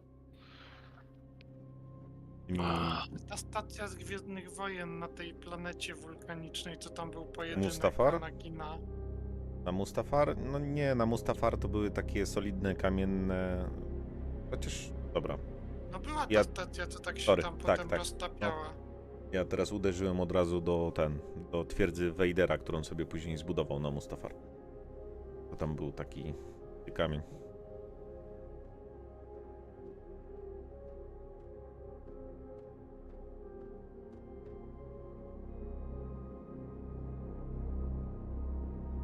Mnie brakuje strasznie jednej rzeczy i strasznie bym chciał, żeby były jakieś eventy, ewentualnie anomalie w kosmosie. No to tu w Pyro będziesz miał anomalię. Nie wiem, czy zwróciłeś uwagę, ale to chyba dzisiaj było już na jednej prezentacji. Jak wchodził po drabinie do góry, akurat był komunikat na jego HUD-zie, że jest anomalia słoneczna. Akurat nie widziałem tego. No ale także... 26 stacji, a Pyro miał być takie puste i takie w ogóle, a tu teraz będzie stacja za stacją. Czekaj, aż odpalę i poszukam, ile stacji ma Stanton. I pamiętaj, Pyro jest 2,5 raza większe. Combat can take place anywhere, including social areas. Numerous options for environment traversal and enhanced environmental interactions. We aim to include new substation areas such as the workers area, lower deck, and maintenance areas. These areas will offer unique content, more environment interactivity, and interconnection between areas. Our journey begins when the player arrives in the entry deck view room. The entry deck serves as the first barrier between the outside world and the interior of the station. Some inhabitants are prevented from going inside and are stuck here with no means of getting out. Slums are formed beneath the bridge, smuggling routes established. Some shopkeepers will sell you water and food on your way into and out of the station. Let's have a look.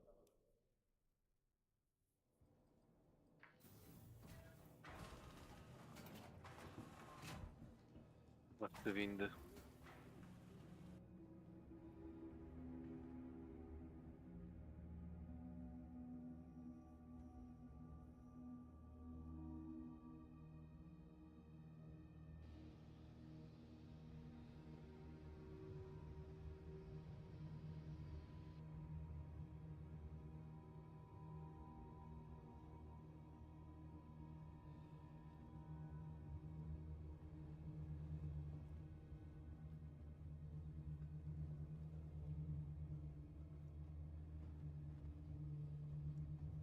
Ja już wiem, z czym mi się to kojarzy. Z Necromundą z Warhammera. Okej. Oho.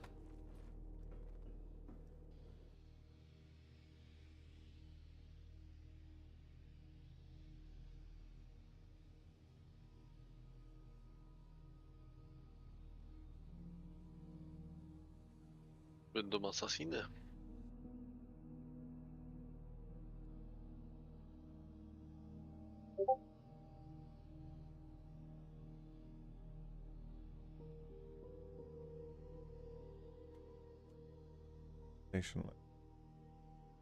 Okej. To była odmiana względem Ventroads. I coś będzie można przeszmuglować. Reputation. So you might be waved through, maybe you have to pay a bribe, and you don't want to pay, so you're going to have to find an alternate pathing. Or you're going to have to build up your reputation. If you have bad reputation, and for all you naughty ones out there, I know some of you exist, this applies to you.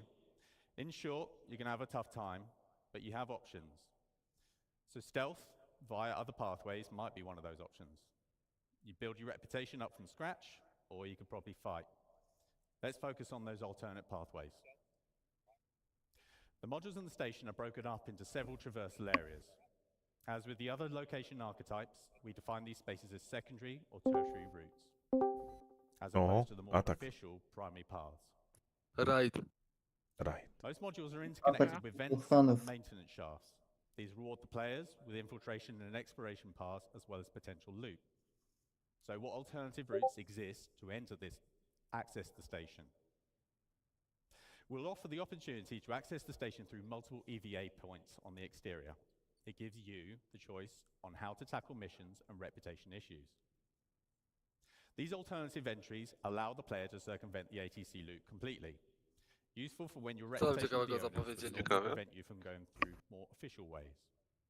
These server spaces that provide content aligned or against the Układach stacji, jak wyglądają. Pyro jest ich 26. Że reputacja ma znaczenie.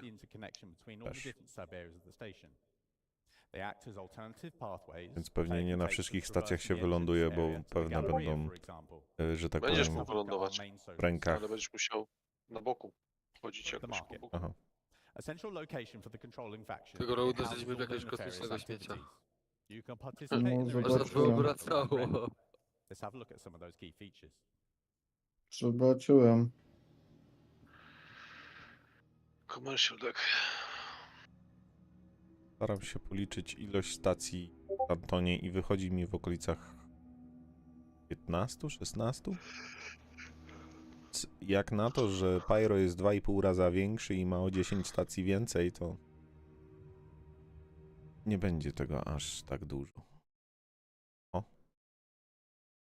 Mały freeze. Dobra, leci dalej.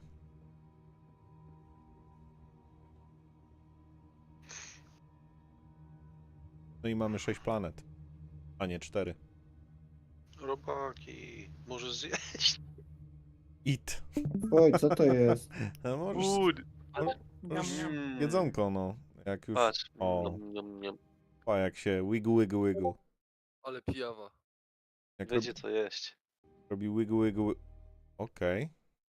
Zaczął od dupki. To ja już tam nie jem. Ale tak od razu z podłogi. Zmygam się. Nawet o kotarę nie wie. Na burrito, kurde. Zjedzonko. Ale Frosty fajnie to nazwał. Zjedzonko. Zobacz, po prawej na dole. Galaretki kwadratowe. No, z muchami i chyba, nie wiem, z całym kurzem, który do maszyny wpadł. Chyba tam zwracał uwagę i tak żyją w tym kurzu. Widzę, że butelki ze świeżą wodą. Czyli im lepszą masz reputację, tym lepsze będziesz miał produkty, jedzenie i broń. O, czyli Nie działa lepsze te robaczki będziesz mógł wpierdalać. Tak, ze skrzydełkami.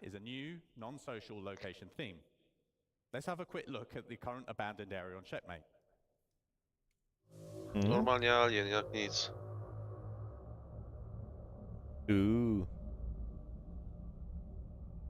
I tu kosmiczny krab na ciebie wyskoczy. Xenomorf. Paszczywołek. Paszczywołek. Paszczywołek, co to jest? Paszczywołek to krab. Okay. Fajnie by było, jakby coś tam ewentualnie było rzeczywiście ukryte. Jakaś skrzynia. Paszczywołek to taka agresywna odmiana kraba. Aha. Krab rzeczny. Chyba wunsz. To kosmiczny.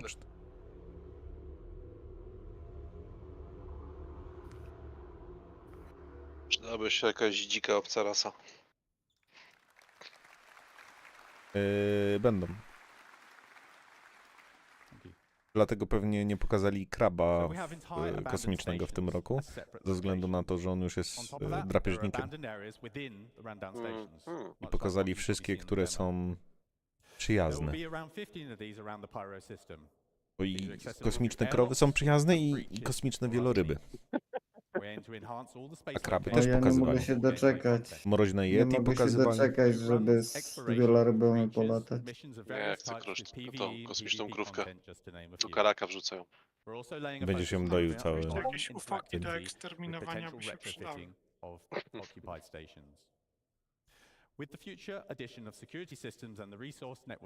Na razie pewnie nie ogarnęli jeszcze, wiesz, agresywności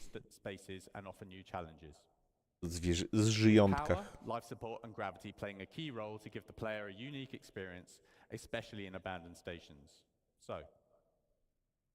Ładnie to wygląda.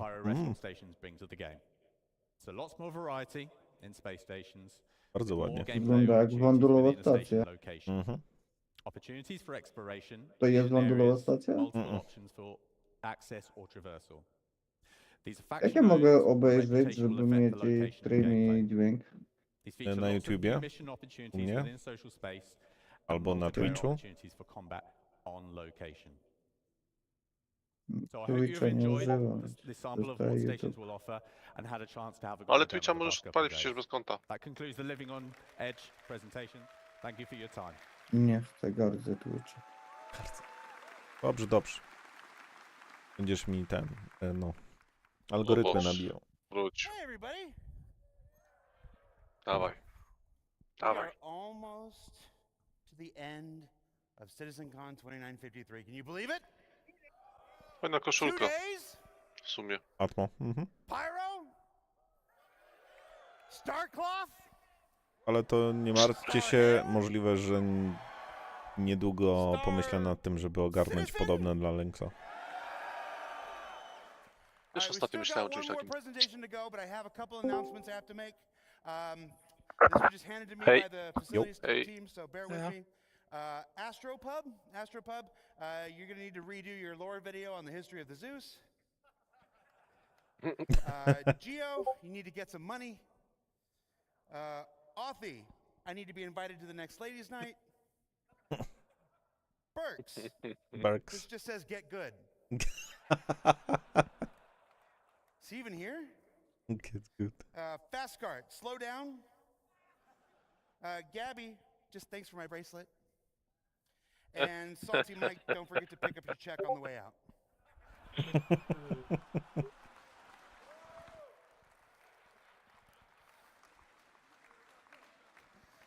You know, that joke is so old, we would never, ever pay him.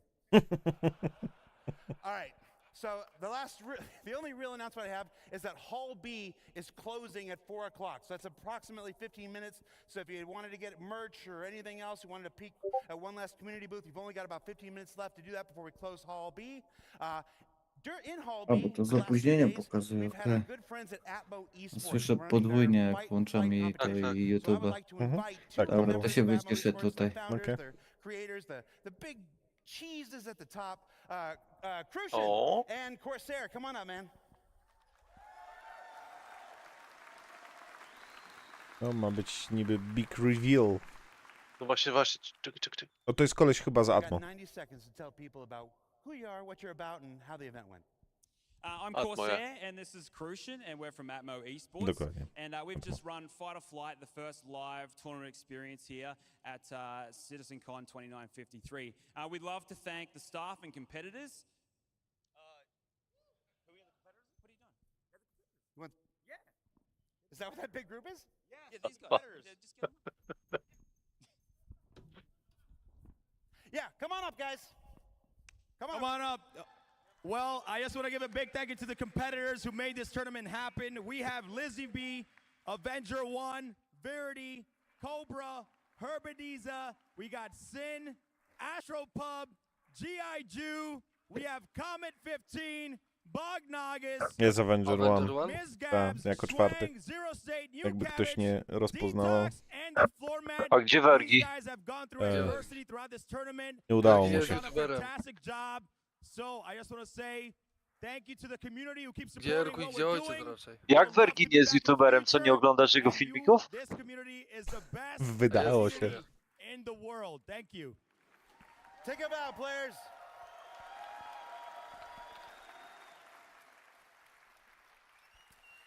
And of course, if you were here watching this, you can check out the stream, the Hulk event, up on their Twitch channel, I presume. Yep. I should have checked beforehand. Thank you very much, everybody. Watch your step on the way down. No, nawet mają flagi. Swoich tych. O, Avenger 1 jest Kanadyjczykiem. Co pomyślę? Alright, I got one more housekeeping thing. Australii ktoś przyjechał. There's a person not many of you know. He's an associate producer in our LA studio. And when the workload for this event became as heavy and as detailed as it was, we turned to him to help with our broadcast this weekend, and he rose up and he excelled like a champion. So I would like to formally introduce you to Dan Howbrick, who's been co-hosting the event. Dan, get on up here, man.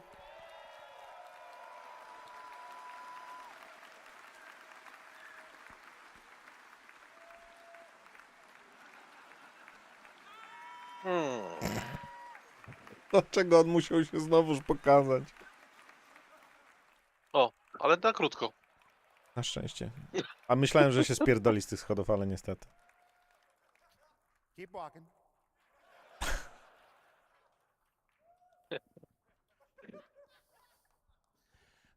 Now, we've got one more presentation. That's Destination Adventure. You're gonna see more about things underground, things up in space, and things I'm gonna let Todd Pappy tell you about. And then, of course, we'll let Chris Roberts come to stage, return to stage, and close out the event proper. So this is a sign-off for me. Thank you so much for being here at Citizencon. And on behalf of Tyler i praktycznie and teraz Leah, najważniejsza godzina. thank you for making this Zobaczmy, event czy possible. rzeczywiście było warto. And you're gonna love what you're about to see, everybody. Oby. Jared, bo mówiłeś o tym panelu, że Mamy się trzymać krzeseł. A się tak trzymałem krzesła, że bałem się, żeby nie spaść. Dot Papi. Destination Adventure. My name is John Griffiths. I'm the lead environment artist for EU Sandbox 2, and I'm the product owner for the distribution centers. Before we delve into, I'll put my slide on for a start. Before we delve into it, everything that you're going to see is currently in grey box, so just keep that in mind. So, these distribution centers, what are they? Well, first off, they're the biggest location we have on the ground outside of landing zones.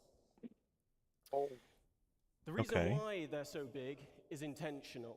We wanted them to accommodate as much world and mission-based gameplay as possible. Each location supports multiple landing pads and hangars, making them accessible to as many players as possible. Coś ala Modern Lewski. There's even Będzie ładować cargo? Oh yes. transit from the planet's surface, into the main building and to any berth ships. So every distribution center will be owned by a faction. Warto ze sobą brać PTV. And where the distribution center is Wózek located golfowy on i the heja. planet will determine its specialism. Now each specialism will lend itself to different missions and gameplay opportunities. So let's talk about some factions for a moment. So an example of a major faction would be the UEE. Now at their distribution centers, they're likely to be more specialized towards military supply, research and development, or communications, depending on which branch of the UEE it is.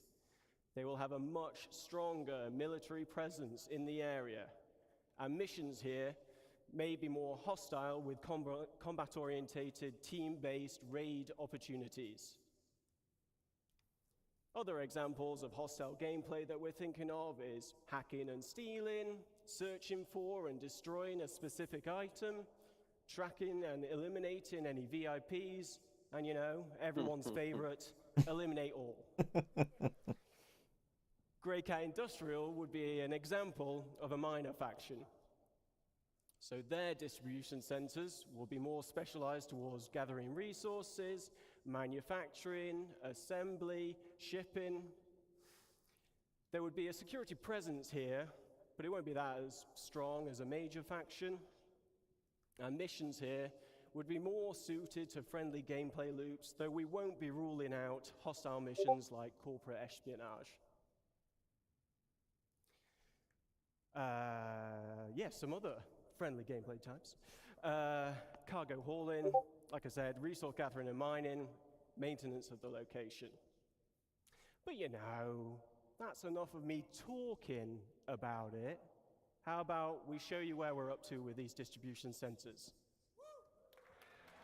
Okej. Jak na Greyboxa to całkiem ładnie to wygląda.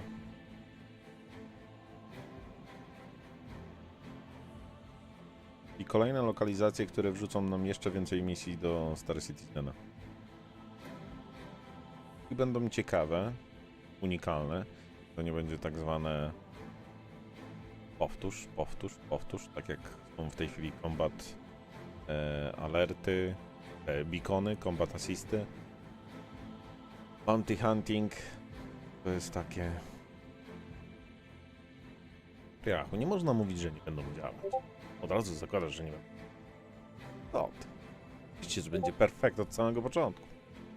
To najwyżej typujesz się w ścianie albo Ursa zapadnie się pod asfalt, ale to...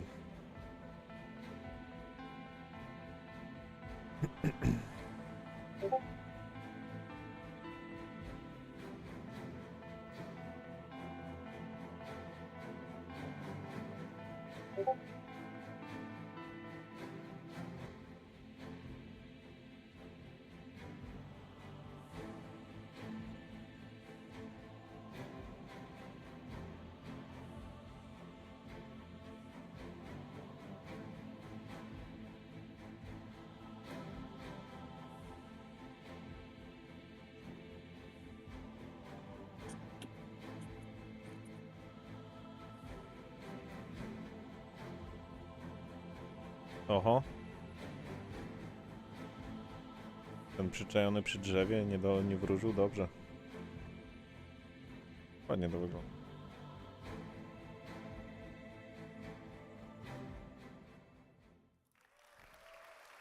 Thank you. So to talk you through the corporate spaces at these locations, please welcome Rainer Rick to the stage.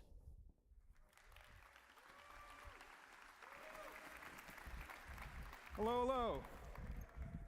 So my name is Rainer Rick. I'm a lead environment artist at the Montreal studio, and we've been working with John's team on the distribution centers. So John just showed how massive these locations are. He also presented the industrial sections on the ground level, and I'm here to present the administrative area of these facilities that the Montreal team has been working on. So they're located above ground, just below the tower highlighted in the picture. Inside, you'll be able to explore the corporate office space and interact with the administrative personnel. Accessible via the lifts in the hangars and also the industrial sections we saw earlier. In addition, we've added also landing pads in front of the lobby, specifically designed for smaller ships and ideal for short stays like pickup or delivery missions. And we can't ignore the fantastic views we have from these platforms, a reminder of the vastness of these facilities. Now, let's step inside the lobby. You'll find the atrium, which is a central point of the administrative area, providing access to various locations of the corporate space. Within this space, you'll find the reception desk, and as a newcomer, you'll be expected to report here first. So here you can hand over your deliveries or pick up packages and earn reputation points with that faction. So also expect to see corporate ownership reflected through branding, color schemes, and product placement throughout the corporate hub. And with the use of overlays, we'll be able to swap these out depending on the ownership. And here's an example with Grey Cat showcasing their vehicles and some shiny armor. And back on the topic of reputation, as it grows, you can expect to gain access to the executive office spaces. From here, you'll meet with unique quest givers, and depending on your reputation level, you'll receive various mission types, either friendly or hostile. And finally, the distribution centers were designed as an evolving location. We've built this with future expansion in mind. And in the back of the lobby, for example, doorways could eventually lead to additional office space. So, enough talk. Just before I show our progress so far, I want to give a big thank you to the Montreal team for their work on the administration area. Thank you. And as John mentioned, we're still in gray box phase, so just keep that in mind. But let's take a look. Tak jak na Greyboxa.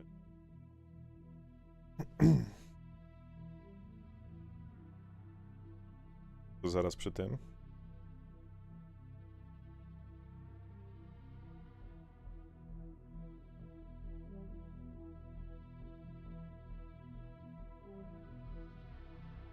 No, jaki ważniacha.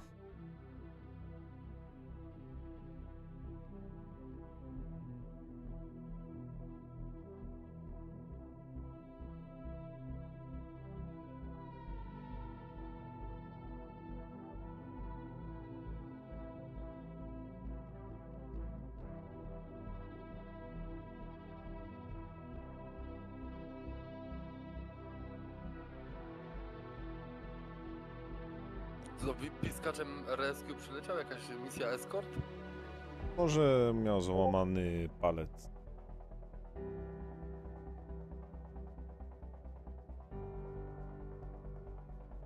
Kto wie. Widzę, że Dante o to samo zapytał na tym.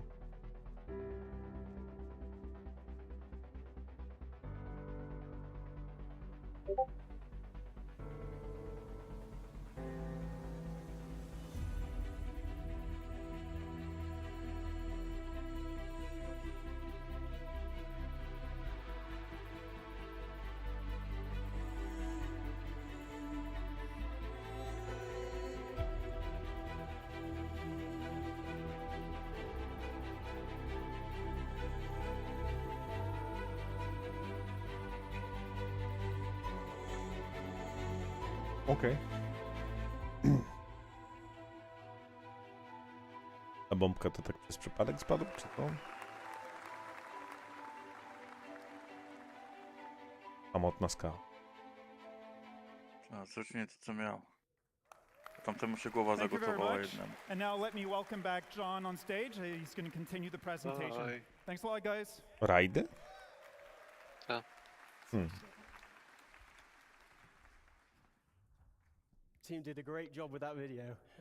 Okay, so something we've been working on that's unique to this location is raids. Click on. So raids are team-based missions with a focus on high-risk, high-reward operations. As Carl mentioned previously, you'll be able to choose how you gain entry to these locations. Coming prepared and geared up will make the difference between success and failure. Ultimately, you'll need to work together in order to succeed.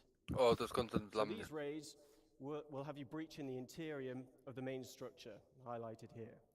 Now, each interior will comprise of rooms that reflect the location's specialism. For example, a shipping, focus, distribution center will have rooms dedicated to the storage of cargo.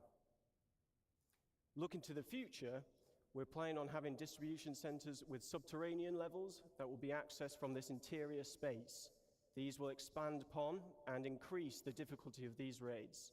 Now let's take a look at one of these raid missions in action, but please note that this is early gameplay prototype of a raid.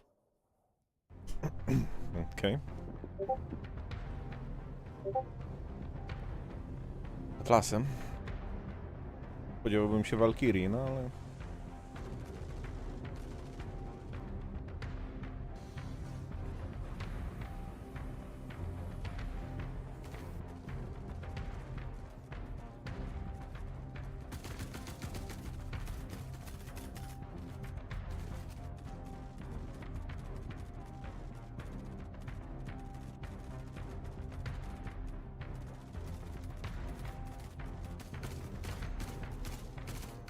O, a to ciekawe. Jeden wykorzystuje kontener jako osłonę, a drugi leci i strzela. A? To pomysłowe.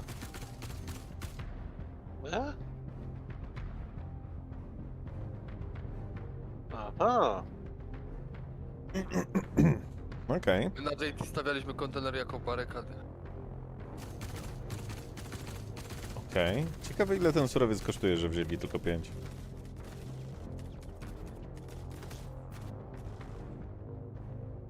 Chyba, że tak po prostu w kółko. Aż do załadunku.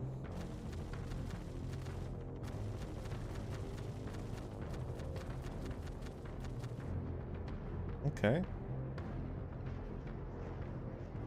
I wybuchnięli. Nie, nie wybuchli.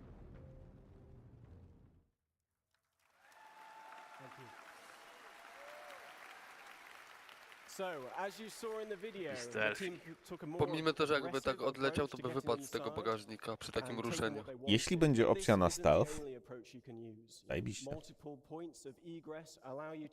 Lubię stealth gameplay. Now, reputation will also tie into these raids. Missions will have varying objectives depending on the player's reputation level, and dynamic events may also be triggered during the raid, so players will need to adapt to an evolving situation.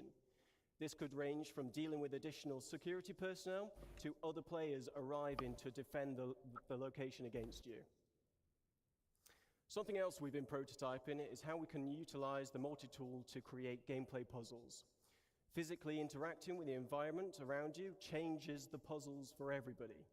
With multiple add-ons for the tool available, you may have to get creative when finding a solution to the problem in front of you. In this next video, we show you how using the track-to-beam attachment can open up new paths to your objective, but it's up to you to decide what path you can create with what is available. Let's watch the video.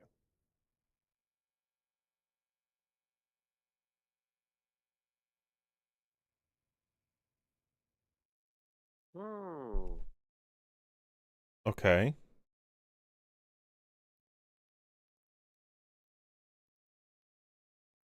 Czyli Tomb Raider.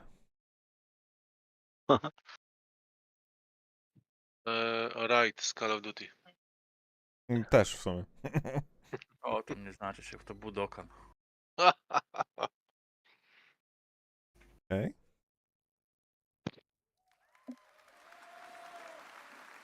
So, yes, thank you. Now, obviously, it was, you know, this location would be possible with several people at CIG, so thanks go to Manuel, John, Jack, Martin, Farouk, Luke, Chris, Mustafa, Sam, Tom, and Rob. You've been excellent. Thank you to Rainer and his team in Montreal. You know, none of this would be possible without their efforts.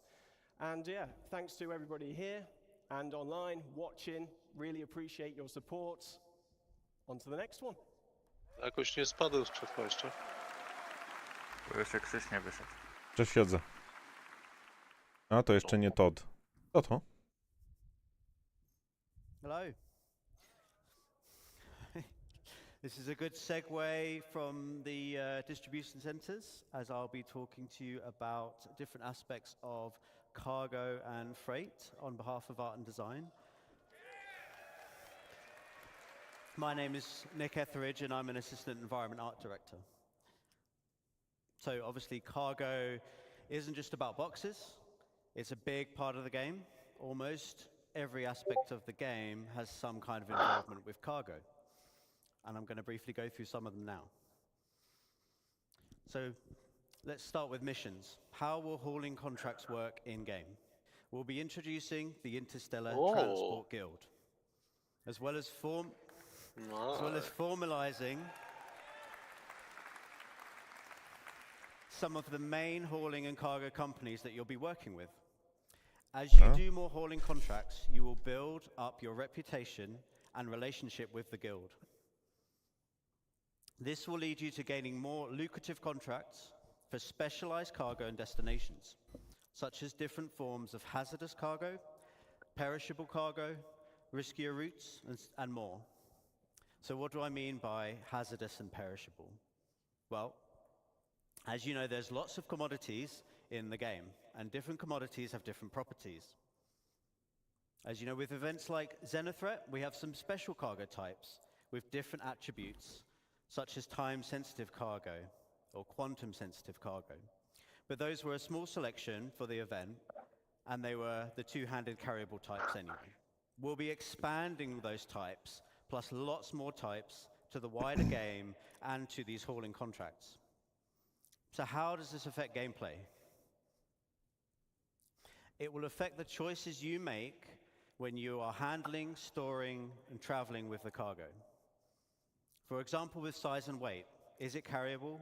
Do you need a tractor beam? What type of tractor beam do you need? Is it a handheld one or a ship tractor beam? Some containers can only be moved with ship tractor beams, for example. With health, has the container got good integrity? Is it holding fragile goods? Do you need to handle it with care? You can't just throw all containers about. For temperature control, do you need to ensure the container is powered so it can keep the contents cool? Or do you need to get to your destination quickly, otherwise the contents may perish? For security, can the container be locked or hacked?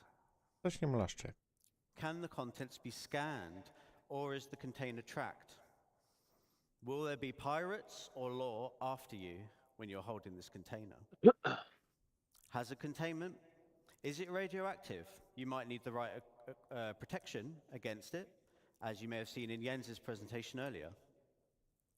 Can it explode? You might not want to put these containers on a more exposed section of your ship. And many of these attributes are going to be visually distinctive. So conversely, if you want to steal, for example, some cargo on a hull C, which does have very exposed cargo containers, you might want to avoid shooting blindly and accidentally blowing up your potential profits. So look out for those types of containers. Back to mission progression.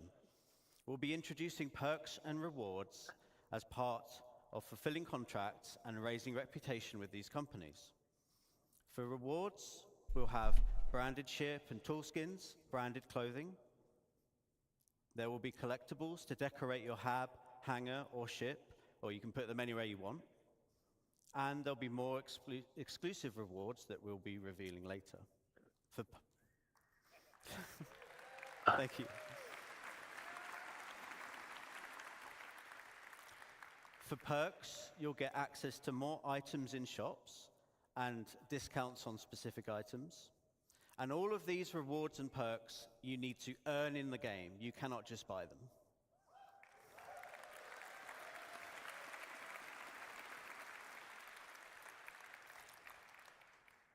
Next, let's have a look at freight elevators and hangars. I knew you'd be excited for this. Ale on I'd blaska, like ja to show you a pierdzielę. short video to demonstrate how freight elevators will change Fajne how you będzie fill to, your że w hangars and ten how you use your hangars. cargo będziesz mógł zdobyć skiny na swój statek pewnie O tak. tymi, z reklamówką danej firmy, dla której pracujesz i w której zdobyłeś reputację.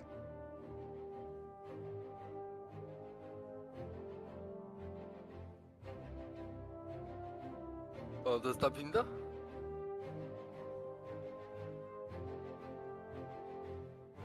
Tetris.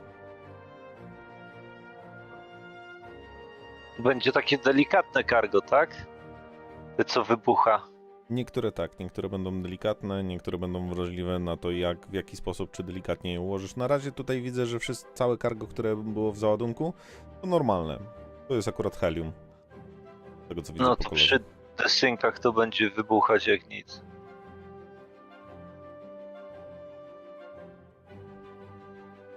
I tu jest winda cargo, która dostarczyła cargo po prostu do twojego statku, do hangaru, pod załadunek.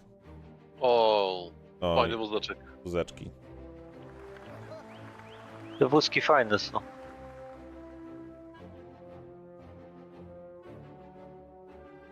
Możesz biec z nim. A, rozładunek. Wejdź. No. Taki Nareszcie, wózek na 99, jest, panowie, 99 jest, dolarów. nareszcie. O. Okej. W końcu nie będzie trzeba jeździć do outpostu na stację. Patrz. A, i mogą ci dostarczyć... Aha, dobra, on to przerzucił po prostu z ten.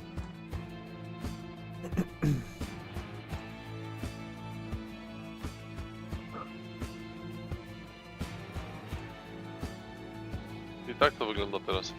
Okej. Uuu, jaki ładny boksik na ten. Ładne. Jakby to nazwać? Co to ma być tak naprawdę?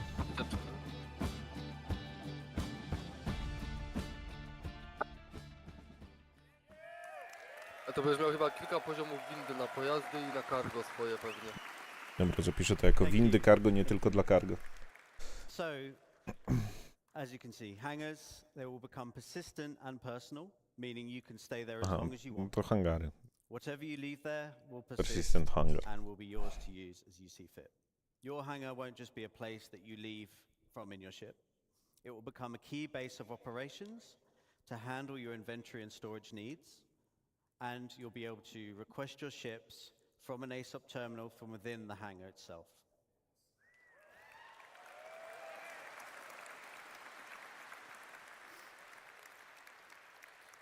Location inventories won't be magic and instant anymore. This means that the freight elevators will be one of the main ways you interact with your local inventory. Items stored at the location can be requested via the elevator kiosks and will be brought up in a physicalized state to do with as you want. This would be done through a dedicated interface Pół godziny screen opóźnienia? to manage large O volumes Jezus. of items. It won't be using the personal inventory system. Siemagor. The change is obviously a really big quality of life improvement to retrieving ground vehicles. No longer do you have to travel thousands Pamiętaj, małpa, or że to co millions of pokazują, to ma kilometers w to przeciągu specific places in roku the być, verse więc to get your vehicle. You will get them straight from your hangar. chyba, że walnęli się o 1-0.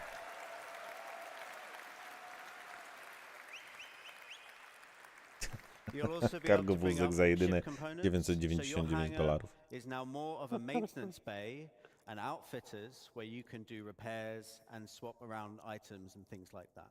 Wszystko, co pokazują na Citizenconie, ma być do roku czasu od Citizenconu. Takie są ich założenia. Zobaczymy. It will be a home to do as you want, which has always been the dream. That concludes my presentation. Thank you very much for listening. Ten lunch mógłby w końcu przeżyć do końca. And I will pass you over to Todd Pappy. No, teraz Todd. Więc Todd może powiedzieć część ciekawych rzeczy i później Krzysiu. Come on, I can't hear you. All right, there we go. So, we'll be talking today about something special. It's an update on something that we talked about a little while ago, but we feel it's the future of Star Citizen, and it's the culmination of multiple different game systems coming together. So why don't you play the video? Something. Okay.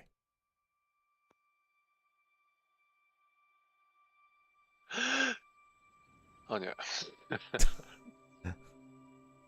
To hula, a nie widziałeś? No ja już chociażby wyobraźni jestem, że własną bazę budujesz. A.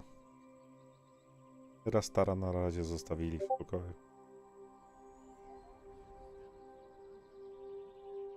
Też?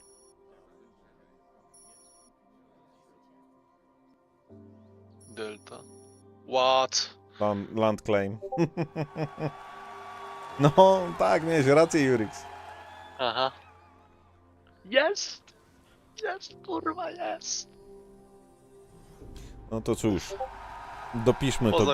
Dopiszmy to gówno, budowanie baz.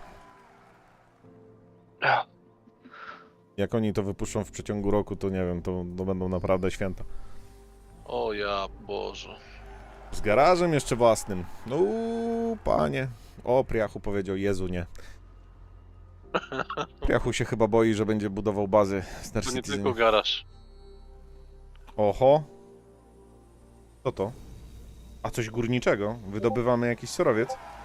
No okej, czyli to, co było w Starfieldzie, nawet ten górniczy... Tak. Dokładnie. Ja nie chcę. Jak to nie chcesz? Będziesz ze mną budował. Postawimy sobie działki obok siebie i będziemy budować jeden wielki aglomerat Lynxowy. A? Co dalej? Co to jest? Chłopaki ze Starfielda mają ubaw teraz. Na pewno. O, panele słoneczne. Rozbudowa dalej. Od razu miasto. What the heck? Co to? Ja widzę tam rośliny. Ziom zielony? No, no.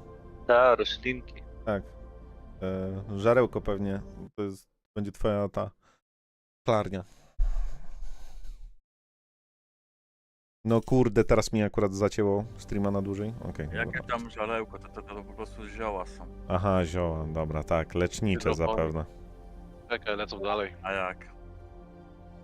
I to ma być za rok, w przeciągu roku. Tak, w przeciągu roku. No, ale powiem, że ta baza wygląda lepiej niż się spodziewałem. Ale zobaczcie na to, że wszystkie elementy, które są tutaj w tej chwili zespawnowane, są w pełni z teksturami. Gotowe. Tak. Są faktycznie gotowe. Vital. No nie wiem. To coś... Ja powiem tak, reklamy mają zajebistą. Bullion Home.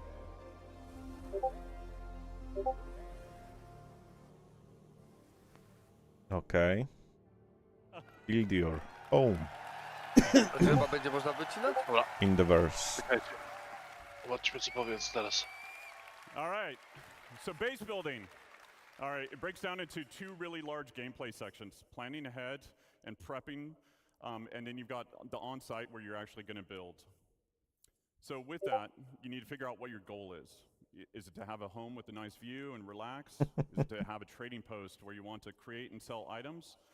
Is it to gather resources available and move on to the next area? Or is it to be off-grid and be completely self-sufficient? So with that, with your prep and everything like that, we've got blueprints. Okay. So the recipes, everything in the game is fabricated from a blueprint. Players acquire blueprints via reputation rewards, missions, or rare NPCs. No. With any blueprint, you can actually do research on it and then create different variations. With materials ranging from the common to ultra rare, you might find them at the local Bardzo te gwizdki będą najbardziej. around the universe to collect them. Nie mogę się doczekać. Refined, simple materials, or even complex components will all go Axis into and fabrication. face. With this, then you got location, location, location. First area is high security, so you must purchase the land. The base is actually invulnerable because of the planetary shield tech. A security will show up to protect it as well. You pay for the privilege, you're taxed. So at this point, you won't have the best resources available. You won't have access to the best resources available on the planet. If you don't pay your taxes, the shields will go away after a period of time, and the base will become derelict and will collapse. Okay. But this is low risk, low reward. Then you've got low security. So again, you must purchase the land. It's owned by an independent corp, gang, or faction. Again, you don't have access to all the best resources on the planet. The base is vulnerable. AI NPCs will show up and protect the base if it's attacked. The protection will escalate over time. Player can also build defenses to help mitigate this as well. And then it's medium reward. Ja obstawiam, że oczywiście będą jakieś pirat claimy. Then you've got lawless. So this is no protection other than what you build. Okay. There's shields, Małpa tam anti-air. bombowiec, to ci się Players can przyda. disable the shields by Już getting będzie close trzeba to znaleźć them. jakąś lokalizację na Pyro, która będzie strasznym zadupiem. Tam się wybudować. No protection fees, you get a high return on the resources. Angry już zaciera ręce ze swoim bombowcem. O, to ale ktoś... Nie, ja po prostu nie wierzę, że oni to wprowadzą za mojego życia, nie? So this is what we would consider a surveyor. With this, we want to actually cater to everybody's playstyle, whether you're solo or in an org. With this, you got different buildings that you can Ambicje mają, from trzeba small, medium, to przyznać. large to XL or XL. So with the surveyor tool, you can only build the small buildings. With a vehicle, you can build small and medium-sized buildings. With the Galaxy, you can build small to large structures. Pioneer. And then obviously with the Pioneer. No to dobra, czyli do Galaxy dojdzie moduł Pioneer can do it budowlany. all. And it still works as a mobile base. And we'll talk about some of the more expanded features Wiecie, that co we're teraz na adding to EA it będzie najciężej dorwać? later on. Pioniera. So, and then it's also we're exploring what can be done. Tym właśnie sobie in załatwili space, sprzedaż not just on the Pioniera na planet. EA. So from here, you set off on your journey.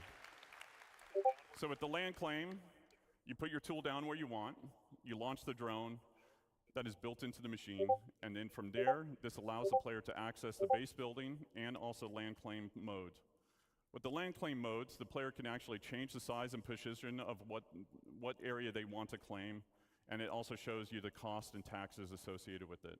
If it's in a taxable zone and you don't own the land, this interface will default to it. So if you own land or it's in a lawless area, it'll automatically go to base building mode. So with the overhead view of the land, you can actually place down buildings exactly where you want. You can see the resources beneath the surface, and then you can also place multiple buildings before you actually build. So you can see how it will all come together. You'll see the resources that are needed for it, and then you can also switch back and forth between different modes, which are showing off the resource network and how you link basically power generators to consumers.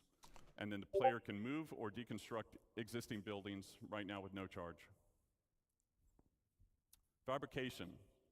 So when you basically build these buildings, they don't come with any furnishings. And if you didn't bring any with you, then you want to build a fabricator. So depending on what you want to build, there's different sizes of them that support buildings from decorations, armor, weapons, components, and even ships.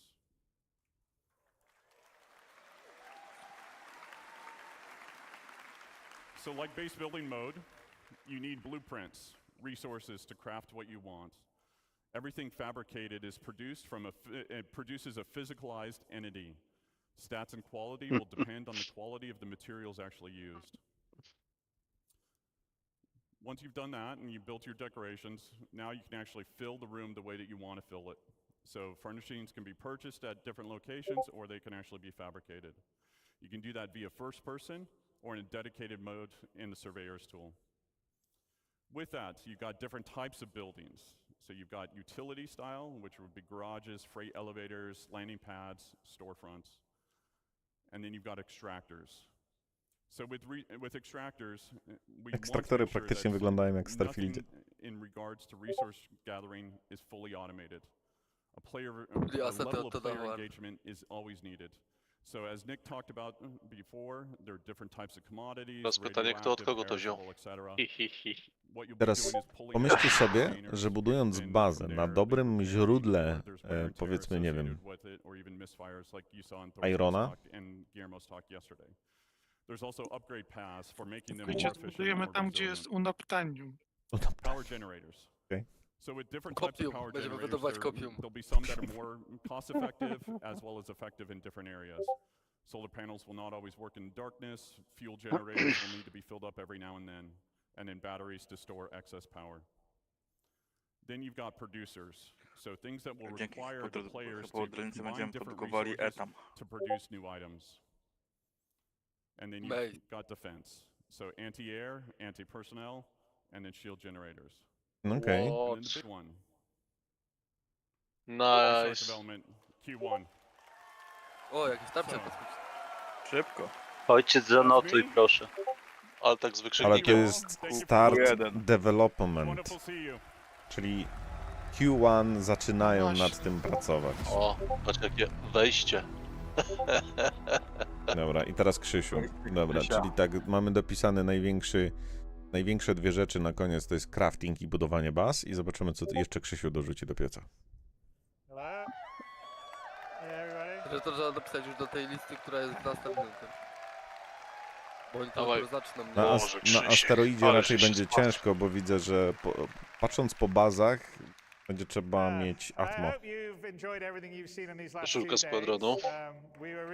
Tak, no wiadomo już po co. Ale patrząc po co, to oni składają rzeczywiście mają na ukończeniu, czyli dostają ludzi. No tak, no dużo komentarzy było takich, że oni mają już feature complete. Dajmy mu gadać. One of the real reasons why we wanted to show you this Citizencon is because we've hit an inflection point on a lot of the features, as in they're either finished or they're in polishing stage, which is why we're showing them. So everything that we've been showing you here at Citizencon is our intention. Not making 100% promise, just so everyone remembers that. To get them into Star Citizen through next year. So it's not going to be nice on having to be after Squadron 42. So we are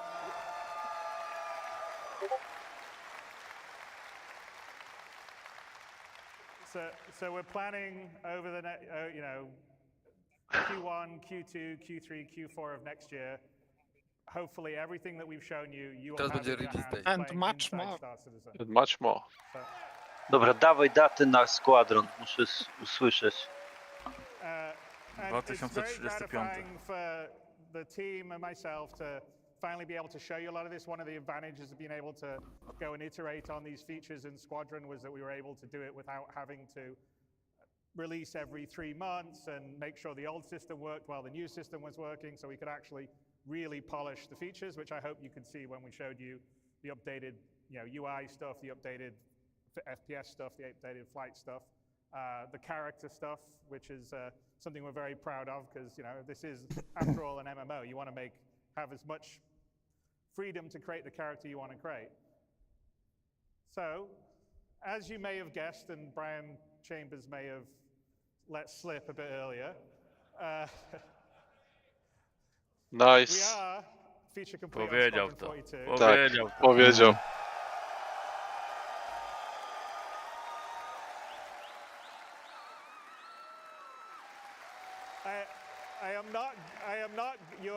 You will not get a release date from me today because, first of all, you always get very angry at me when I give dates.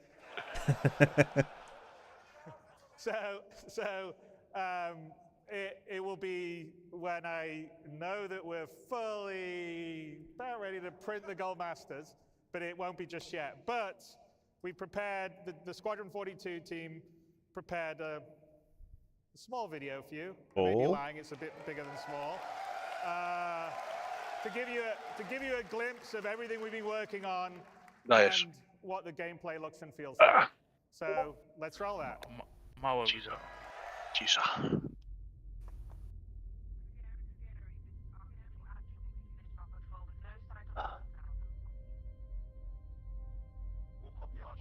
O, masakra.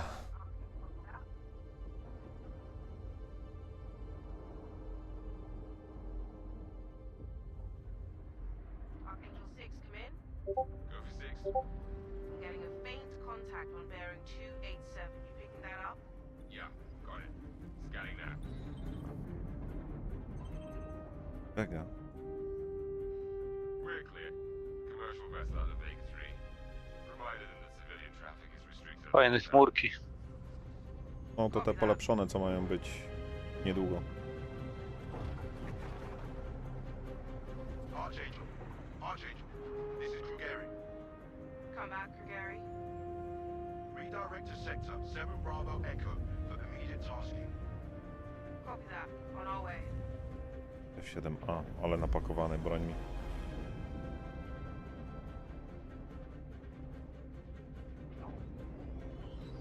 Gatlingi ma z przodu.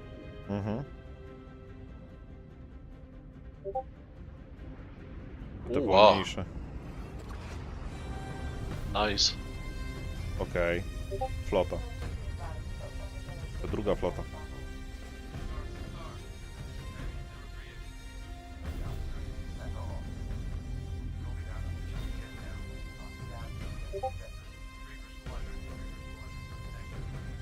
Co to za statek? Ten po lewej? Bengal. Który? Ten po lewej. Javelin. W rogu teraz. Javelin. A to Javelin. Pod nim Hammerhead, obok Bengal. Javelin Class Destroyer. Gauntlet nazywa. Infinity Gauntlet. Fajna muzyka idzie teraz.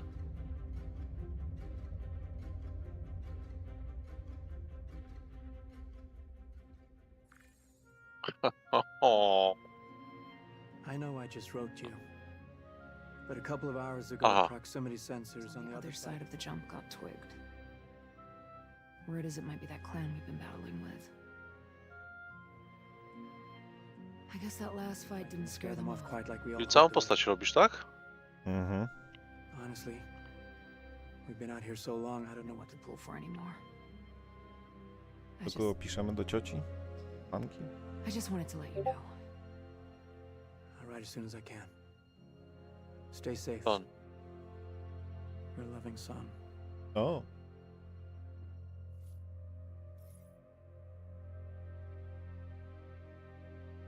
Nie no, kurwa, mam ciary, nie wiem jak wy, ale ja mam Jutro ciary. to wychodzi, no. Bayer film. Gillian? Nie, nie wiem kto to jest. O, Gillian!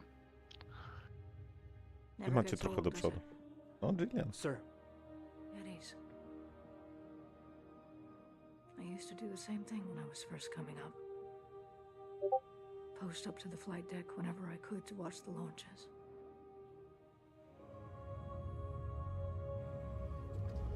Have you seen the F-8s up close? Dosłownie mam ciary. Sir. The thing's a beast. O, masakra. Nimble, too. 12 maneuvering thrusters and 3 mains. It sure sounds like it. Sir. I ten plakat, I won't believe. Powiem wam tak, nawet jeśli się spóźnią z tym, z budowaniem baz, i tak nie będzie źle. A to jest raczej największe. Co? Yes, sir. No ale daty nie podał, nie? Nie. Took me a couple times before I got in. Nawet takiej przybliżonej. Może na koniec filmiku będzie. No, feature complete, to jeszcze testowanie, dopieszczanie.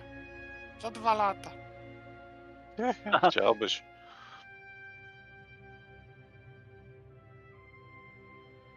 Zobaczymy. Wow, jakie ładne. Ja pierdzielę. All system. Manchester. Sprzedać to się umią, to na pewno, nie? 2023, no co wy? Welcome to Cloud Imperium Games Manchester Studio. I'm Chris Roberts, and I'm pleased to announce we have just passed a major milestone. Wszyscy myśleli, że to w grze. Tak, tak. Myśleliście, że to render. Ja przez chwilę miałem taki dziwny ten. No. To share what this means.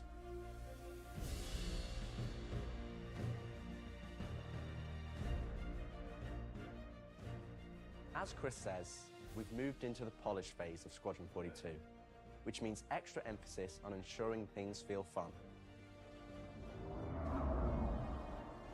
This means focusing on the small and large elements of the game, such as dialing in combat encounters, but also looking at the feel of how you control your character or vehicle and making sure it's immersive as possible. We've paid extra attention to how your character reacts when in their ship, so that you feel like an actual pilot, whether that's firing your weapons, taking hits, or punching the afterburners to get to cover. Ship AI has also seen huge improvements, with closer engagement distances and more varied behaviors. And with our new precision targeting mode, the action has never been as close.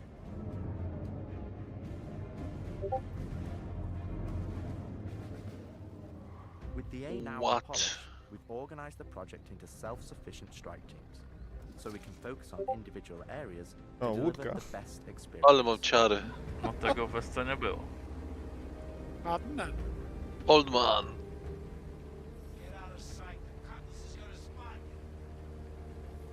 This allows us to bring all disciplines together with a unified vision of enhancing the gameplay by seamlessly blending it with polished visuals, final cinematic performances, and our ever-improving technology. Masakra, jak to wygląda. Jak oni to dostarczą, to będzie nieźle. To będzie bomba. Mhm. Zależy od ilości bugów. No, dlatego chyba chcą ten polish ogarnąć. Chyba widzieli wszystkie. Jak to wygląda, jak ten Gladiusem lata.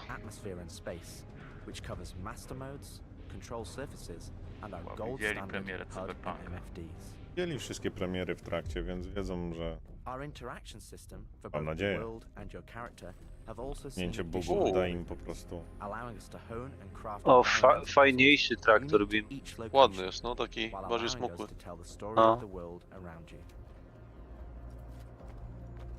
Co chcesz wojskowy?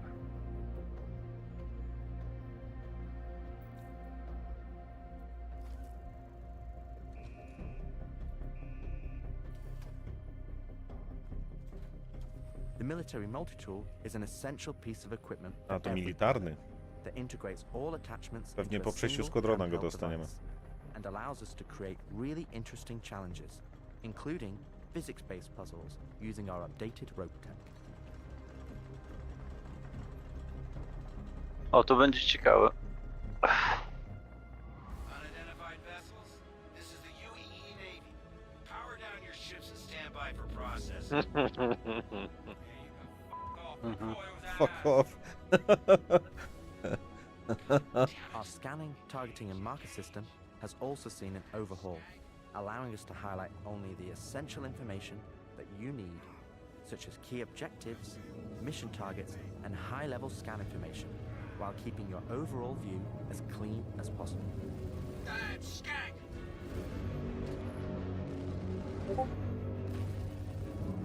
Trochę w myśliwcach ten tryb celowania. Wow. Zaraz coś zobaczysz, ojciec. O, właśnie. No to już widziałem. Jeżeli chodzi o nowe UI lutowania, to już było na jeden panel. Jak to wygląda? No, wszystkie te, wiesz, rzeczy ze składrona trafiają do live powoli. Elstrom z zniszczeniem obiektu. Which adds a layer of dynamism to the experience alongside our improved AI that can now have hundreds of combinations of traits that allow us to create unique and challenging combat encounters that really push your tactical Może następny awareness sitcom and będzie z datą składrona. Rok czasu. Jak to wejdzie, to będzie jedyna gra, jaką będę miał na kompie.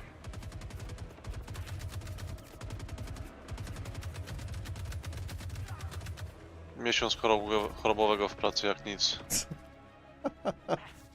Ja biorę rozwód, jak to będzie tak działać.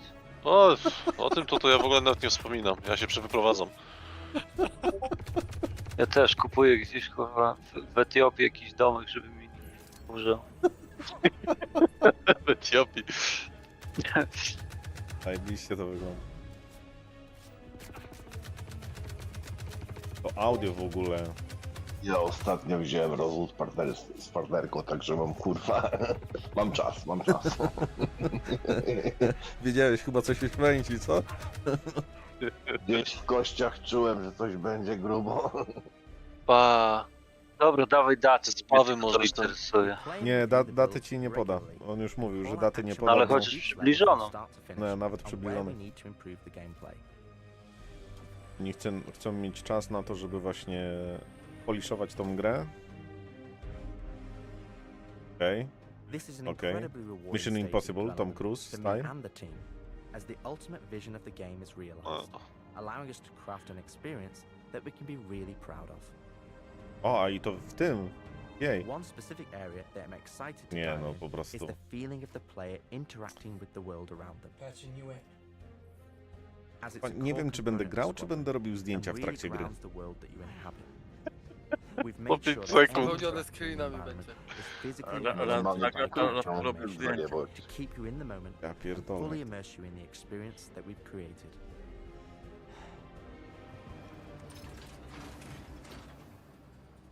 Ultimately, this is the final phase of gameplay iteration. before we Fajne fully przejście. transition into optimization and No to też stability pokazywali nowe on the Quantum. road to release. O kurde. Come back. Always trips me out to see terraforming setups like this. Web Pride explaining how atmosphere processors work. Really shows how far we've come. Alicia. With the transition of Squadron to Polish phase, we've had the opportunity to find additional moments within the existing narrative to add subtle interactions where appropriate. It's been tremendously exciting to play through these areas and find places to augment the mood, support gameplay, and further embellish our story and characters. Nie, masakra, panie, ja nie mogę. I've got to wait another 2 years before I can reapply. So that's why I figured I'd get a job trying Macie datę. security because that's 31.12.20? Coś nie tak. Chyba, że w drugą stronę odczytasz.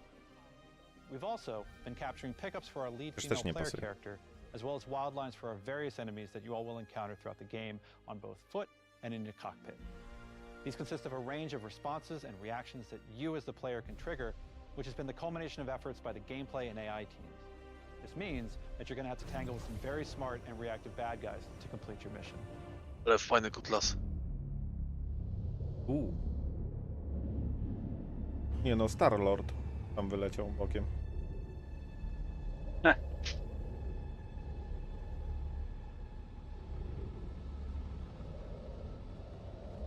At the heart of this immersive adventure, you'll find cutting-edge cinematic storytelling, thoughtfully crafted to fully immerse you into your story. We fight today. So in 40 years from now, when you're surrounded by everything and everyone you hold dear, and they ask, what did you do in the Battle of Vega? You can look them in the eye and say, I held the line.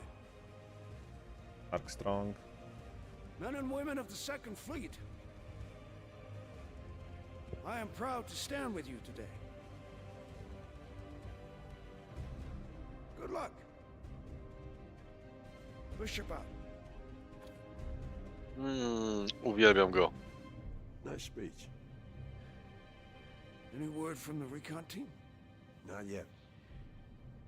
Let's get into position. Masakra. Dosłownie. No tak, to spoko jest. Ja mam ciary.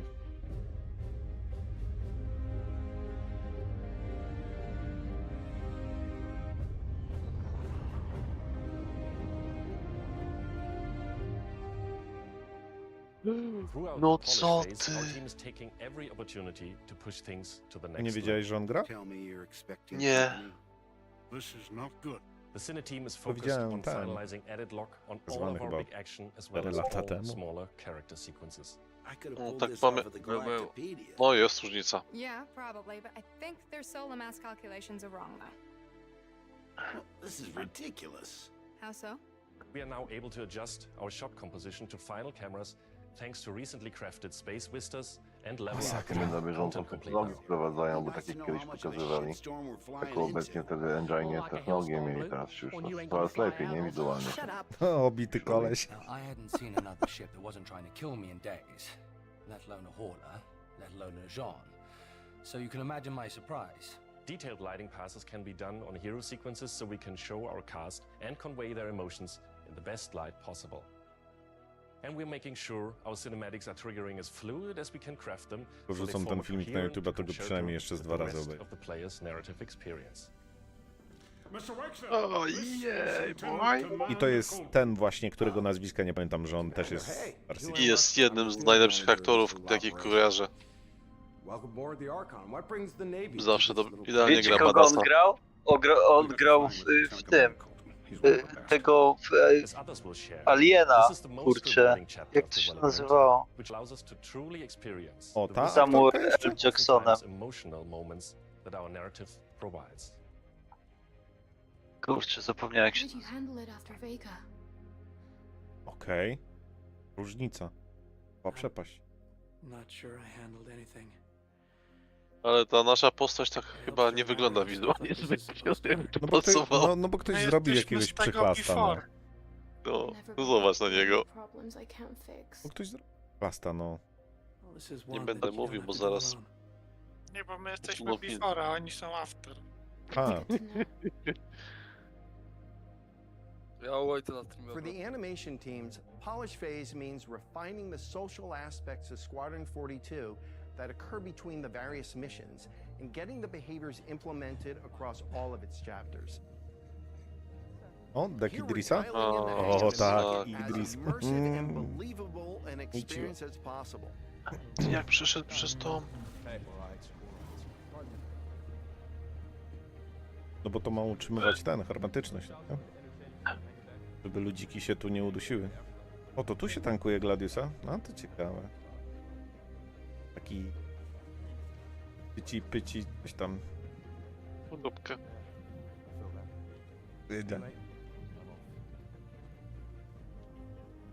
For example, we're launching off a space carrier, but we still ground the feel in real-world actions, refueling, repairing, and inspecting, and making sure that your next flight mission is a success. This means we're looking out for pops, hiccups, or awkward transitions, and ensuring that everything flows and looks like all the great mocap performances we've captured.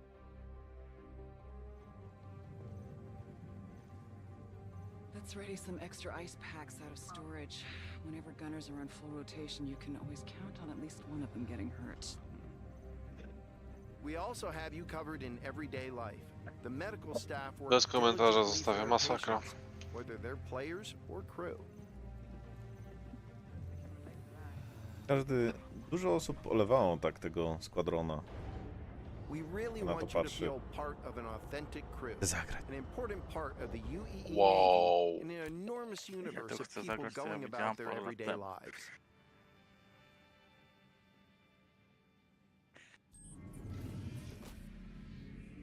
Let's go ahead and clear for takeoff. Ground crew, prep bay for takeoff. Copy that. Hangar, ready for launch. Takeoff approved, Baron 2. You have the ball.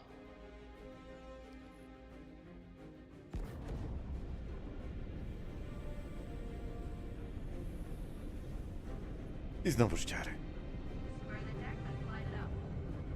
Ready and hold on as you're launched off the deck of the carrier.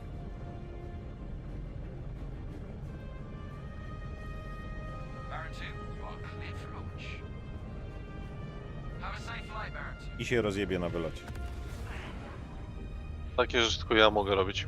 O skałkach.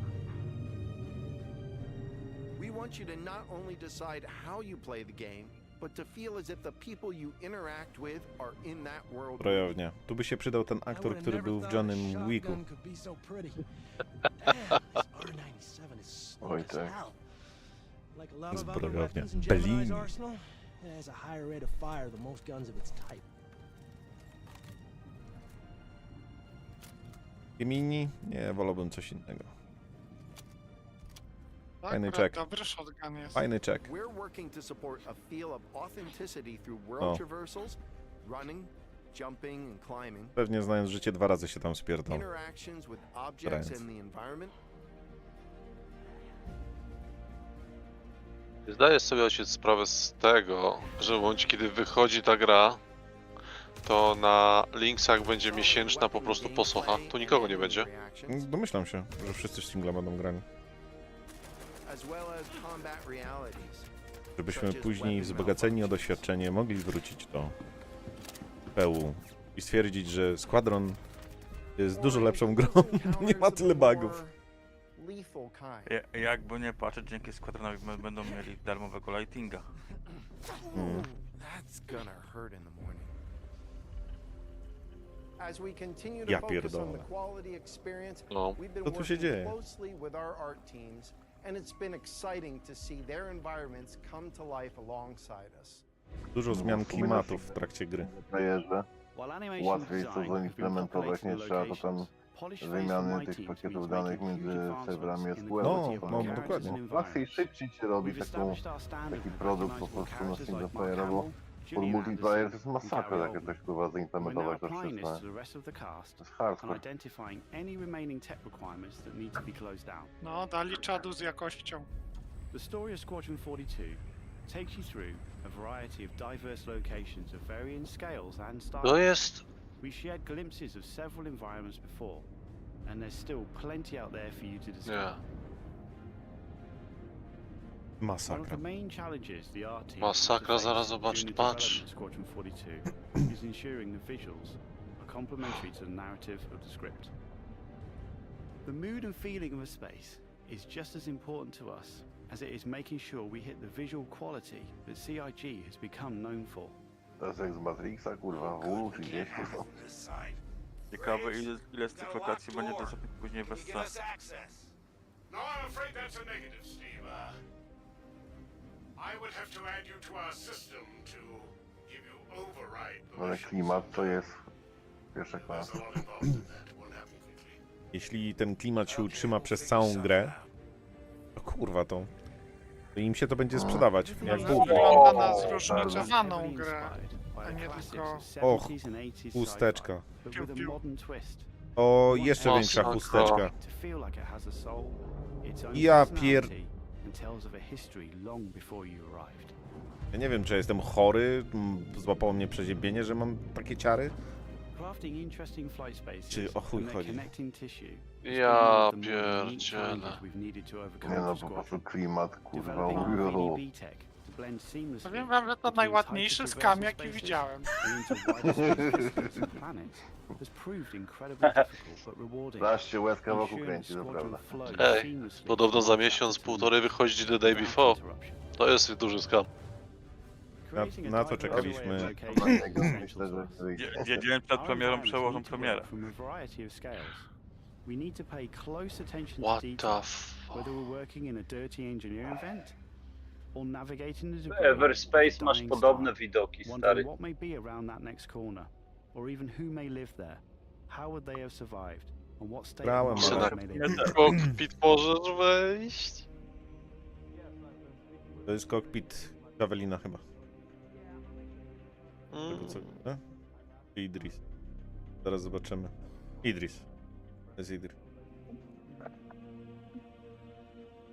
We've worked closely with our social teams in delivering a cohesive social experience when you're taking some downtime from our refined flight and FPS missions, or even missions of the more eerie kind.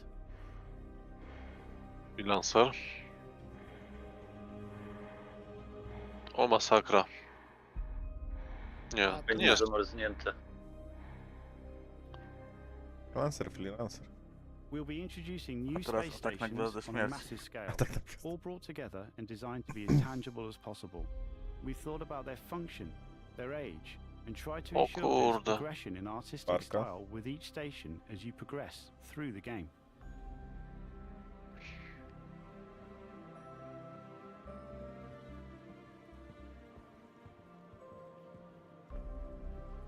Ruchome schody będą bardziej bezpieczne niż windy, nie? W Squadronie chyba tak. Schody jak schody, ale tam widziałeś, chińszczyznę sprzedają. Co to? Silnik. Duże jakieś. Jeden silnik.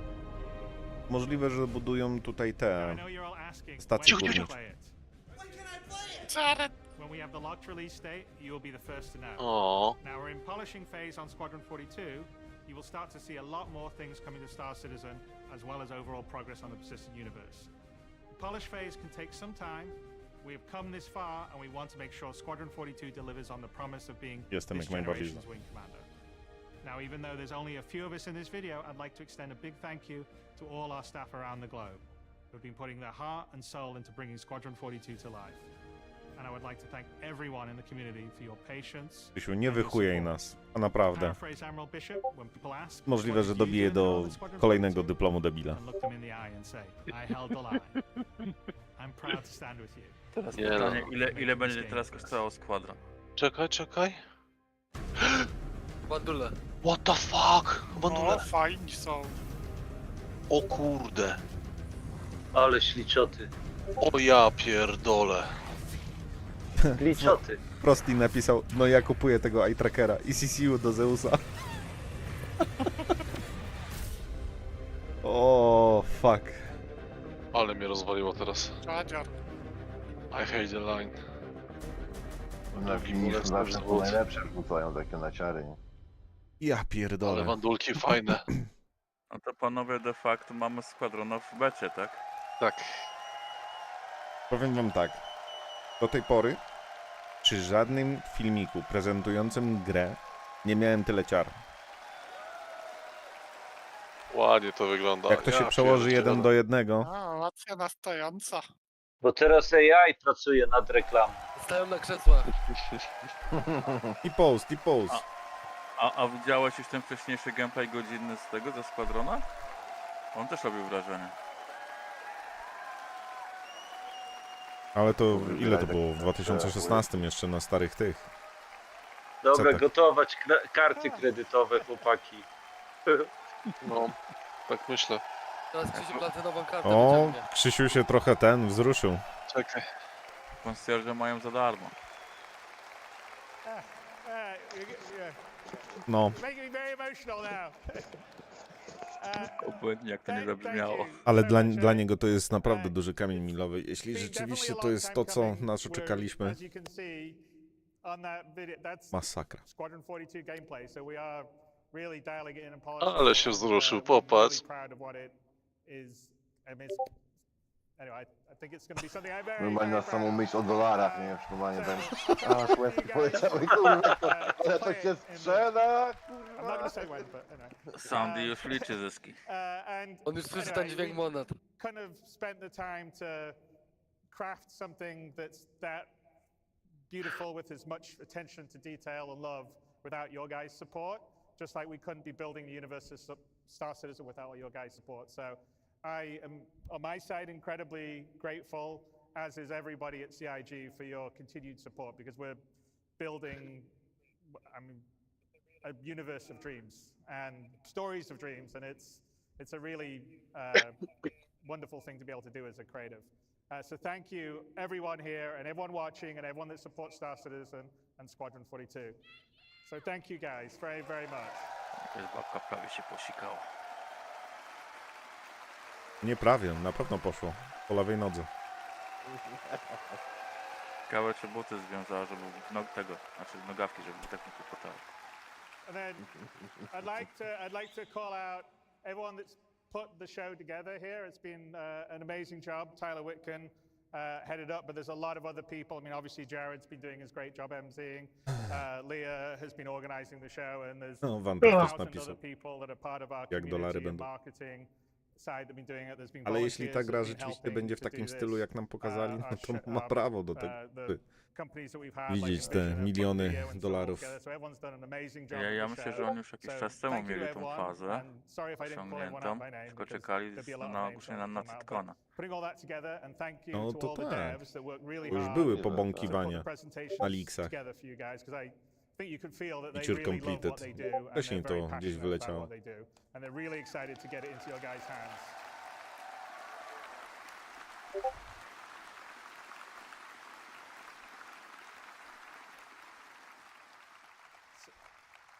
So, anyway, with that, I think I would say thank you, everyone. I'm really excited about what we've got upcoming in the future because a lot of the foundational tech, the persistent entity streaming, and you saw server meshing earlier on yesterday, enables a lot of the stuff that's going to come to the PU, like the base building and the persistent hangars.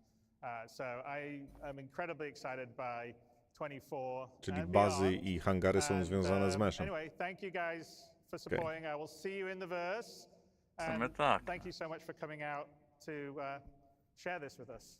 Wiecie co, ale on mi powiedział, kompletnie nie dał jakiejś takiej mniej więcej daty, że polishing może powiedział 2024 i beyond.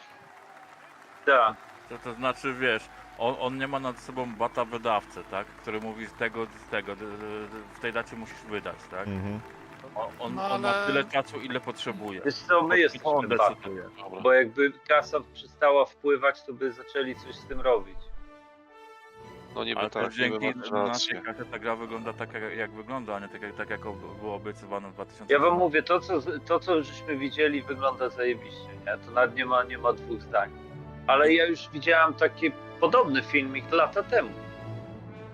No był godzinny gameplay, po parę lat temu. A teraz pytanie do was. Muszą nakręcić nas trochę, kurwa, no wiadomo. Co było ważniejsze? Server meshing czy ogłoszenie ukończenia de facto pracy nad składronem? Składron był ważniejszy chyba, co? Słuchaj, jak oni by skończyli ten składron, co teraz tutaj pokazali, nie? No to oni by mieli takie pieniądze, że to się nie da opisać. To nie byłoby jakieś tam 500 milionów czy coś, tylko tam by miliardy leciały. Dolarów. Już będą leciały. Popatrzcie jak się takie większe gry sprzedają, nie? Jak masz na przykład w 8 milionów gości kupiło gierkę tam, dajmy na to Starfielda czy coś. Przecież to są takie pieniądze, że to się nie da opisać. No tak. Oni w ciągu jednego dnia zarobili więcej niż Starfield, niż Star Citizen przez ostatnie 10 lat. To wiesz, oni muszą to wydać. Nie no, nawet jak ta gra wyjdzie, będzie kosztowała $100 czy to 100 euro, nie? No to i tak ludzie będą kupować. Ja słuchałem was, tylko nie gadałem, bo wolałem słuchać tam na YouTubie, co mówią. Ale niesamowite to wygląda. Tak, niesamowite. Tylko ja rozumiem, że to gdzieś 2 lata plus. Przy feature complete? No. Niekoniecznie. Rok. Powiedziałbym, że możliwe, że w połowie 2024 roku może będą już na tyle pewni daty, że może rzucą datą. Bo Krzysiu powiedział, że nie chce rzucać datą, już tyle razy rzucał datą Składrona, że wszyscy go nienawidzą za daty.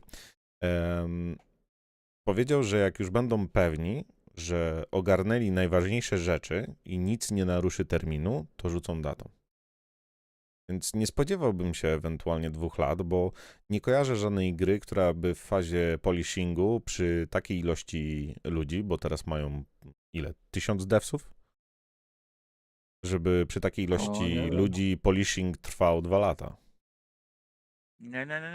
Od momentu przejścia do bety zazwyczaj jest z roku do 1,5 roku do wyjścia gry. Zobaczymy właśnie, jak to będzie wyglądać. Bywały różne sytuacje, tak? Widziałem też bety, które były betami przez bardzo długi czas, więc... Tą łódką jak płynęli, to wyglądało Nie, po prostu tam jest masakra. To był pojazd, którego w ogóle nie ma w Citizenie, nie? Ta łódka. Każdą lokalizację kolejną, którą pokazywali, była jeszcze bardziej klimatyczna niż poprzednia. Przecież końcówka z tymi... Nie, po prostu mózg rozjebany. No, pięknie to wyglądało. Fajnie. Ja bym powiedział, że portfel rozjebany. A to też przy okazji. To też przy okazji, ale to tak. To zależy od tego, jak bardzo chorowałeś wcześniej na citizenoholizm i czy ewentualnie ta choroba u ciebie ma nawroty i przerzuty właśnie w tej chwili. Ja chorowałem, ale jakoś się szybko zdrowiłem.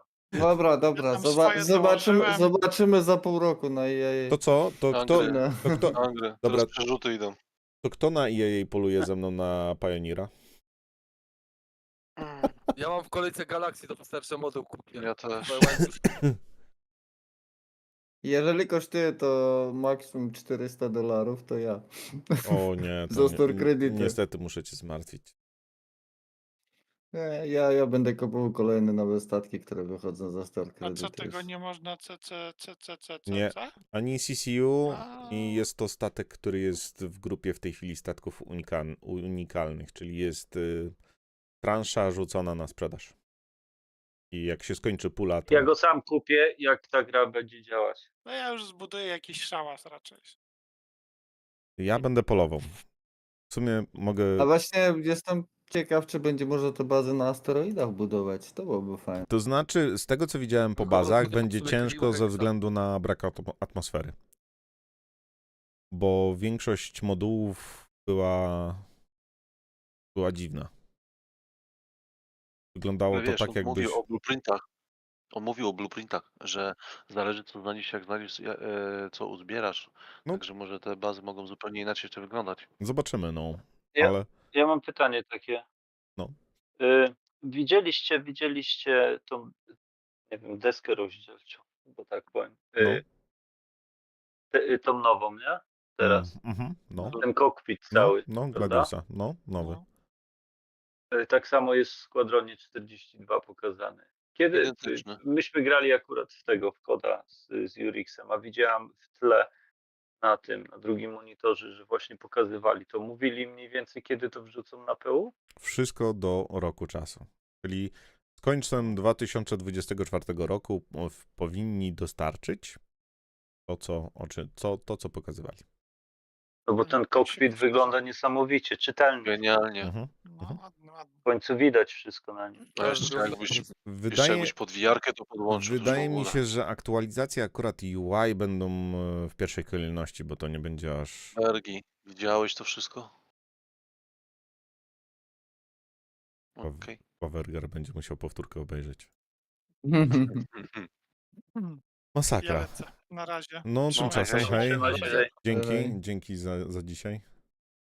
I wczoraj. Nie? Ale ogólnie tak. Chcę tylko pokrótce podsumować dzień. Czyli to, co dzisiaj nam mówili. To są gangi i ich armory powiązane z reputacją. Armory za reputację i tatuaże, tak? Czyli będziemy mogli zdobyć i zajebiste legendarne armorki, bo jak ktoś widział dustupów armor legendarny, to ja po prostu go muszę mieć. Podział armorów na specjalizacje i ich perki, czyli będzie miało znaczenie to, jeśli ubierzecie flight suita i wejdziecie do myśliwca, to będą na was mniej oddziaływać przeciążenia. Jak weźmiecie combat armora, no to w kombacie będziecie jeszcze lepsi. Higiena. Można być Dusters, tak? Słucham? I jeszcze mała Armory uwaga. Dusters, tak? Dustersi to gang. Z tej frakcji w sensie. Tak. No tak. Jeszcze mała uwaga co do armorów. Heavy armory będą mocno ograniczały ruchy, tak? No ale to po prostu mieści się w tej specjalizacji. Nie chcę się tutaj rozbijać na atomy. Chcę to podsumować w miarę tak kompaktowo, a później ewentualnie możemy sobie to na Discordzie omawiać, bo mamy wszystko rozpisane w obietnicach. To już jest wrzucone w obietnicę Citizenconu na Discordzie, więc tam też możecie sobie po części przeczytać. Kolejnym tym elementem, który omawiali, jest higiena, czyli ewentualnie NPC będą reagować na to, czy śmierdzimy, czy jesteśmy brudni, czy jesteśmy umyci, czy nie wiem, tak jak kto mówił? To Małpa chciał się nie, to Pinku chciał się zapuścić dready i leżeć obok śmietnika gdzieś tam w niektórych lokalizacjach. Starcloth, czyli... Nie, że Małpa to Brutas od razu, nie? Nie, no... Podobne macie głosy Żartuję czasami, więc... przecież. Starcloth to ogólnie przedstawili technologię ubioru, czyli nasz ubiór będzie w ogóle całkiem inaczej reagował na obiekty, z którymi będzie miał styczność, na wiatr. W ogóle to się całkiem zmienia względem tego, co mamy na dzień dzisiejszy. Nowe fryzurki, kolorowanie tych fryzurek, nowe DNA głów, więc praktycznie 60 nowych sztuk łubów dochodzi do puli genowej. której będziemy mogli zmieniać wygląd i zmian tych będzie dużo więcej względem tego, jak to wygląda w tej chwili. Ta aplikacja będzie się nazywała Bioticorp i Bioticorp będzie obsługiwał właśnie tworzenie naszej postaci. W ogóle w tej aplikacji też było coś takiego jak First Name i Last Name, więc jestem ciekaw, z czym to się będzie wiązać. EVA 2.0. Zajebiście to wyglądało. Także jak coś, to cofnijcie się. Nie wiem dlaczego starałem się znaleźć opcję na YouTubie, gdzie ustawić marki wideo i ewentualnie je nazwać, ale niestety nie znalazłem. Jak się do tego dogrzebię, to ewentualnie prześledzę te nasze 7-godzinne streamy i pozaznaczam ważniejsze momenty. Czołganie się 2.0 też to fajnie wyglądało. Już nie trzeba wciskać odpowiedniego przycisku, żeby się obrócić na przykład do tyłu na plecy. Ślizgi, radiacja i wpływ na postać tej radiacji, interakcje z przedmiotami w grze, nowy system w ogóle używania przedmiotów, nowe interakcje z otoczeniem, nowe loot inventory, które właśnie Jurix też tutaj mówił, poczekaj aż zobaczysz, ja już to widziałem, także to wszystko było w panelu wcześniej. Nowe animacje stealth zabójstw, po prostu przepiękne to było, jak wbijasz nóż i jeszcze ewentualnie musisz się z przeciwnikiem, żeby mu wbić ten nóż głębiej. W ogóle kajdanki, to po prostu to była zajebista rzecz, gdzie po prostu jak obalicie jakiegoś NPC, to możecie zakuć i go po prostu w kącie zostawić, żeby skisł. Skaner FPS, zacięcia broni, zużycie broni, nowe zachowywanie się recoila i broni, nowe efekty lunet, nowe muszki na broniach, karabin Volta, który po prostu jak zobaczyłem ten karabin Volta, po prostu już sobie wyobraziłem, jak smaży mózgi po prostu przeciwników. Zmiany w PvP, PvE, zachowania NPC-ów na podstawie ich charakteru i zdolności, nowe interakcje z kokpitem statku, nowe UI, Master Mode, nowe QT w pełni fizyczne na krótkich i długich dystansach, outposty i biblioteki z nowymi teksturami, nowe outposty w Stantonie, lokalizacje z questami od dużych korpo, czyli te takie mega bloki, które pokazywali, można powiedzieć, że to jakieś małe miasta, rajdy na te lokalizacje, łamigłówki z użyciem multitoola, cargo gildie i repka z tym związana. Za repkę możecie dostać skina od tej gildii. Więcej typów cargo wrażliwych, windy cargo nie tylko dla cargo, ale również będziecie mogli, bo to będzie powiązane z Persistence z hangarem, będziecie mogli przyzwać jeszcze swoje pojazdy. No i na koniec rzucili dwiema takimi grubszymi rzeczami, moim zdaniem. Kurwa, komar. To jest budowanie baz i crafting. No kurwa. Sorry. Ja się zastanawiam tylko, co to obliczy to wszystko? Jaki komputer kwantowy? Server mesh. Dlatego większość właśnie tych feature'ów było zablokowane przez to, że jeden serwer by sobie z tym wszystkim nie poradził. Siemanko. Nie no, to są takie obliczenia na masakra. Także to jest podsumowanie dzisiejszego dnia. Starałem się to zapakować zwięźle i na temat na sam koniec streama, żeby każdy mógł sobie do tego wrócić ewentualnie. Tak jak na poprzednim streamie zrobiliśmy sobie podsumowanie. To wszystko też jest na Discordzie, jest w kanale Obietnice Citizenconu. Stamtąd będziemy to też systematycznie wykreślać wraz z postępem prac, które się będą pojawiać przez 2024 rok. Zobaczymy, jak to będzie wyglądać. Jak na razie po prezentacji, którą pokazali i pokazali składrona na koniec, po prostu jest jeden wielki masakra. Miejmy nadzieję, że wydadzą. Aż muszę to zagrać, chłopaki. Erko, oglądałeś to, czy nie? Dawaj, Oglądałem to. Powiem ci, że połowa tego Citizenconu to był taki trash talk. Widać, że tam dali tym ludziom z tego Montreala po prostu takie najgorsze zadania i te rzeczy, które oni robią, są takie najsłabszej jakości. Aha. Czyli te ground facilities i te wszystkie puzzle, nie puzzle w PU i tak dalej.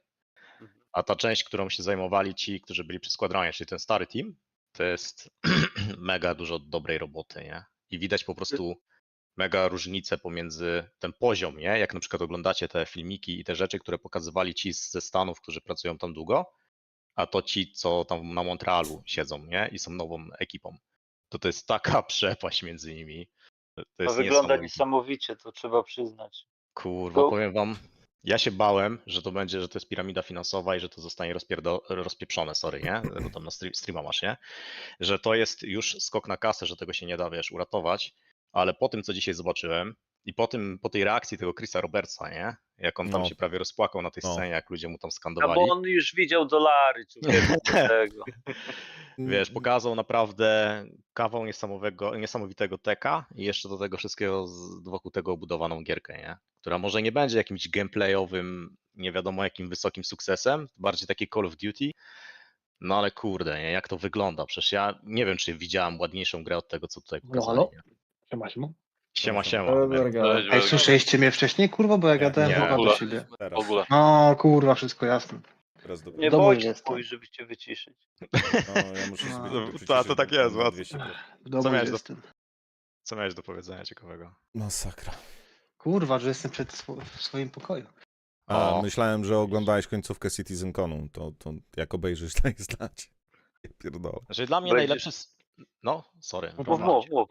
Nie, no, dla mnie najlepszy Citizencon ever, to po pierwsze, bo było najmniej lania wody ze wszystkich. Oczywiście te budowanie baz i te tam pierdy takie z PIU, to było troszeczkę lania wody.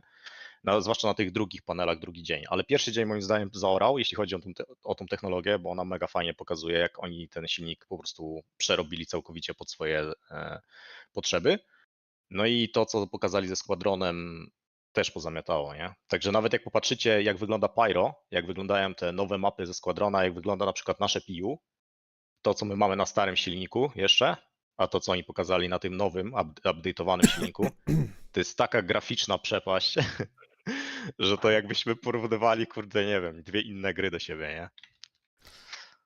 Mnie tylko zastanawia to obliczenie tego wszystkiego, tego starzenia się, zniszczeń, tego wszystkiego, nie? Jak masz tylu graczy to nie jest i taki masz problem. to wszystko obliczyć, to ja nie wiem, jak to masz ogólnie robisz to w ten sposób. Najważniejsze, że to będzie po stronie serwera, nie? To nie będzie obciążało komputer w takim stopniu. Przede wszystkim. Będzie jeden licznik, do którego będą entities podłączone, tak jakby, nie? Widzę, że serwer nie działa po tym Citizenconie.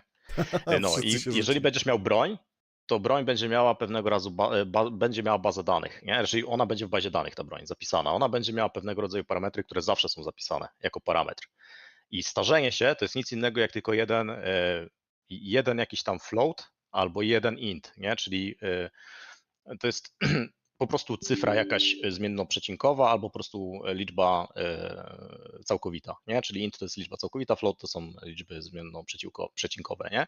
I tam po prostu pewnie będzie od 1 do 0 wartość i teraz na przykład 1 jest całkowicie zdegradowane albo 1 jest całkowicie nowe, 0 to jest całkowicie, powiedzmy, nie wiem, na odwrót, nie? Że jest całkowicie czysta, całkowicie nowa. I to jest jeden dodatkowy parametr, który będzie za każdym razem, jak się logujesz, albo na przykład co jakiś czas, czyli będzie tick jakiś wysyłany po jakiejś tej akcji, albo jak będziesz zmieniał kontener i będzie po prostu sprawdzać z jakimś tam timerem raz na jakiś czas, więc to nie jest to klatkę animacji, te wszystkie rzeczy, które oni tutaj symulowali, tylko to są rzeczy, które są mega fajnie zoptymalizowane pod tym kątem, że to rzadko kiedy będzie update'owane, a jak będzie update'owane, to będzie bardzo mały impact, nie? Tak się ogólnie robi tego typu rzeczy, takie jak starzenie się i tak dalej, nie? No właśnie, ale popatrz, starzenie się, degradacja broni, zniszczenia statków, to są takie obliczenia, że ja nie wiem, ja nie widziałem czegoś takiego w żadnym. Ale to wszystko się dzieje po stronie z karty graficznej, nie? To jest wszystko po stronie, to są wszystko, co dzisiaj widzieliśmy, te najfajniejsze rzeczy. To są shadery, czyli zachowują się tech artowie tym, nie? Czyli ludzie, którzy są od technologii i artystami. Artystami od technologii, nie? Czyli oni się zajmują shaderami, programują te shadery i teraz te shadery mają tą zaletę, że jeżeli coś się dzieje w shaderze, nie jest na przykład robione w programie bezpośrednio, tylko dzieje się po stronie shadera, to jest instancjonowane na karcie graficznej, przez co karta graficzna robi te obliczenia, a karta graficzna jest bardzo dobra w robieniu obliczaniu takich klastrów danych. I na przykład coś, co dla procesora zajmuje mnóstwo czasu, tak karta graficzna jest w stanie symultanicznie takich operacji wykonać, nie wiem, x 100 razy więcej, nie? Czyli Dobra panowie, ale co na No, razie, dzięki. tymczasem. trzymaj się, hej, hej. Dzięki za dzisiaj. Ja też dziękuję za dzisiaj, uciekam. No, Dobranoc. No, cześć. Hej, hej. Tymczasem. Ty, a czytaliście komentarze tam na Twitchu? Ja na full screen Nie? cały czas. Tam na 50 30 lat komentarzy jeden był pozytywny, nie? Czyli na koniec to wszyscy tam chyba skandowali, nie? Na tym Twitchu, bo ja też nawet dałem łapkę im w górę. Tak, na samym końcu tak, ale wcześniej to leciały cały czas when, how long you gonna promise, Albo wyjdzie za when, 50 lat. Człowieku, tam normalnie leciały takie hejty, że się w pale nie mieści. Internet to jeden cały hejt. Ale ty, na tyle, nie wiem, Citizencon to jest taka wielka impreza, nie? To 27 000 na Twitchu. To jest strasznie mało ludzi. Ale to jest też nisza, nie? Ogólnie. Ja się A, to wyciszę na nisza. chwilę. Po drugie masz czekaj chwilę. Okej, dobra. To teraz tak. My sobie będziemy pewnie przez jakiś czas jeszcze kontynuować dyskusję na Discordzie, więc ewentualnie jak ktoś jeszcze nie będzie spał, Discord powinien być w opisie filmu, jak dobrze pamiętam. Najbardziej zapraszam. A tymczasem dziękuję wam za wczorajszy i dzisiejszy dzień. Przebrnęliśmy przez te 7 godzin. Usłyszeliśmy kilka fajnych rzeczy. Będzie ciekawie. Jeśli rzeczywiście wszystko pójdzie tak, jak powinno pójść i rzeczywiście wypuszczą to w roku 2024, chodzi o te wszystkie feature'y, no to Star Citizen się robi dosyć ciekawą grą. Także jeszcze raz dzięki wielkie za oglądanie i do następnego. Trzymajcie się, hej.